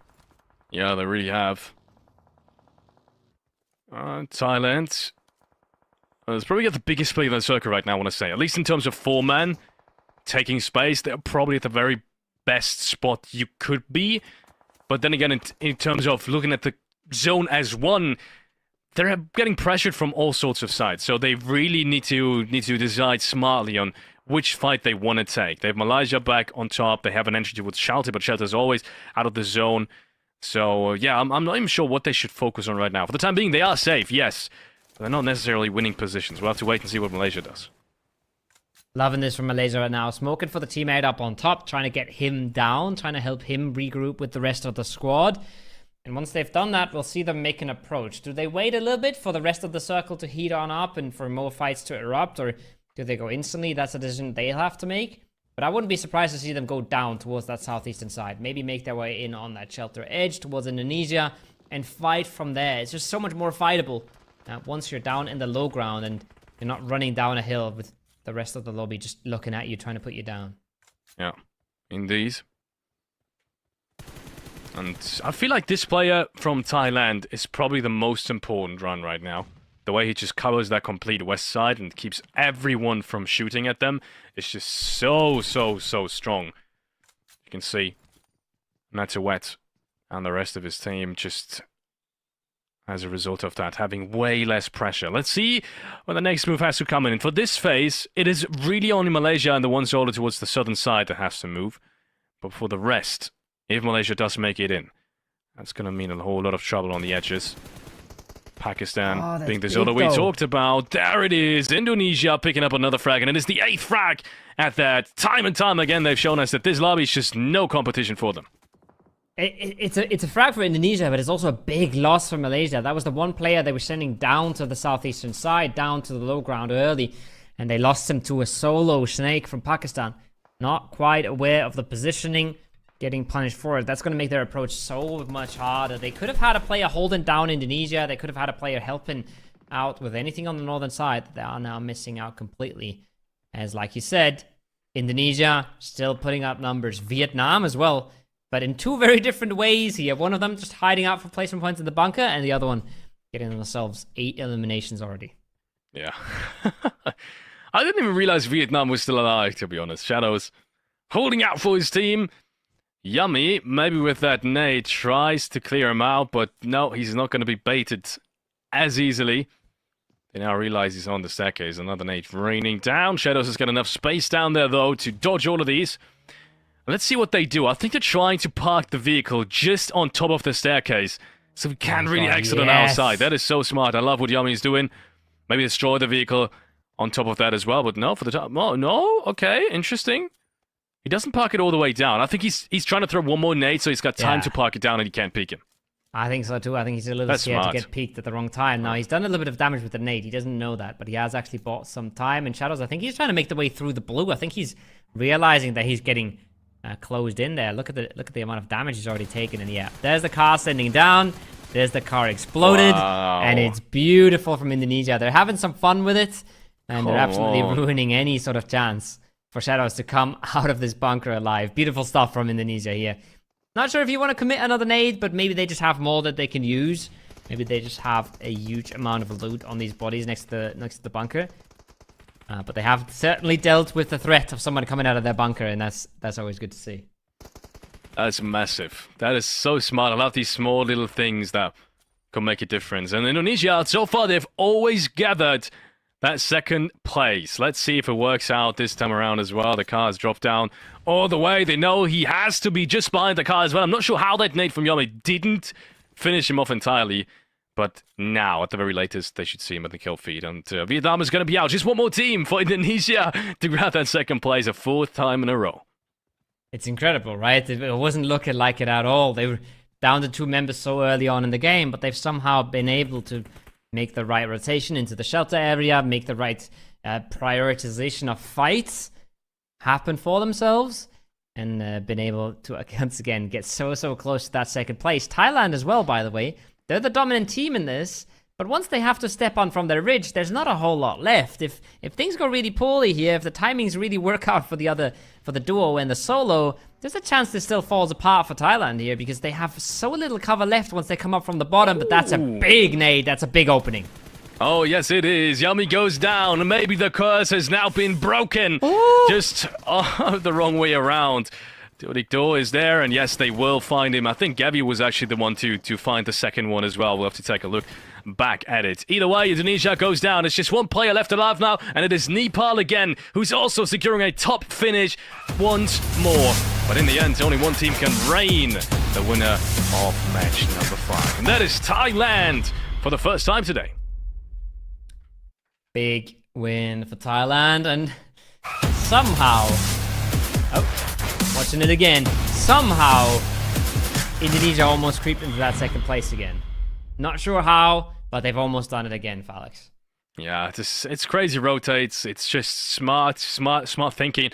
And I feel like this was one of the rounds where they also could have won the round. Again. I think that's the 4th time now we've seen Indonesia being in a spot to potentially win it as well. If that circle shift goes a little bit more south, if they group up earlier and don't play as greedy, that would have been the case, but no, it's going to be Thailand on the other side, playing it really smartly as well. We said it's a really experienced roster coming in from them as well, and Thailand as a region itself is always big in PUBG Mobile. So great to see them play. They needed this one as well. 19 points is going to bump them up the leaderboard a lot. Absolutely. It's every win matters. Every win is a big step towards the top on these leaderboards, no matter how many kills you get with it, but 9 is no small feat. And there's the hot drop that just absolutely exploded on us without us realizing. As Cambodia and Pakistan, I think, just went head-to-head once again in that Millie Island. But winner of the hot drop played a pretty damn good game. So I guess if you do get out of it consistently, it is worth it, but nobody really does. So tricky subject for both these teams. Yeah, I'm still worried. Cambodia, for the second time, actively deciding for that hot drop. They didn't just drop anywhere in the military base. They knew they were going to be hot drop, and they dropped close to them. So they really wanted this hot drop for a second time. Does it make sense, though? I'm not so sure. It's a best of 12. We said it. It's different in a kind of like a league phase, where you have maybe 18, maybe 24 matches that are to be played, and you have to fight for your loot spot. This time around, you're only playing, 6 matches in total on Erangel. If you hot drop 2 of them and you lose them, that is your qualification. That's 2 less chances, and someone is going to take these 2 chances if only 3 spots are to be determined for who goes to Riyadh and who doesn't. So, man, Cambodia, as I said, one of the absolute favorites here for these top 3 spots as well. Just not looking prime. Not looking good right now for them at all. They've really had a very slow start to it. Indonesia is the opposite end of that scale. They will continue in first here after this. I have absolutely no doubt in my mind. They got very close to double-digit elims. They got a 3rd place again. Crazy stuff from them so far. And then Thailand just playing a beautiful game of PUBG from that ridgeline. Just slow control, getting the information. You highlighted the spoiler they had on to hold that entire western side free for themselves, or entire eastern side, while the other 3 were working on the west, and making sure they position themselves and they prioritize their threats, right? There's a threat that Malaysia comes rolling down the hillside with 3. They put 3 Thailand player there, and nothing will ever happen. So really well played from them, really well balanced on the approach, and then they clean it up in the end. But like I said, I don't think that was free in the end. They had all the manpower, but they did not have the positional advantage. They cleaned it up super easily. Yeah, perfect stuff. Let's take a look at some of these statistics that we have for match number 4, which I said was match number 5, I think, unfortunately. So, sorry for that confusion. Yeah, Thailand. Interesting statistics. 3 frags on both Tuat and Gewi. I think that is kind of to be expected, as these two guys would frag out just based off of what we've seen so far in the qualification stages. So not a whole lot of surprises here. On the end, we have Secret and Duktiko, both with really important roles though. I think they were very integral, especially Duktiko. I know he didn't get the frags I think he necessarily wanted from that shelter area, but he held their back so well. And that's where I got to give him credit. If he wouldn't have taken a spoiler position and wouldn't have pressured everyone else around them, then I think that game wouldn't have been taken by Thailand as convincingly, at least, as they did. And look at the damage dealt and the damage received on Evo, Bullet Evo. Yeah. 92 damage received, 770 damage dealt. That is mental. That man's been dishing out, and he's not been taking any damage in the process. So that's where it really matters. That's one of the best stats to look at when you look at sort of the impact a player has, is not just the damage, but the damage dealt by divided by damage received. Because if you're taking the same amount of damage you're dealing, then you're not really making any progress. But he did a massive amount that game, so well played by him. Yeah, perfect. Let's take a look at some of these match summary statistics. 300 nades and smokes being used again. That's less than I expected from the zone. To be honest, then again, not that much open space. I think we're going to get to see that Miramar will have a lot more smokes and nades being used. A lot of hard cover fights, a lot of breaches as well. The very centralized positions were, at least in phase 4, 5, and 6, most of the time compounds. So that's where smokes and nades are not necessarily being used as much, especially smokes. Good round though. Good round. I thought a little bit less action than what we had on the previous one. And also, less favorites at the very top. This is around a completely new kind of set of teams that kind of went ahead and did something for themselves. I'm talking Thailand, I'm talking Pakistan, also to some degree Malaysia. Yes, we did have them in the top 5 already before that, but this time around, they really solidified themselves in it. Yeah. And interestingly enough, we see Indonesia popping off here as well with the damage and knocks, but highest elims on a Malaysian player. They had really good control of the dirt road on top of that hill for a very long time, and pretty much again did their job, did their duty, and when the circle went away from them, it was pretty much over for them. So I don't think they can be all too sad about not making it down the hill, but they did a fantastic job once while they were up there. 100%. Let's take a look at who's taking the match MVP. It is Kenny from Malaysia. Interesting. I think that's the first time we're seeing him here. He's originally not from the actual roster that we saw the rest of the players be from the Yudo Alliance. He is, I do believe, from Sem9. So, also interesting. Sem9, big organization, big organization. That was actually the ones that won the Malaysia Esports Championship in the start of this year. I'm not sure if he played at that time at this roster. Have to wait and see, but he's definitely one of the more experienced players from Malaysia either way. Strong fragger. You can see it here. Total eliminations 5 with 2 and 1 on assists and headshots. Good performance from him. We'll have a look at the head-to-head to see who's second place. I'm guessing it's going to be an Indonesian player. I'm guessing it's going to be one with 4 elims. And there you have it. 4 elims, yes. No Indonesian players to speak of, though. It's Malaysia. It's Thailand and Pakistan. Squaring off with 4 versus 3. So, a bit more balanced out on those teams, I believe. The kills have been a little bit further spread apart, but 950 damage on IQ is pretty mental, honestly. Yeah, IQ having one hell of a game. Pretty good stuff that came out from him, especially since he didn't really survive that long. 21 minutes, I believe that was phase 6 or 7 that he went out. And on the other hand, we have Thailand with 2 at 3-all. Second time in a row, he's really come close to MVP, and one time he's actually taken it. So he's having one hell of a performance for Thailand so far, even though Thailand isn't too far up the leaderboard. But maybe, just maybe, that's about to change after this game. So we'll take a look at it in just a couple of moments. 9 eliminations for Thailand, and actually the one team that had the most amount of eliminations, obviously, because Indonesia lost 2 players early. Who knows what would have happened otherwise. But it is Pakistan. So 12 eliminations and 11 assists on Pakistan. Crazy stuff and good teamwork coming out from the Pakistani players. Really hard game from them as well. After their hot drop, they start the game with 4 kills, sure, but well deserved by how aggressive they played that. And then really hard game from them playing in from the south. We saw them around these compounds, right, where there was just seemingly no way in. But 12 elims is going to make you forget that you only had 2 placement points. So 14 for Pakistan, 19 with the chicken dinner for Thailand. And then the consistency kings, Indonesia and Malaysia up there, who are still, I think, going to dominate the overall scoreboard just by staying in that top 5 pack here almost every single game. Yeah, I couldn't agree more. Pakistan, such a strong round, is definitely going to bump themselves up. I think they were on the second half of the leaderboard as well, so that's why it's extra important for them to have such a good round. Indonesia, Malaysia, once again, consistent progress.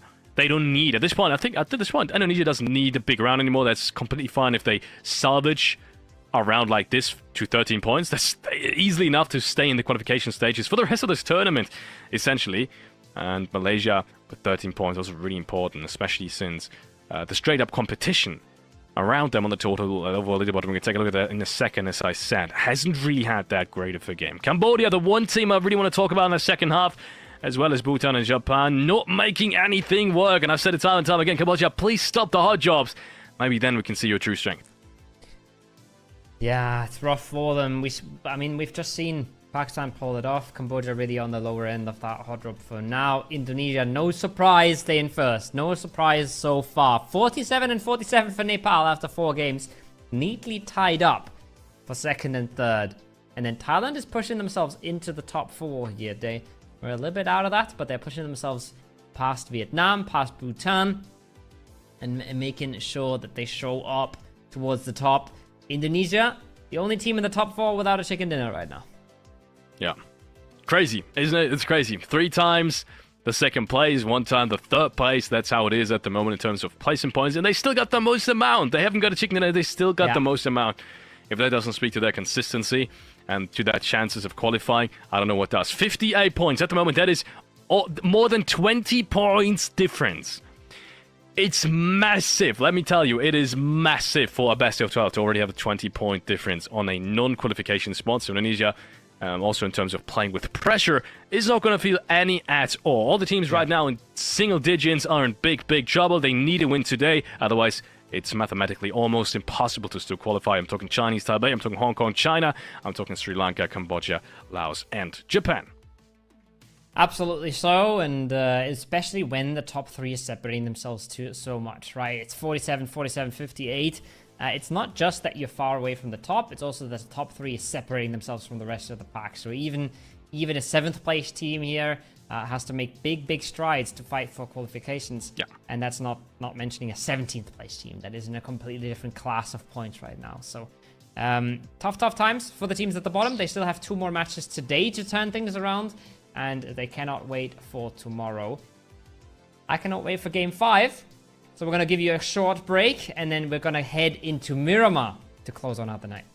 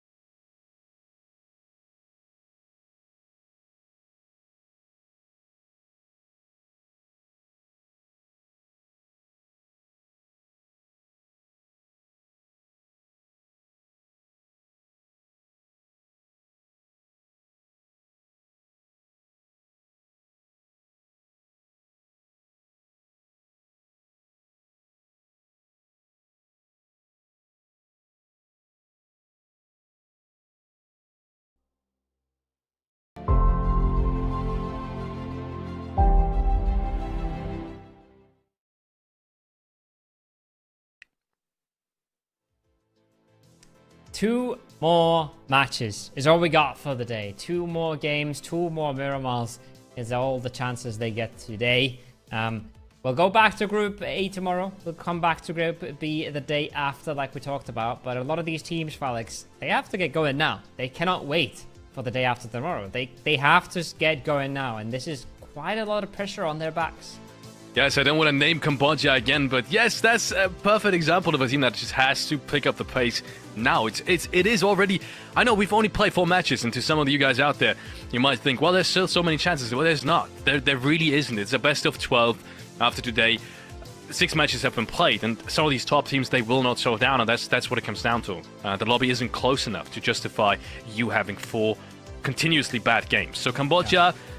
Japan, for example, as well. Any of the teams that's down there in the second half of the leaderboard, you need to take a win. You need to take a win, otherwise it's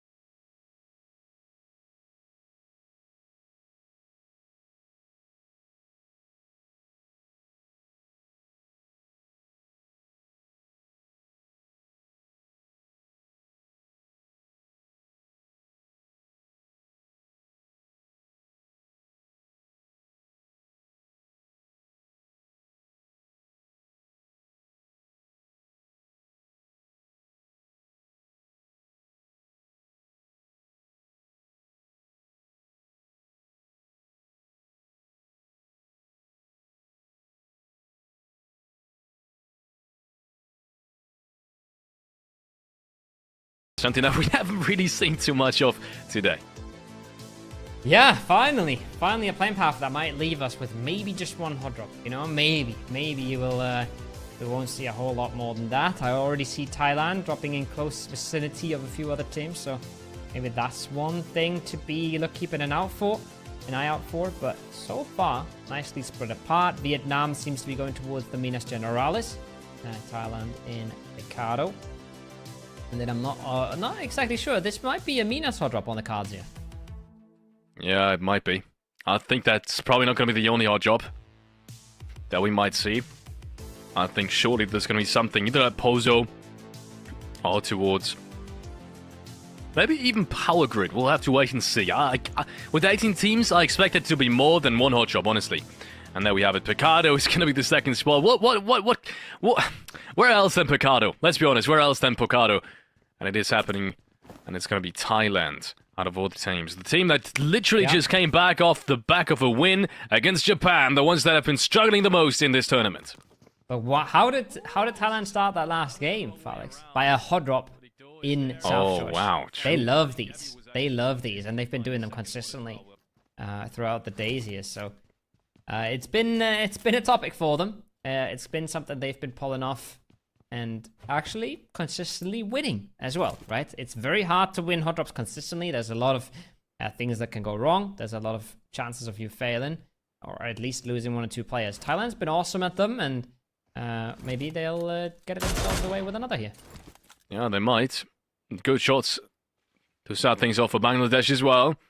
Also one of the teams that still needs a really big round desperately. They've been not necessarily underperforming, they've just not been fortunate enough to actually get the big points they need. And especially get the rounds they need. Oh my god, is that a pistol knock? I've never seen that happen. I don't even know how this pistol is. I think it's the P92. Yeah. Yeah, that's beautiful. Wow, okay, good shots coming out from Degree, and Bangladesh find themselves the second frag of the tournament.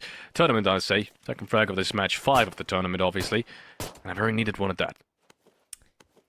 1-2, thank you, with the P92. That's crazy. That's a crazy kill coming out, and that's a big one. Japan is in the kill feed versus Thailand. Japan's on the good side of things for once.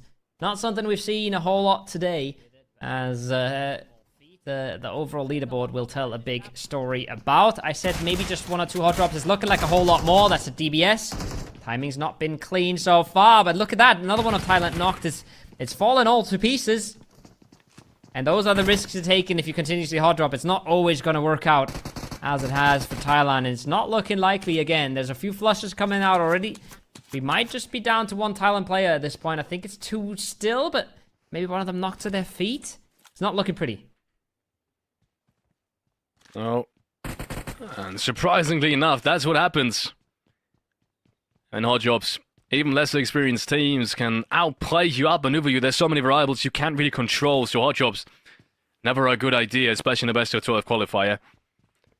And you can tell Thailand, they've had a way better tournament so far. Still losing this one. They're gonna be a little bit pissed about this, honestly. As Japan is still waiting for an entry. Honestly, I feel like it's a little bit too slow for what they've already gotten. They've gotten 2 kills. And they're still not making any move whatsoever. They need to do this fast. They know where the players are. Group up and get the thing done.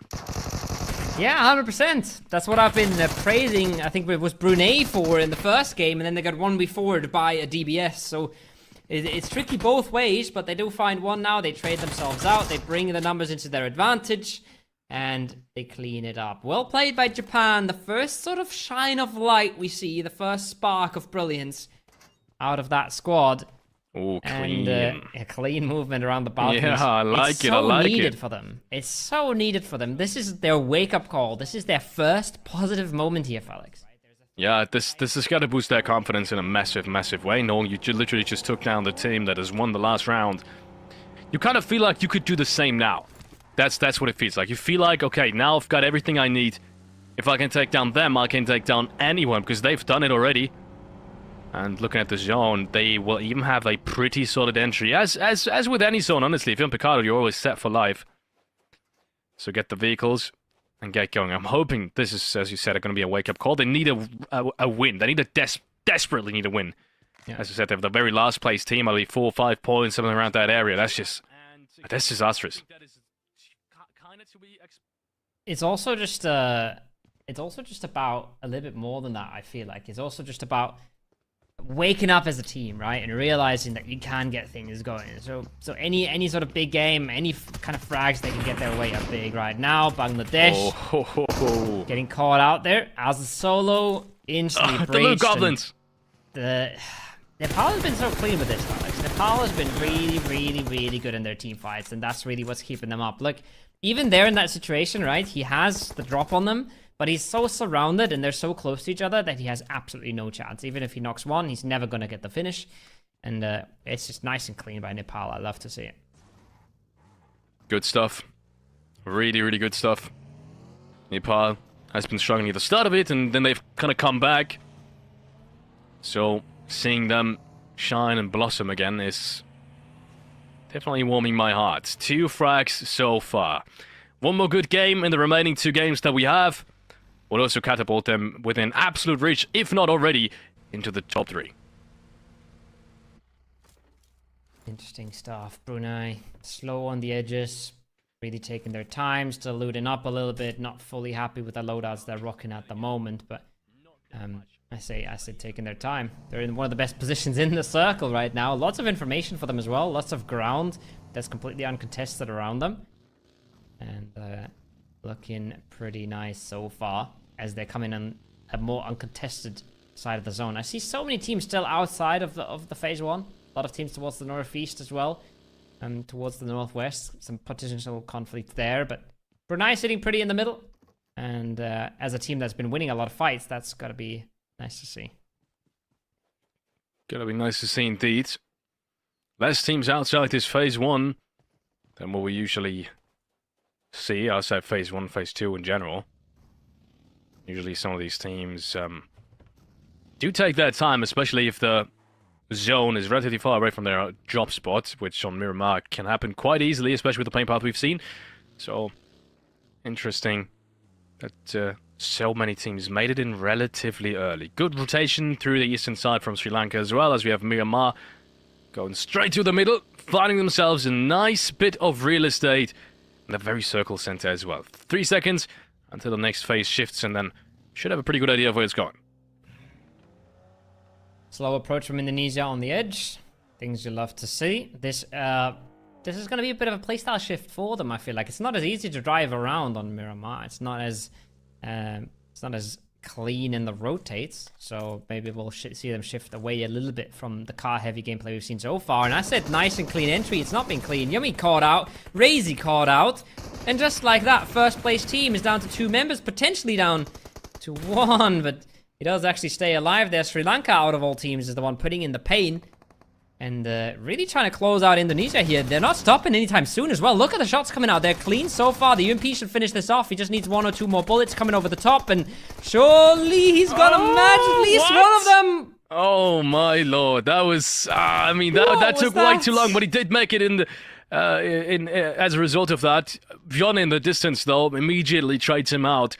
And Sri Lanka, after that first initial really strong start, are giving it away to some degree again. And look at that, that kill is stolen as well. Francie is being picked up by Pakistan, who now wants to clear out Sri Lanka as well. Pakistan is not pulling any breaks right now. They're really going on in. They've had their fair share of frustrations in the melee base on Erangel. Now they're going in, instantly blown up by Effect, instantly finished as well. He's looking for the second. Can he get it? Yes, he can! Effect steps up big, and that's 2 of Pakistan instantly sent packing. Yeah, not flushed just yet, though. In fact, in the meanwhile, has been taken out of match number 5. Sri Lanka is now only with 1 more player standing, and he's been spotted out, and I think they're going to hunt for him. You can see first player is already kind of trying to get an angle off, while Cesar is busy healing. He saw the player stop right on top of him, but there's not really much he can do. He's already being shot in the back. That nade should seal the deal. He's in trouble right now. He's trying to stand up for the squad. He's trying to keep them in it. And just like that, instantly out of it. Pakistan looking good. Effect really brought the pain there for a second. Make sure they don't stay clear in it. And that just goes back to show, right? I keep saying it. It's so hard to stay clean in these. And just one little misstep. Instant knock, instant flush. Almost lost 2 members on it. Yep. It can happen so very fast. Stage 2 as Stage 3 is approaching. Malaysia with a good split towards the eastern side. No one really around them. And with 15 teams only still standing, well, that's fewer than what they originally expected as well. The complete south side, the complete east side around them is completely clear. They should have this information as well. There is only 1 team rotating in. That's Pakistan, but they're going to take some time and might not be even ready in time for the next circle shift. So Malaysia with lots and lots of space, good positioning, and once again, with all what they've shown us, to be expected with another good one in match number 5 as well. Phase 3 comes on in, goes hard to that eastern side, and gives you a pretty good idea of why Phase 1 center doesn't matter. Remember when I said Brunei is in almost the middle of the circle? They've now shifted closer towards the middle of Phase 2, and they've still gotten completely cut out by Phase 3. It's early circle position matters a lot less than you think, and matters way more what kind of options you leave yourself open, right? What kind of rotation routes you keep for yourself, what kind of information you can gather. And some of the teams on the northeastern side, they can sing songs about that right now. They've gotten the information, they've gotten the shifts, and now they're able to benefit. Really good for Malaysia, as we said. Any team that really played through that eastern side. Also, Pakistan now. They've took some time on their edge with all the fights going on. They picked up 4 frags, which only really is worth it if you only lose a player max, which they did. So I guess it's kind of fine. I'm not sure if in a best of 12 instance with the top 3 qualification, it's still the same case. I might even back to differ, but that circle kind of saved them again. So they should have a pretty good access. They should find a pretty good spot inside the circle. Maybe they can play off of that. We'll have to wait and see. Maldives, on the other hand, in a little bit more trouble rotating through the city, taking a pretty good entry. No one really around them. They should have that 1 team towards their western side inside the city, but they will probably have spotted them already. But either way, they can engage them. Rest of the team just now rotating into the zone. Pretty slow rotations for a lot of these teams. Pretty slow starts for some of them, considering how hard that circle shifted. Everybody's really taking their time here. and making sure they have all the information they need, making sure they're not going into something that they're not ready for. As slowly but surely seeing them creep on it. Not a whole lot of crashing, not a whole lot of contesting, as Brunei is getting a little close, Indonesia is getting a little too close, and these guys will land their shots. They'll hit them any time of the day. 3 down for Indonesia, though, Felix. It's going to be a bit of a sigh of relief for everybody else in the lobby, right? Everybody else is playing catch-up, and the big dogs have just been decimated. Yeah, couldn't agree more. I think everyone's going to look at the kill feed and be like, yes, okay, there's one team less that we potentially have fear in facing. Thailand is out. Indonesia is out. That's 2 of the top 3 from the last game, just by itself. But there are still plenty of good teams standing. Vietnam being one of them. Towards the southern side here. Trying to find an entry to... That is one hell of a nade. Oh my lord. Is that one hell of a nade. Pakistan opening things up against Brunei. Another nade behind it. And I said Pakistan might have a good entry into the zone, but I think they don't even want to have it. I think they want to continuously fight their way in. Has to be careful, though. I think that's one knock against the blue zone. I think he's not going to catch it just in time, where the rest of his teammates are driving all around him, covering and grabbing the attention from the rest of the Brunei players. But that doesn't even matter. Brunei is out, done and dusted, and Pakistan are going to pick up 3 more frags. That's beautiful stuff. That's nice team play as well, making sure they keep that player alive. Risky business with the flank towards the blue, but they pull it off cleanly, they pull it off perfectly, and they match themselves another few points. Now, seven kills for 1 player dead. Now, that's the sort of territory where we start talking. That's where it starts getting really worth. And when I look at this zone, and I look at Pakistan on the southeastern side with just 1 Brunei player in front of them, this could be a massive game for them, and they could just back-to-back have double-digit elims and just bombard themselves back into the standings. Couldn't agree more. Another hard shift. We've had plenty of hard shifts today. That makes it really tough for the teams playing edge. Good one for everyone who took their time for a slow and controlled rotate through the southern side. For example, Cambodia. We've been waiting for. And the one team that is, as we said, very expectedly all the way down on the leaderboard. Maybe they can make something of it. Nobody's being spotted out on the rotate. Shouldn't take too long for him to be spotted out from either side. At the moment, he's got the smoke, but that's going to fade eventually. And Bhutan, as well as Pakistan, out there to do something about it. Look at this Bhutan split. I love it. Yeah, absolutely. And I think they're now using that split to get multiple angles on the situation and hopefully take down newbies when he makes his way away from the car. I think Momo on the lower ground, if he gets a little bit more aggressive, if he gets a little bit more towards that solo player, and they should be able to grab that kill point, grab a little bit more space. And you can see what all that high ground is doing for them, right? They know exactly he's a solo. They know exactly where he is just because they have a player up on that high ground, and they're not just sitting in the 2 compounds, making sure they survive, but actually making sure they have proactive choices to make to win this game. Oh, Malaysia still looking across big distances for their frags. They found 2 already. And now we have it. Indonesia is finally eliminated. That's the big team that everyone's been waiting for to go out, and they have finally broken the curse. Even though it's broken the curse in reverse. This round they've not gotten 2nd place, but they haven't gotten 1 either. So the first time around that Indonesia hasn't really made any placement points whatsoever. Yeah, it's an absolute first, and that is just going to show how crazy they've been throughout the day, right? This is the first time they're not in the top 3 of a match, which is just mental to think about, absolutely. But we'll have to wait and see what they do with the rest of today. The rest of the lobby now has a chance to maybe come back a little bit. Japan, they're not looking super hot here, split across some of their shacks, but at least they've kept 4 alive.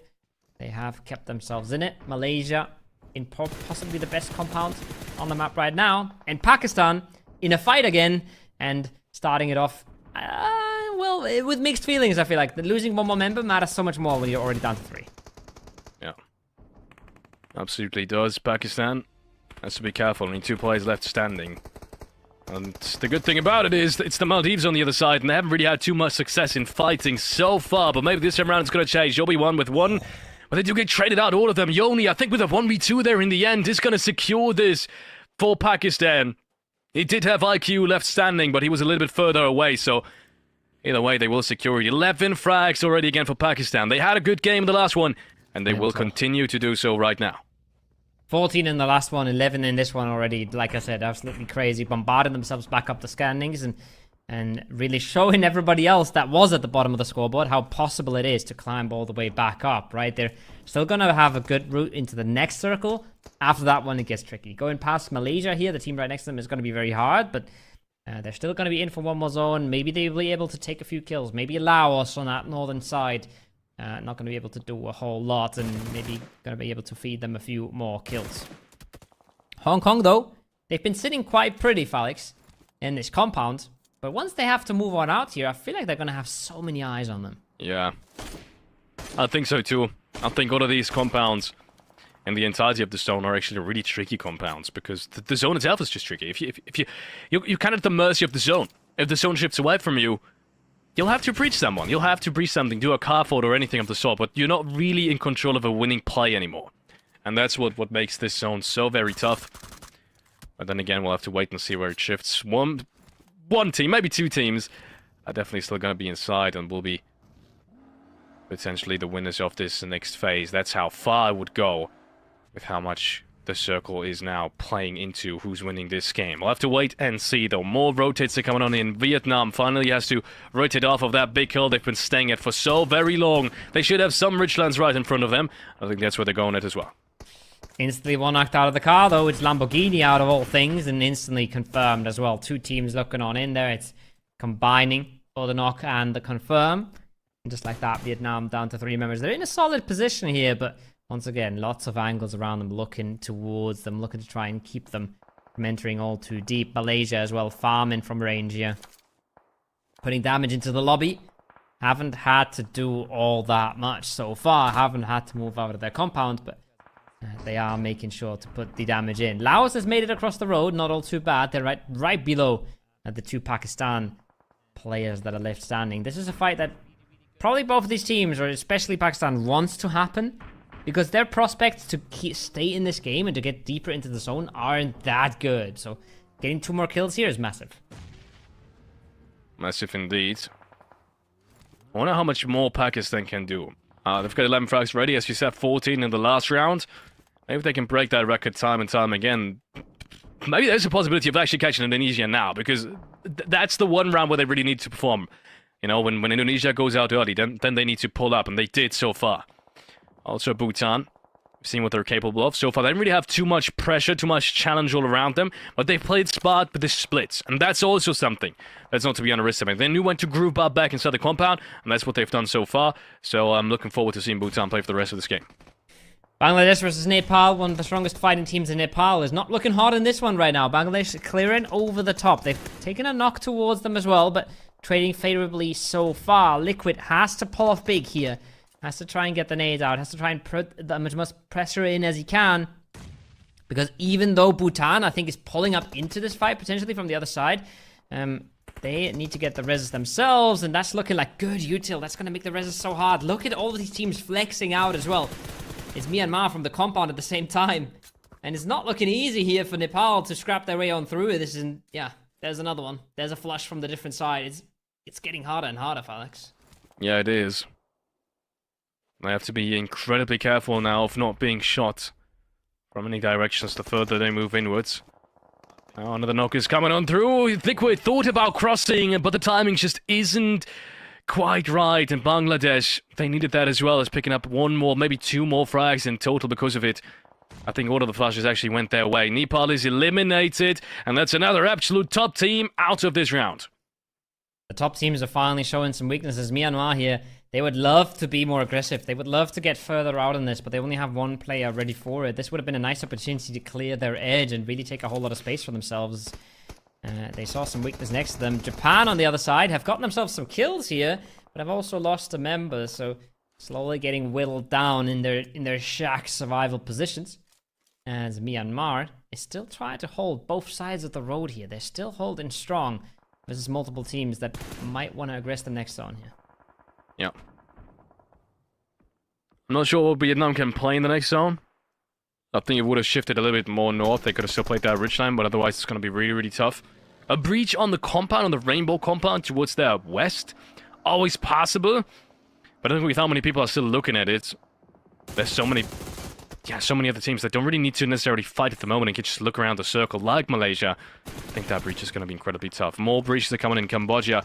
I said we need a good game. Right now, they're in a good spot to do so. Their next fight is going to decide everything they get in this round. Good reposition from Vietnam, getting themselves closer to the road, playing the little ridge line, using the cars as cover as well, to make sure they put themselves in front of Pakistan. Pakistan, again, they did their job here, I feel like. They'd taken out Laos as well, right below them. Remember, that was a fight they wanted to take. They have taken it, and they have won it. Now, if they can find an opening here towards Vietnam, that would be absolutely massive, but they have no right to do so, and they shouldn't be able to get away with it. 2v4, absolutely unspeakable if they do, but there's the push coming out. Shadows, nice little bit of a land grab from him there, making sure that they can't get utility, making sure they don't get naded in the same spot, by taking a little bit more ground for himself. Yeah, really good play. As we come back to Bhutan on that southern side. The team that I'm, as well as Cambodia, the most interested in right now, because I feel like for a team that played, or is that inexperienced that played the best so far, just based off of the few situations we've seen. So incredibly excited to see them play and maybe reach late game once more. 1-8 coming out, Shadows. A big hope for Vietnam is shattered down to 1 HP. Yes, Yoni almost taking him down. There's a double hit coming in. That's great team play. But he did get the heal off right before that. And his position right behind the ridgeline is so tough. He's just he's the only one left for Vietnam. He's the only one left. They've actually taken this fight here, Pakistan, and they've actually managed to come out on top so far. They're just in the 1v2 now. If they manage to get the heals back up, if they manage to group on up, the nade spam is coming on through, and that's the second one. That might even do the trick. 1 HP again, just barely getting the first hit off. The 3 gear and the Groza are holding him in this, but it's a matter of time until they finally clean it up, and IQ gets his 5th with the unit on 8.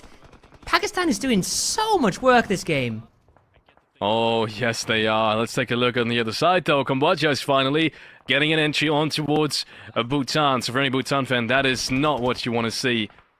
One player being left out in the open and him immediately getting punished for it. And they need to move out of this sometime soon. As you can see, they're only really being covered by one player, and that is, if I saw that correctly, a Yeti still inside the compound holding their ground against the Bangladeshi player who need to move in as well. This could be a 3, potentially 4, maybe even 5-way fight here on the southern side. Everyone needs to move in. Question is, who does first? It's a big pull up, and that's good shots coming out of Bangladesh. That's making sure that they stay in this for another just few seconds at least. But there's one coming over the top. It's Kiddo. Gets himself one, gets himself a confirm. But he's trying to delay this one, and the more he delays, the easier it gets. Third parties are coming in from a distance. Myanmar has something to say about this, and these fights are getting so messy, so dirty, so quick. Japan trying to hold on. Bangladesh trying to hold on. Cambodia trying to collide from the other sides. Malaysia in this as well. It's an absolute carnage on all sides of the zone, Felix. I have no idea who's going to come out on top of this, but all I know is that on the northern side, there are a few teams that are laughing and smiling at this right now. Yeah, they are.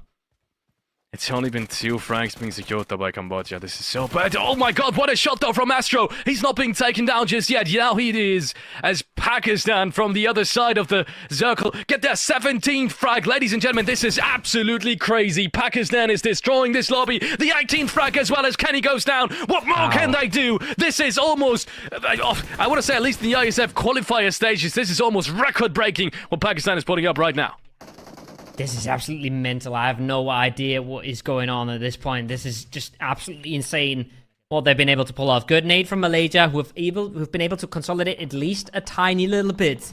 More nades coming on now. Japan falling to pieces here in just a matter of seconds. Another nade, that's good. There's going to be the confirm.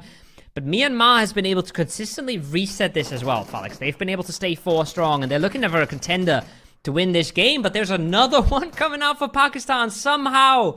Knock and confirm onto Jimmy. They are just going absolutely ballistic right now. Crazy stuff coming out from them. Oh, Olio gets taken down by Yeti. Out of all the players, Bhutan is still alive, and Yeti standing and fighting for his honor. And his name now gets traded out by Naoto. But Not even a problem. Not a problem. He's behind the ridgeline. He can get revived. I think at least, never mind. He's being taken out by none other than Pakistan, who I think now have secured that 20th frag, ladies and gentlemen. This is record breaking at this point. We'll have to wait and see how far this goes. Yone is finally being found by, I do believe, Myanmar, that is, on that western side. But they do need to move out of the zone as well. And look at this. You have IQ standing there, ready and waiting for them to exit it. That is absolutely mental. I said it'd be crazy if they could get double-digit kills twice in a row. They're getting 20 eliminations in this match alone. It's absolutely mind-boggling. We've had a few people in chat saying, well, Pakistan is there, so the rest of the lobby has an easier time. They've actually turned this around so much. They're slaughtering their way through this. And they're already up to a third place now. They have a good chance of Japan going out before them, I think. And no matter what happens from now on out, 20 eliminations is just mind-boggling. Yeah, it is. It absolutely is. 8 and 9 eliminations on 2 of their players. It's not even spread across 4 players. It's spread across 3 players. And IQ now trying to do some more. He does somehow make it past that ridgeline. Maybe he's found a spot where he can stay alive in, at least for the time being. As this phase 9 is just now closing in, but Japan finds him, and IQ's dreams are shattered for an absolute miraculous run. He will not get that second place. Instead, it is going to be Japan. As the rest of the players are now converging on them. And look at this. What a game. What an absolutely amazing game from multiple teams. But in the end, it is going to be Myanmar taking the chicken dinner with only, and I gotta say only, especially in comparison to Pakistan, only 6 frags. It's gotta feel bad when you win in the game and everybody says, yeah, but you only had 6 eliminations. Yeah, well, that is the way it goes. I think that was a really well-played game from Myanmar. They were constantly flexing out, making sure they get their kills here or there, making sure that they keep the control of the ground around them. So, really, really good game from them. But the show has been stolen. The show was all about Pakistan in this one. I said it'd be crazy if they could pull off the 4v2 versus Vietnam, and that's literally what they did. No problem at all. Yeah, Pakistan is that's one force to be reckoned with right now, because if you start off like this 2 times in a row, that confidence is going to transition. So I'm not sure if that's going to stop. Pakistan is going to take the fight if they can. Now, that could be good or that could be bad, but at the moment it seems very, very good. So Pakistan, at the moment, definitely in contention as well for that top 3 spot. We'll have to wait and see. Let's take a look at some of these highlights. Starts off with the team that we've seen in the very late stages as well take second place, win the hard job against the team that's won last round. That is a storyline in and of itself as well. Japan coming back from the depths of the leaderboard to grab some really important points. Really, really big for Japan, really big for Indonesia, but in the wrong sense, right? That pull-up not working out for them at all. There was some really sloppy shots from Sri Lanka there in that fight for a bit, but it doesn't matter in the end. Indonesia not able to come through, and Pakistan able to third party on it. Pakistan able to clean that up, no problem at all. And that was the start of their roll. That was their first 4 kills, and that's where they started kicking off things, right? And from then on out, they just weren't to be stopped. No, they really weren't. Indonesia, first time. We're seeing them here right now in the highlights as well for the very first time. Not having as good of a game as they did the 4 rounds before that. Same goes for Brunei, unfortunately. I feel like they had the chances. If they want to win this fight, once again, it would have been a good showing. But they just fall short of winning that one fight that really catapults them into the late game. And also, it was Pakistan. I mean, everyone that met Pakistan in this game, and they did not have good circles, ladies and gentlemen. Pakistan did not have good circles whatsoever. This is a really tough zone to fight, but everyone who met Pakistan got obliterated anyways. So that makes this even more crazy. They weren't just sitting in a central compound with everyone around them kind of converging on them. No, it was the other way around. They had to split multiple times. They had to use their vehicles to their advantage, and that's what they did brilliantly. When they were stuck on that ridge next to Los Leones, they have Laos right below them. They have 3 of Malaysia in front of them, between them and the zone. I was like, okay, if they manage to take that 2v2 and somehow win it, then that's their job done. That's all they had to do this game. That's pretty much the best outcome. And then they go kill that, and they go 4v2 Vietnam, and then they go kill a few more people, and it's just absolutely mental what they were doing. Suddenly it's 20. Suddenly you're up to 20 kills. Completely crazy. What they were able to pull off this one, and we'll see how that affects the standings later. I can't wait, because I think that's a bit of a wake up signal for everybody else as well, right? A team that's really been struggling in the first 3 matches just absolutely bombarding themselves up the scoreboard in back-to-back games. Just goes to show you that everybody can do it still, and that everybody's still in the running here. Yeah. Let's take a look at some of these winner statistics, ladies and gentlemen. Some of these team stats. Who did the most amount of work for Malaysia? And, well, everyone did some amount, but Smile, I guess, did the most. Not only in damage, but also in eliminations. And he's only had 51 damage received. You said there was this mathematical formula on how well someone is playing, which is damage through damage received, divided by damage received, excuse me. And he would definitely win this by a big margin, wouldn't he? Absolutely. That's a really good stat. Usually if you're above 1, right, that's pretty good. And then that was just a solid 10 right there in ratio. Not a lot of smokes and nades expanded on this one. Bit of a different counter on those, but I think that is a little bit to do with how many ridges there are on Miramar and how much more natural cover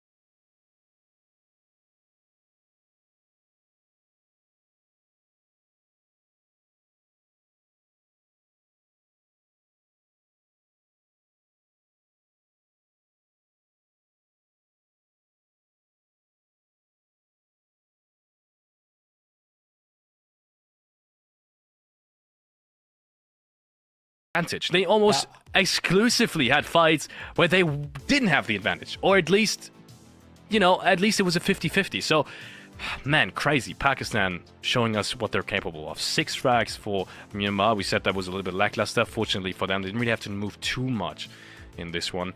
That was the good message for them. So they secure themselves predominantly placement points, and that's what they need as well. And they played this clean. They played a really good game of PUBG. It's just that they didn't pull off the magic that some others did. So shout out to them. Well played. And they're in 8th place because of that. Pakistan has just pushed themselves into 4th. I'm going to have to go back in the VOD and see what they were before this game, because I feel like they've just skipped by about 10 placement or something like that. They were definitely...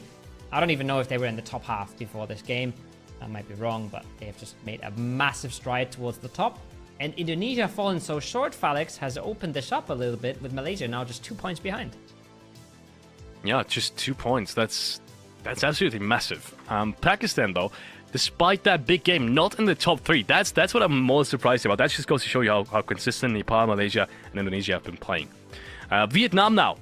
That's the one team I'm a little bit worried about. It's 15 points already, and these guys have been all over the place. Right, they've had pretty good positions, but they always tend to lose some players in the process of getting to phase 6. So I'm hoping that's going to be fixed soon.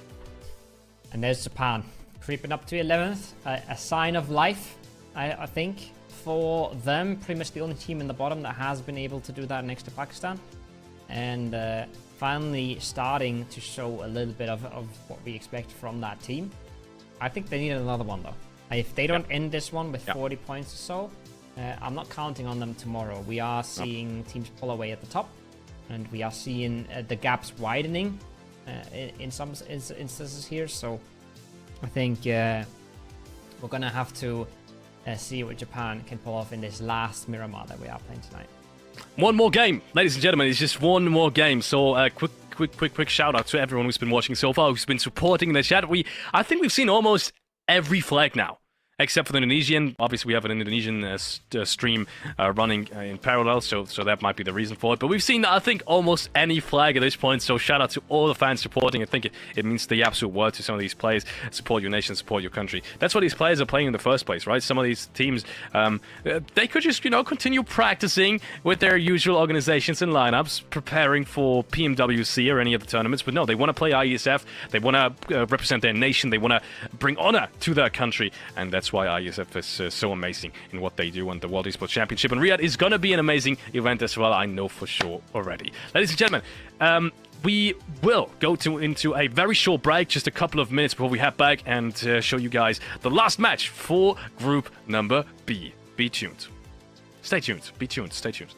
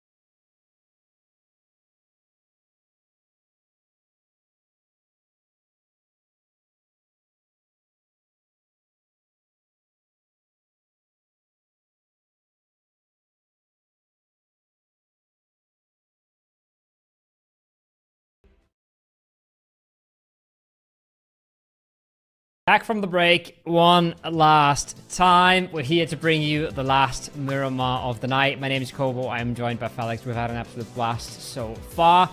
I feel like we've had extremely explosive performances by a lot of these teams, topped by Pakistan there towards the end. And then we've had a few teams just consistently keeping up the pace, right? I feel like we've had a little bit of both. We've had the ups and downs of a Pakistan, for example. We've had Malaysia, who are somehow in second place, but always being consistently good. Indonesia, of course, is there to speak of as well, Felix. What do you think about the last game? Who you think is showing up? What do teams need to do? There's the obvious answer and there's the less obvious answer. So the obvious answer is obviously Pakistan. I'm not sure what kind of switch they just pressed, but the last two games have been, to put in your words, explosive. To say the very least, more than explosive. They've set almost records. I'm not sure we've ever had in a qualification stage that was at least streamed here at the ISF qualifiers, where so many frags have been gathered by just one team, and an 18-team lobby especially. Yeah. An 18-team lobby, that makes it even harder. And I'm 100% sure there hasn't been a team that has gathered 20 kills in a circle as tough as this for Pakistan. So I'm excited to see them play. I'm also going to highlight Japan finally finding at least some kind of footing. I know it was kind of a scent towards the shack, but they made the best out of it, and I hope. I know everyone knows it at this point because I've literally predicted them in round one, but I hope we're going to continue seeing strong performances from them. Yeah, I think fair play to them. They did a good job that game, but I think you've touched on something that's super interesting there is it wasn't an easy game in any part of the match for Pakistan, right? They had to fight their way in on each edge, and I said, well, they have one player in front of them here. They can try and go play that. They can go fight that, but it was never easy. It was never free, and they were able to do so much damage to the lobby. We'll see how that transitions into the last game. We'll see how that goes into match 6. Like we said, crunch time, right? Not a lot of matches left. We're almost halfway through this qualifier. It goes so fast. It goes so quick, and some of the teams will be sat wondering where the hell did all of these games go in just about half an hour. So one more chance today to set yourself up for the most important break in the tournament, the one-day break where you can look at the leaderboard and say, well, these are our chances. This is what we have to do. And it's going to get easier the higher you are on that leaderboard, because the lower you are, it's going to be, the more you're going to be doubting yourself and the more you're going to be hesitant coming to day 2. Yeah, I couldn't agree more. I think that one-day break is going to be incredibly important for some of these teams that are on the cusp of breaking into the top 3, because you'll be reminded, it is 12 games only. We have not a break of the qualification, but we have Group A tomorrow, and that means Group B has a pause of just one day, and after that it's just 6 more matches, and if these matches are over, top 3 are going to Riyadh in the later stages of this year. So chances are running out, ladies and gentlemen. For all the teams that want to catch up, you need big games like Pakistan has done, and even 2 games as big as Pakistan might not even be enough to get you into qualification stages, as we've seen from them. So do be paying attention to match number 6 here at the ISF Asian and Oceanic Qualifiers. Southern Plain, very, very far Southern Plain on this Miramar with 18 teams. It's going to be tricky for most of them to make it to a loot spot. We already see Sri Lanka and Taipei in Valademar. We see 2 teams in Chumasera as well. That is Bangladesh and Thailand. We see a lot of teams stretching out towards the northwest here. We see multiple teams in Los Leones. This is going to be tight. This is going to be packed. Quite a few hot drops coming up here. I already see a player knocked down. Flush just on the map. Thailand is starting off just where they left off. As always, in a hot drop. They're not hot dropping Picardo this time. They've just hot dropping Juma instead. That's what they like to do. That's how they like to approach these. And I think they've started the hot drop with just 2 kills going towards them instantly here. Second hot drop, second time a hot drop that we haven't really expected, I would say. Chinese Taipei against Sri Lanka. First couple of shots are being thrown the way of Sri Lanka, but not a single knock so far. I want to say, just positioning-wise, Sri Lanka with a big advantage in the positions that they have, kind of surrounded Chinese Taipei a little bit. Then again, the cross towards Sadia is possible, so if these 3 players run over, that whole position is not as valuable as it looks of right now. Jumping over, Nick and Hack second out hot job. It is Bangladesh against Thailand. Another hot job that we haven't really seen before. What is happening? How did these teams suddenly just switch up on the hot jobs and find hot jobs again? That's what I'm so worried about. And there's a shotgun coming out. There's a flush coming out. It's a little overzealous here from Sadia. He goes in a little too deep and gets instantly traded on out. He's really trying to commit for the flush, but it does cost his life here in the end. And yeah, I'm not sure where the hot drops are coming from, but it feels like Thailand's so good at these hot drops that they just want to keep approaching them this way, and they want to keep looking for them. They now finally lost a player. Now finally someone's been able to put a little bit of pressure back towards them. But so far, they've been mighty consistent and mighty proficient in the hot drops. Look at them. They're running him over now. The team play is there. There's a bit of util. There's a bit of dodging and weaving. Where's that nade finally coming in and out? It does a bit of damage, but they have to clean this up, and they have to be fast at it. How many casualties did they take here? Did they hit just one? I think so. Yeah. That's almost worth it, but that's sort of at the cutoff, right? We've been talking about that before. Losing 1 for 4 kills is almost not worth it, I would say. Really depends on what you do with it. Well, I think as of right now, I don't think it's worth it. If they continue playing strong in the remaining minutes of this round, then maybe, you know, you get a couple of more frags, you get a couple of more points, then maybe it's worth it. But not in the top 3. Actually, I'll take it all back. Yeah, it's pretty definitively not worth it. That's the main point, is you're not competing for a top 8 out of 16 or something along the lines of that. Not even a top 5 out of 16. It's a top 3 out of 18. You really have to be far, far above average if you want to be qualifying here. So even a good trade, like a 4-1 trade, is not amazing. And you really have to be amazing if you want to be in the top 3 here after 12 games. So yeah, it shifts the limits a little bit. It shifts the valuations a little bit of what you should be happy with in this tournament. It also makes it so incredibly hard for every other team that wants to break into the top 3 to realize, hey, we need this amount of points as kind of a guideline on what we should do each game. That's not really possible, because we know how top-heavy it is. There's probably going to be some teams with way more points than the top 3 than, for example, the top 4 even. I think the cutoff is going to be big, and especially the middle of the pack is going to be very big in comparison to the top 3 as well. So yeah, makes it really tough for any team to kind of just plan on how well they need to perform. So go with the flow is, I guess, what we're saying. That's also what Sri Lanka should do in this 3-on-4. We have all the 4 players of Chinese Taipei on the other side of the street, but no one's really crossing anything just yet. Taking their time with this one.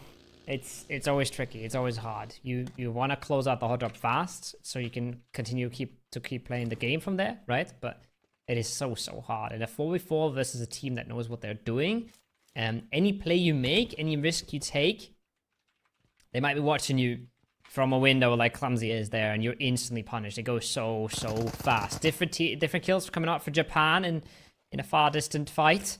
But Sri Lanka is looking to try and pick some players off here. They're looking to try and catch Taipei on off angles. Effect is so far split. He was so far trying to get a wrap on them.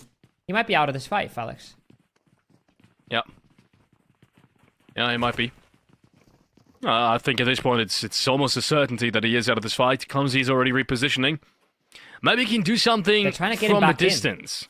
Yeah, I think they're positioning so that they're open to the play on the other side to effect. But historically, that's never really worked out perfectly. Not unless you have the man advantage. He gets that shot, and that's the big difference now. Clumsy's low HP as well. They have to make this fight count and have to make these shots count. But he's even peeking, doesn't get anything just yet. I think it's both these players down now.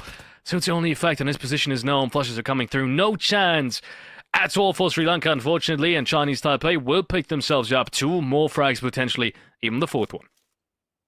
Not looking good for Sri Lanka here. They get a few knocks, but they don't get the kills, and they don't get the points.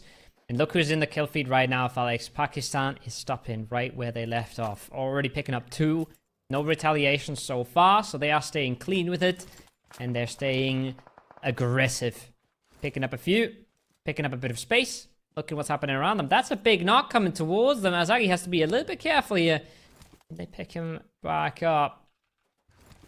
I'm not even sure if they'll get there in time, Felix. No, I don't think so either.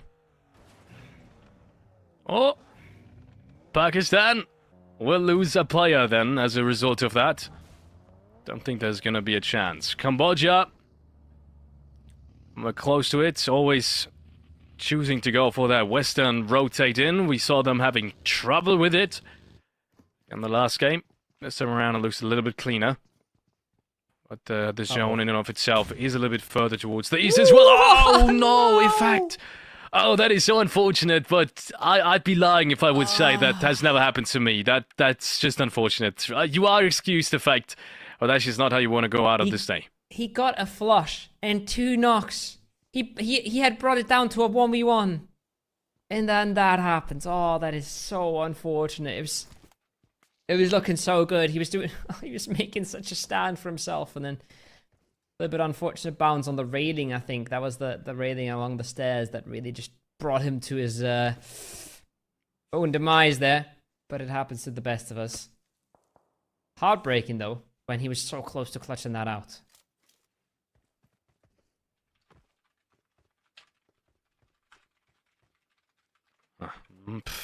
Not even sure what Malaysia's going to do here. Kind of looking to go for the similar entry as they have in the last round, but the similar round, as we said, the circle is a bit further towards the east, so they're kind of just splitting this edge of the city of Laos. I'm not too fond of this spot, just solely because the circle doesn't really end there ever. Sure, you have good rotation, good rotations, and you will probably make it in to the next 3 phases. Yes, and you get a lot of good rotation pathings as well, but kill potential is always non-existent unless someone literally just drives into you through the road, which almost never happens. And then if you do need to leave the city, there is lots of risk involved with it. So we'll have to wait and see how that's going to work out. Brunei, on the other hand, also waiting for their big round. Always a team that likes to fight relatively early, and they have been pressured into Pakistan just last round too. Maybe it's going to happen this time around as well. Brunei has been a team that's been good in team fights. Yes, they're up against Pakistan. Yes, we've been singing their songs for the last hour or so, but Brunei has been really good in team fights so far, and they're looking to try and maybe just find a sneaky opening, I feel like, here, newbies. He's trying to find one for free so they don't have to fight them later, as their position in the circle is massive here, right? Look at the top right, you see the map. Brunei is controlling some of the best spots in the circle, so they don't want to go for a fight here. They're just hoping to weaken the team next to them, potentially for free, which could make their game so much easier in the long run. Yeah. That's, I think, the 10th hard shift in phase 3 that we've seen. At least it feels like it.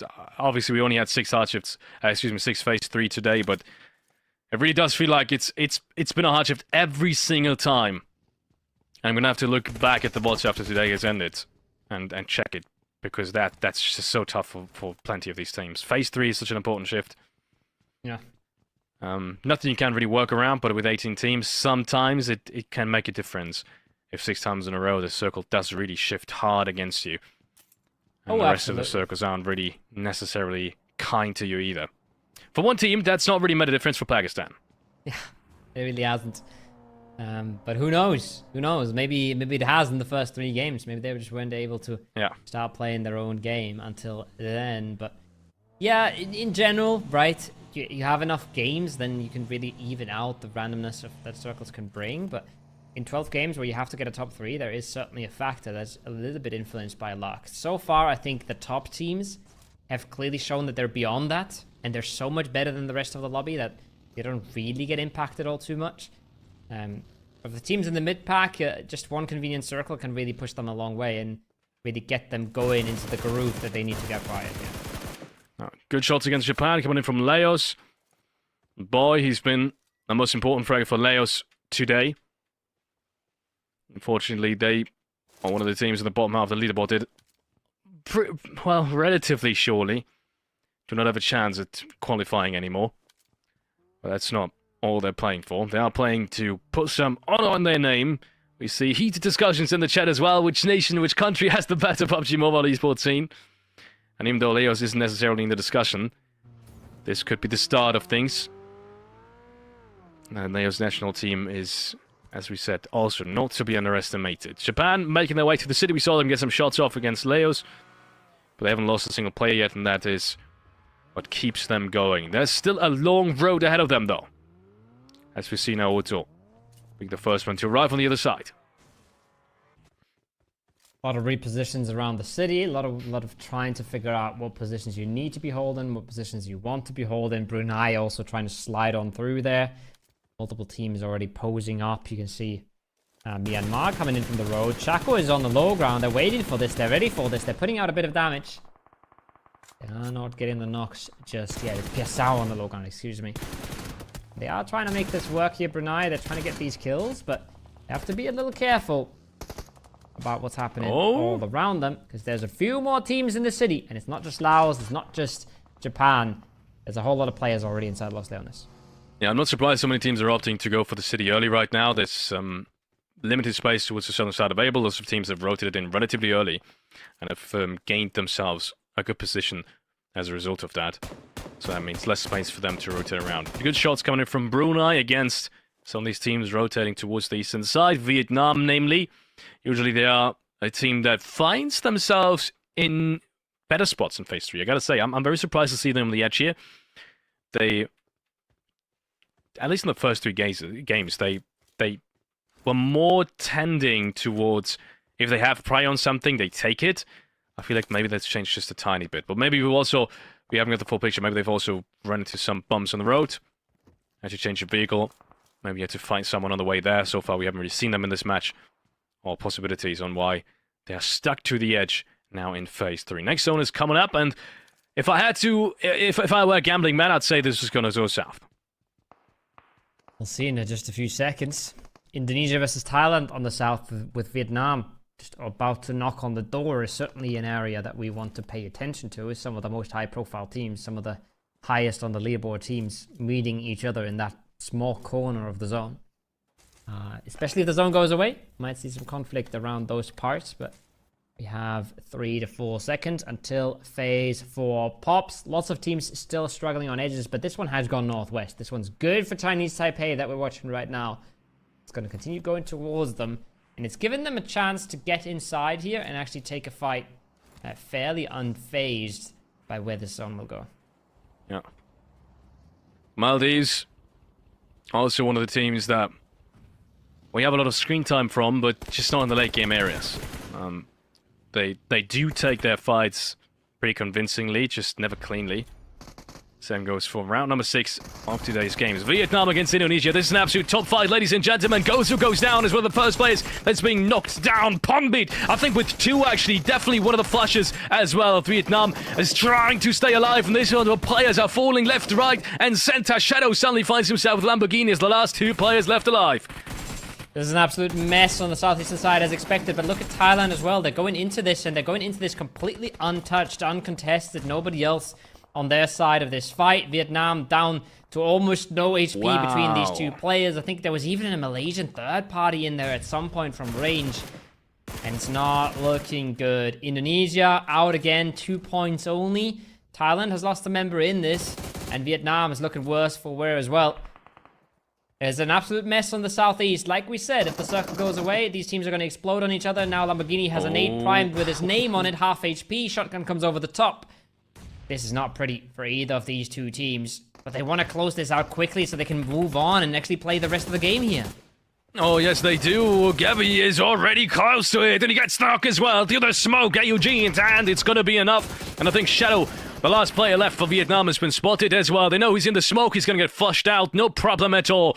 2-3L is there for the rescue for his teammate. And that is Thailand picking themselves up, I think, 4, maybe 5 frags just based off of this fight alone. Really good stuff. But most importantly, they are taking down 2 teams that are in straight opposition to them on the overall leaderboard.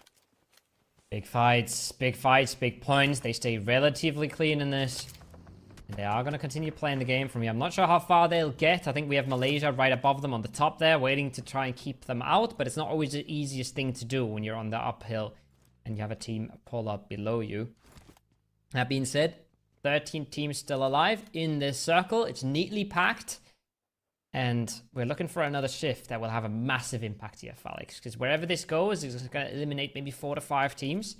And there's going to be a lot of conflict instantly breaking out after. The zone is going to close in a second, and we'll have a better idea of who's got the biggest chances of winning this. Cambodia is still very much in it, and I'm still rooting for them. I can see them down towards the small power grid area, southern part of Los Leones, around the water tanks. Pretty good compound.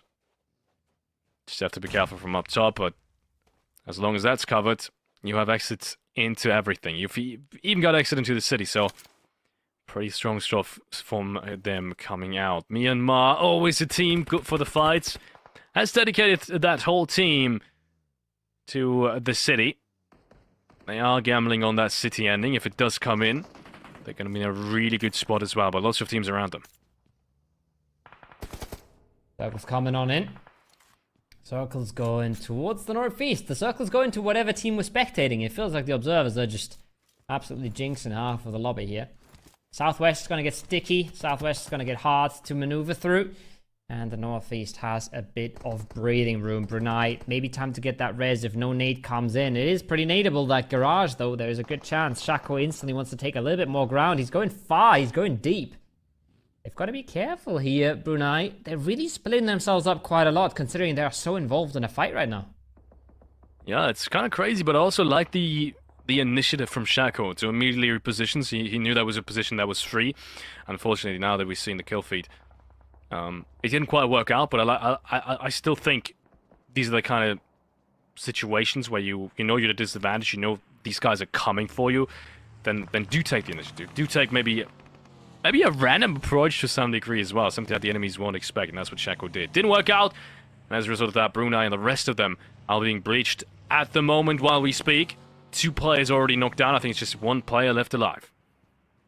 Not looking good in that fight, and particularly civil on the rest of the map, honestly. Slow fights, not a whole lot exploding as much as I thought as it would be. It's really just Myanmar, Brunei, and Myanmar getting the better of them for now, but Smile is completely left to his own devices here. He's gone too far too soon, and he's instantly put down in the process as Brunei finally claws one back, finally puts a stop to the wreckage that Myanmar has been putting on them. Yes, out, pretty much knocked and flushed here. But now there's third parties coming in. Now Japan is getting interested on the minimap and looking to claim some of these space and some of these kill points. Good shots. Oh, man, it gets set down from Naoto, who's been the key fragger for Japan so far. But all in all, none of these frags should really matter. None of these teams inside the city have any reason to really get too close to each other. Unless they have an isolated fight like Brunei had against Myanmar. Otherwise, they will wait for the next circle shift. Only 1 team on that southern hillside now. It is Malaysia. Has to make sure to grab all the vehicles they can, because at one point they will need to move north. And that means down from the hillside by the looks of it. At least the way the circle is shifted right now, it tends to be a city ending. I know I gambled on a southern ending, but I guess we're not going to get that. Meanwhile, it is Thailand eliminated. 6 frags.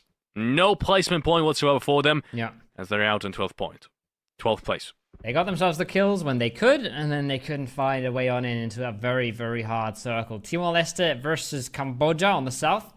Timor-leste at least getting a few kill points, sort of showing a little bit of life now. It's William again, the one that's putting up big points for them. He's been the star of today for them, but again, they're sitting between multiple teams. They're going to have a very hard time moving. I'm loving where Pakistan is at right now. Only 3 kills. Usually they have about 15 at this stage of the game. But they are in a pretty solid position here in the town. Very central. Lots of sidelines. They're looking good for the rest of this match, Alex. Yeah, they really are. They've got everything they need.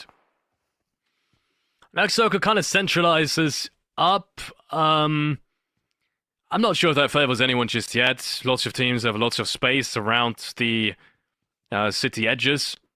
I want to say especially Ajay and his squad. They've got surprisingly a lot of space. Nepal, so Nepal on the western side is in a really, really good spot to hold out everyone from the south. I didn't even realize that before I saw the map and before you just talked about it. So it's a little greedy though. It's a little much, especially on that southwestern side. We can see, right, that they have a lot of space towards the northwest that's completely uncontested. But I'm hoping that they're quick to react once they realize how many teams want to get in on their southwest. And you take a few kills, sure, but you can't take a 2 versus 4 versus 4 versus 3. That's not happening. And if they manage to get some third-party opportunities there, if they manage to take some kills that are relatively uncontested, that's awesome. But losing 2 members here would absolutely just break their back and ruin a game that could be a win. So you've got to be very careful in the fights they take. They would have the big government building in the middle of it. if they were to rotate away from the south a bit, and they could kind of rule that as a 4-man, which would be very strong. Nice. In the meanwhile, we have city fights engaging. Myanmar tries to cross the street. Marnet, who's been the most important fragger for Myanmar, I want to say, together with West Kerry, has found an entry, but he's going to get traded out immediately. Brunei gets, found in the smoke, but there's traders there immediately. Brunei bringing things back, and I think Shackle might be revived as well. Nice little clutch raise for Brunei at this point, as they will consolidate back into 3 players up. Nice little UMP spray to break the door and kill the player behind it. Love to see that. And yeah, I think that's already a knock coming in towards Nepal, by the way. The pressure's already mounting, but they are shifting all the way towards this. They're not interested in playing the center, as you alluded to. They're not interested in playing the most central building. They're interested in clearing their edge, and I think that's respectable. It is the higher risk play, but it can have the bigger payoff. So we'll see how that points out for them. Yeah. Who would have thought that Timor-leste and Brunei in the midst of Game 6, where more than half of the teams eliminated are currently in the top spot, at least in terms of points being secured. Brunei with 4, Timor-leste with 4, and Chinese Taipei also with 4. These are 3 teams in the second part of the leaderboard. Now, do I think they will win the game? Honestly, no. From the position they're playing off of, no. But it's a good sign that even the teams that have been struggling so far are coming back up. It's what you tend to see when you give teams more games. You tend to see the slow starters get back into it a little bit, and you tend to see the crazy starts dwindle down a bit. It's just what more sample size does usually when the skill disparities aren't crazy. And I feel like everybody's shown some flashes of brilliance today. Maybe not everybody, but a lot of teams in this lobby. Malaysia right now, I think they're the consistency kings, and they're one of the least flashy teams in the lobby because they have just consistently put up good numbers without exploding like crazy. But again, not a crazy circle position for them, not a crazy amount of kills. But if they keep focusing towards the west here, I think they can get away with another 7 to 8 point game for sure. Yeah, it could very well happen. They want to send it though, I think. I think they want to go north here. I think they're smoking a path to try and go down the hillside already. I feel like that would be too early. I think so too. I think they could easily wait for the circle shift to close, and at least third party, some of these teams coming in from the western side. I don't think they realize how many people are there, which is understandable because they haven't fought up until now. But even if you do the move downwards, why not do it with the circle closing while everyone else has to fight? And that's the thing that I don't necessarily understand. We'll have to wait and see if it works out for them. Nepal with a good entry towards the southern side. Malaysia is starting things off strong as well. They've sent down the first one. They want to use the remaining time on phase 7 to get the frags against Pakistan, the one team that's been absolutely on fire for now. But I don't think they made it down all the way. Yeah, they got the worst of both worlds now. They didn't take the kills on the top, and they also weren't fast enough to make it down to the 5 stack before Pakistan was able to take it. So Pakistan shifting away from their original positions more towards the southern edge here has really caught off Malaysia and has really slowed their approach. The res has come through for Pakistan, and the res is absolutely impossible for Malaysia. So a very good trade for the high fragging team. And almost everyone's now made their way on in. Cambodia is still creeping around the bottom of these rocks. Malaysia's still hiding out on the top of them. But the longer this goes, Felix, the more impossible it's going to get for them to make it any way down the mountain. Yeah, honestly, I don't necessarily understand it completely. So I think they will look back at this game as well and yeah, maybe realize, hey, we should have waited a couple of more seconds, and if we do, maybe take a different rotation path. But it's a tough cross either way. Like at some point, you need to get away from the rocks, whether it be this phase or whether you actually try the third party towards the western side a little bit more. So at some point, you need to move, and then it's going to be everyone looking at you. So Pakistan, especially Pakistan, it's just not going to let that happen. Kenido finds one against Nuatu. I'm not sure where that is happening because that must be the other side of the city, but at least something being secured for now. Fewer and fewer buildings are in. Brunei, they've kept 3 up for now. Japan, they've stayed mighty quiet in this one, Felix. They've not really been involved all too much. And they're now gonna have to start activating the later and later this gets. I'm feeling very Pakistan right now, but I might just be biased. I might just be biased after what they pulled off earlier. But yeah, no, it's looking good. It's a good spot they're in. Everybody else is fighting each other. Yeah, no, I agree. I think if we pick any team for to win this game, I think it has to be Pakistan. Everyone else has to fight their way in as well. Look at all these buildings on the northern side, north of Pakistan. Yes, they're good buildings in and of itself, but if you need to move even a meter outside of it, and at the moment it looks like everyone does, at least in the next phase, because it ends literally in Pakistan, then they will all have to fight each other before fighting Pakistan, and that's the big thing. Yeah. That's the big thing. The only thing that really works in your favor is if Pakistan has to focus on Malaysia and Japan a little bit more than on everyone else. But even that can be fixed, because Pakistan has already grouped up 3 men inside a building. Yeah. And we'll see the rest of the fights happening, and Nepal and Taipei are getting cleared out. At least Chinese Taipei is, with Nepal picking up 4 more frags. I think 4, maybe 3. But yeah, I think Pakistan is such a good spot. Absolutely. All the teams around them should be engaging each other first. Now Brunei just barely clinging to life there. Shako last one up. He's getting pushed by multiple teams. Japan, like we said, they want to activate, and they are activating, and they're third party in this, and they're just finding gift after gift after gift. That's one down. There's another team eliminated. They're sweeping around their sectors. They're clearing their side. The circle has gone hard north. But I'm still okay here for Pakistan, I think, because not only are they 4-man strong in that building, Cambodia and Malaysia are not going to be able to just move past each other. They're going to have to hurt each other in the process of crossing that road. And then on the northern side, we should see a little bit of Nepal versus Japan. Nepal, though, don't count them out just yet. They've been one of the strongest fighting teams, remember. And they are strong in this lobby as well. I love the graphic up top.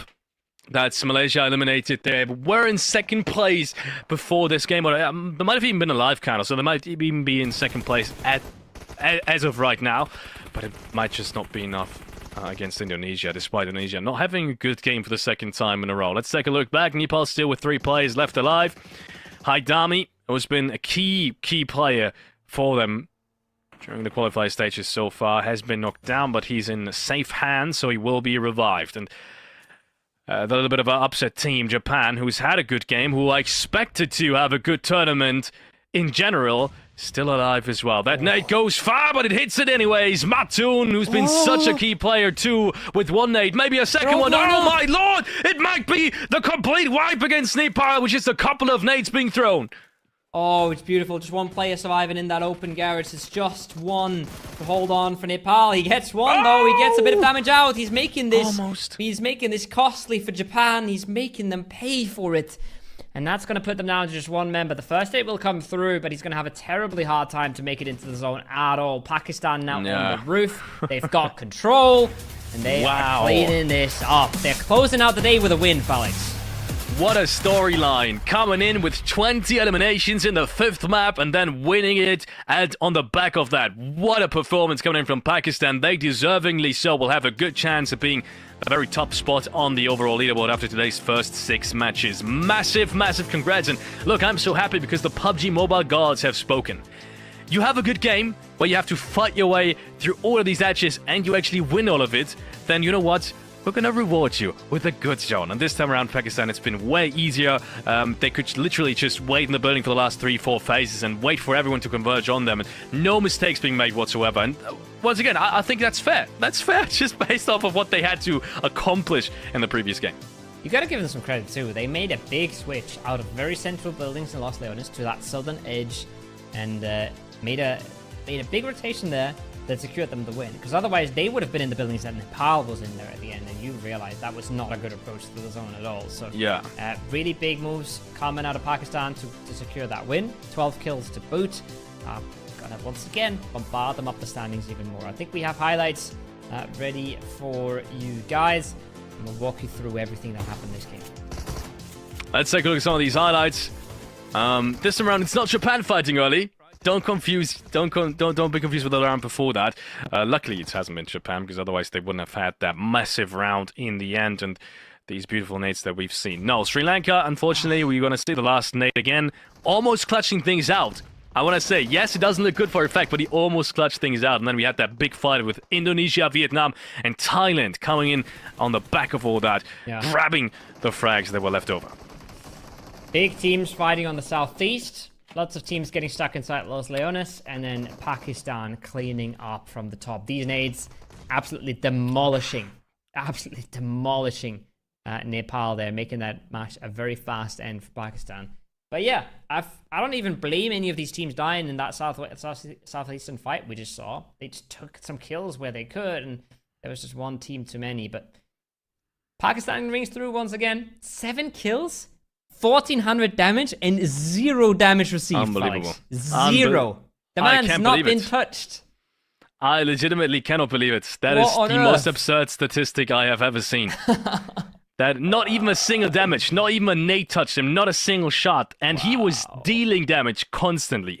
You don't get 1,400 damage by just sitting in a window and I don't know, shooting at rotations. No, you actually had to peek people, and he won every single aim fight he had without getting damage. That's the most absurd statistic I've ever seen. Give it up for IQ in the chat, ladies and gentlemen.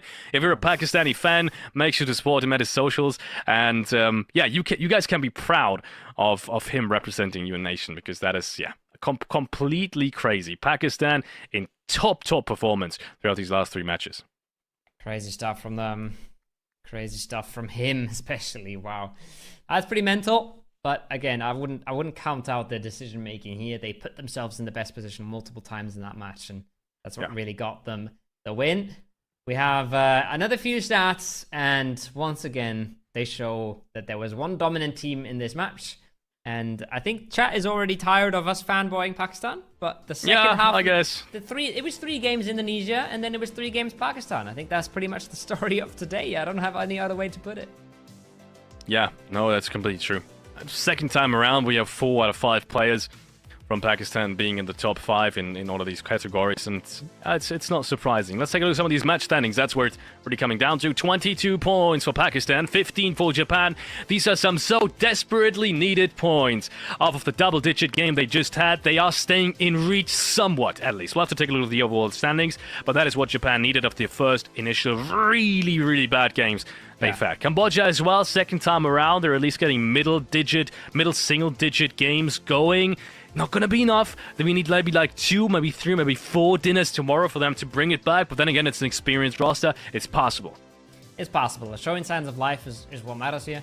They are putting at least a few points on the board. They're making things more possible, as we have some teams really falling short towards the end here. I think Indonesia is the big name. They fell off terribly. Bhutan fell off quite a bit as well.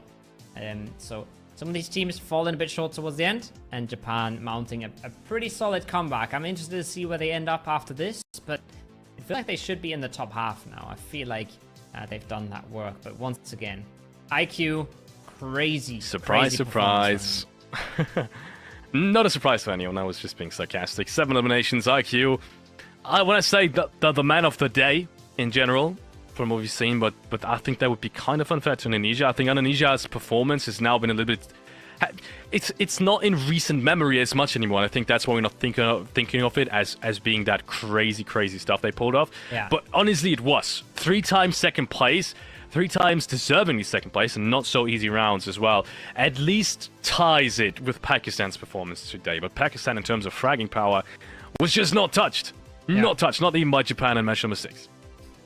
We shouldn't forget about Apollo, to be fair. He pulled off big numbers for Japan. He got 5 eliminations. He was a big part of that nade barrage at the end, but he already had 4 eliminations before all of that happened. And then I think he was left to his own devices to really try and do anything. Impossible for them to win that game, but a big performance from him and a big part in the step up that Japan was able to pull off. So shout out to him. Good bunch of damage dealt as well.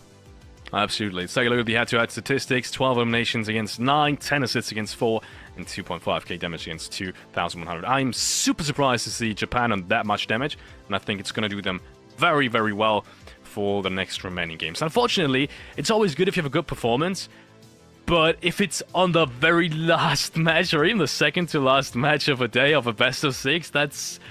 It's kind of unfair, because you're just getting into the spirit of having good rounds, and then it's over. You have a day break. So I kind of feel bad for Japan at this point. If that would have happened at the beginning of the day, if we would have had that last Miramar match as the first game, I think they would have significantly more points. For sure. That's what we talked about before the Sanhok started, right? We were like, this might be the mood-setting game. This might be the first challenge to the mental, and it went terribly for Japan, and so did the first half of the day. we have the final standings for you guys. We know you guys have been waiting for them. We've been waiting for them as well. We have the leaderboard, and it's Pakistan in first, 5 points ahead of second. After a terrible start to the day, they have done incredible things in the last 3, Felix. Unbelievable. 51 elimination points. Ladies and gentlemen, give it up for Pakistan. Malaysia, 63 points as well. Nepal and Indonesia with 61 each. And then there's the big cutoff that we've been talking about. Goes down from 43 to 29 points. Even a Bangladesh who was always on the brink of the big breakthrough game. So often we've seen them in the middle of the game having 3, 4 frags, but always losing a single player and then just not making it into the very late stages. I think there was not even a single top 3 placement for Bangladesh, even though they have such a talented roster. And I want to see Bangladesh bring it tomorrow. Bhutan as well, Myanmar, Japan actually moving up to 7th place also. Maths, but I want to talk about this distance again. It's 18 points difference from 5th to 4th with only 6 matches left to go. Yeah. That is a lot. That is a lot. So I'm not surprised to see all these top teams perform as well as they do. We're basically looking at 4 teams that are competing for the top 3 spots right now. And then everybody else is in a different class altogether, right? Everybody else is just trying to close the gap. Thailand, Vietnam, Japan, Bhutan, Myanmar. They're all trying to close the gap, and it's still entirely possible. But they need a little bit of a slip up. They need Indonesia to continue playing like they did on the second half of the day, and then they still need a second team to also slip it up. So it's really, really hard for anybody after 5th place to close that gap. But we've seen what teams can do. And I'm not putting it past anyone. Yep. Pakistan looking absolutely stunning right now. And we will have to wait and see who pulls up like that tomorrow. If they can stay in form, or not tomorrow, the day after. If they can stay in form, nobody's going to beat them. But 2 of the top teams would have to fumble for bottom teams to close the gap, and now we're looking at the teams who really have a whole lot of work ahead of them. I don't want to say it's impossible. 40 points is possible, but it's extremely hard. Yeah, as you said, it's going to be almost impossible. I think. What do you need realistically from 26 points? Let's just take Brunei as an example, or even Cambodia, 16 points to get to 61. That's not even one good game. That's not even one dinner. To be close, it's 2 dinners at the very minimum, and none of the top teams are able to score in the meanwhile. Now, if that happens, let's just theorize. You take 2 dinners, none of the top teams score. You are tied, and you still have 4 matches left to go. What are the chances that you have 2 dinners and the remaining 4 games are just as good? You need almost a 100-point day. To catch that up. The top right now is 70 points in 6 games. You want to get to probably 120 in 12 games, maybe 100, maybe 110. But you need a big day, and well, we'll have to wait and see what they can pull off tomorrow. I'm not putting it past them. I think Brunei has looked really good in a lot of their team fights, but these bottom teams have just not been consistently playing good rounds together, and we'll have to see what they do the day after tomorrow. We have a bit of a break though, in the sense that we're switching back to the different lobby. We're switching back to Group A tomorrow, Felix.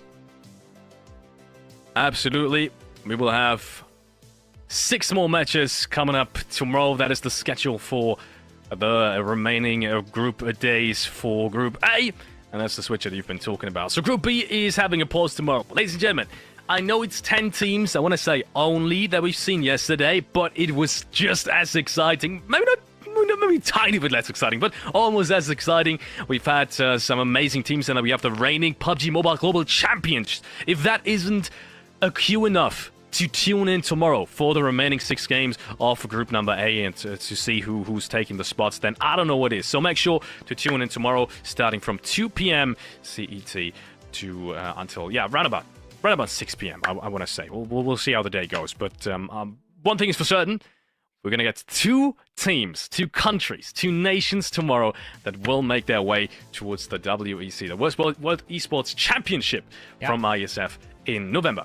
First 2 tickets are gonna get punched tomorrow, and that's gonna be exciting stuff. So don't miss that. I think today's been awesome. Today's been exciting. Tomorrow is, it's gonna finalize whoever makes it out of Group A. So that's gonna be spicy stuff. It's been a pleasure for us bringing these games to you guys. I know you guys have enjoyed. I'm not even thinking. I know I've seen the chat and the spam is tuning on in. Yeah. I know you guys have enjoyed the games. We have enjoyed the games. And I think we'll see you guys tomorrow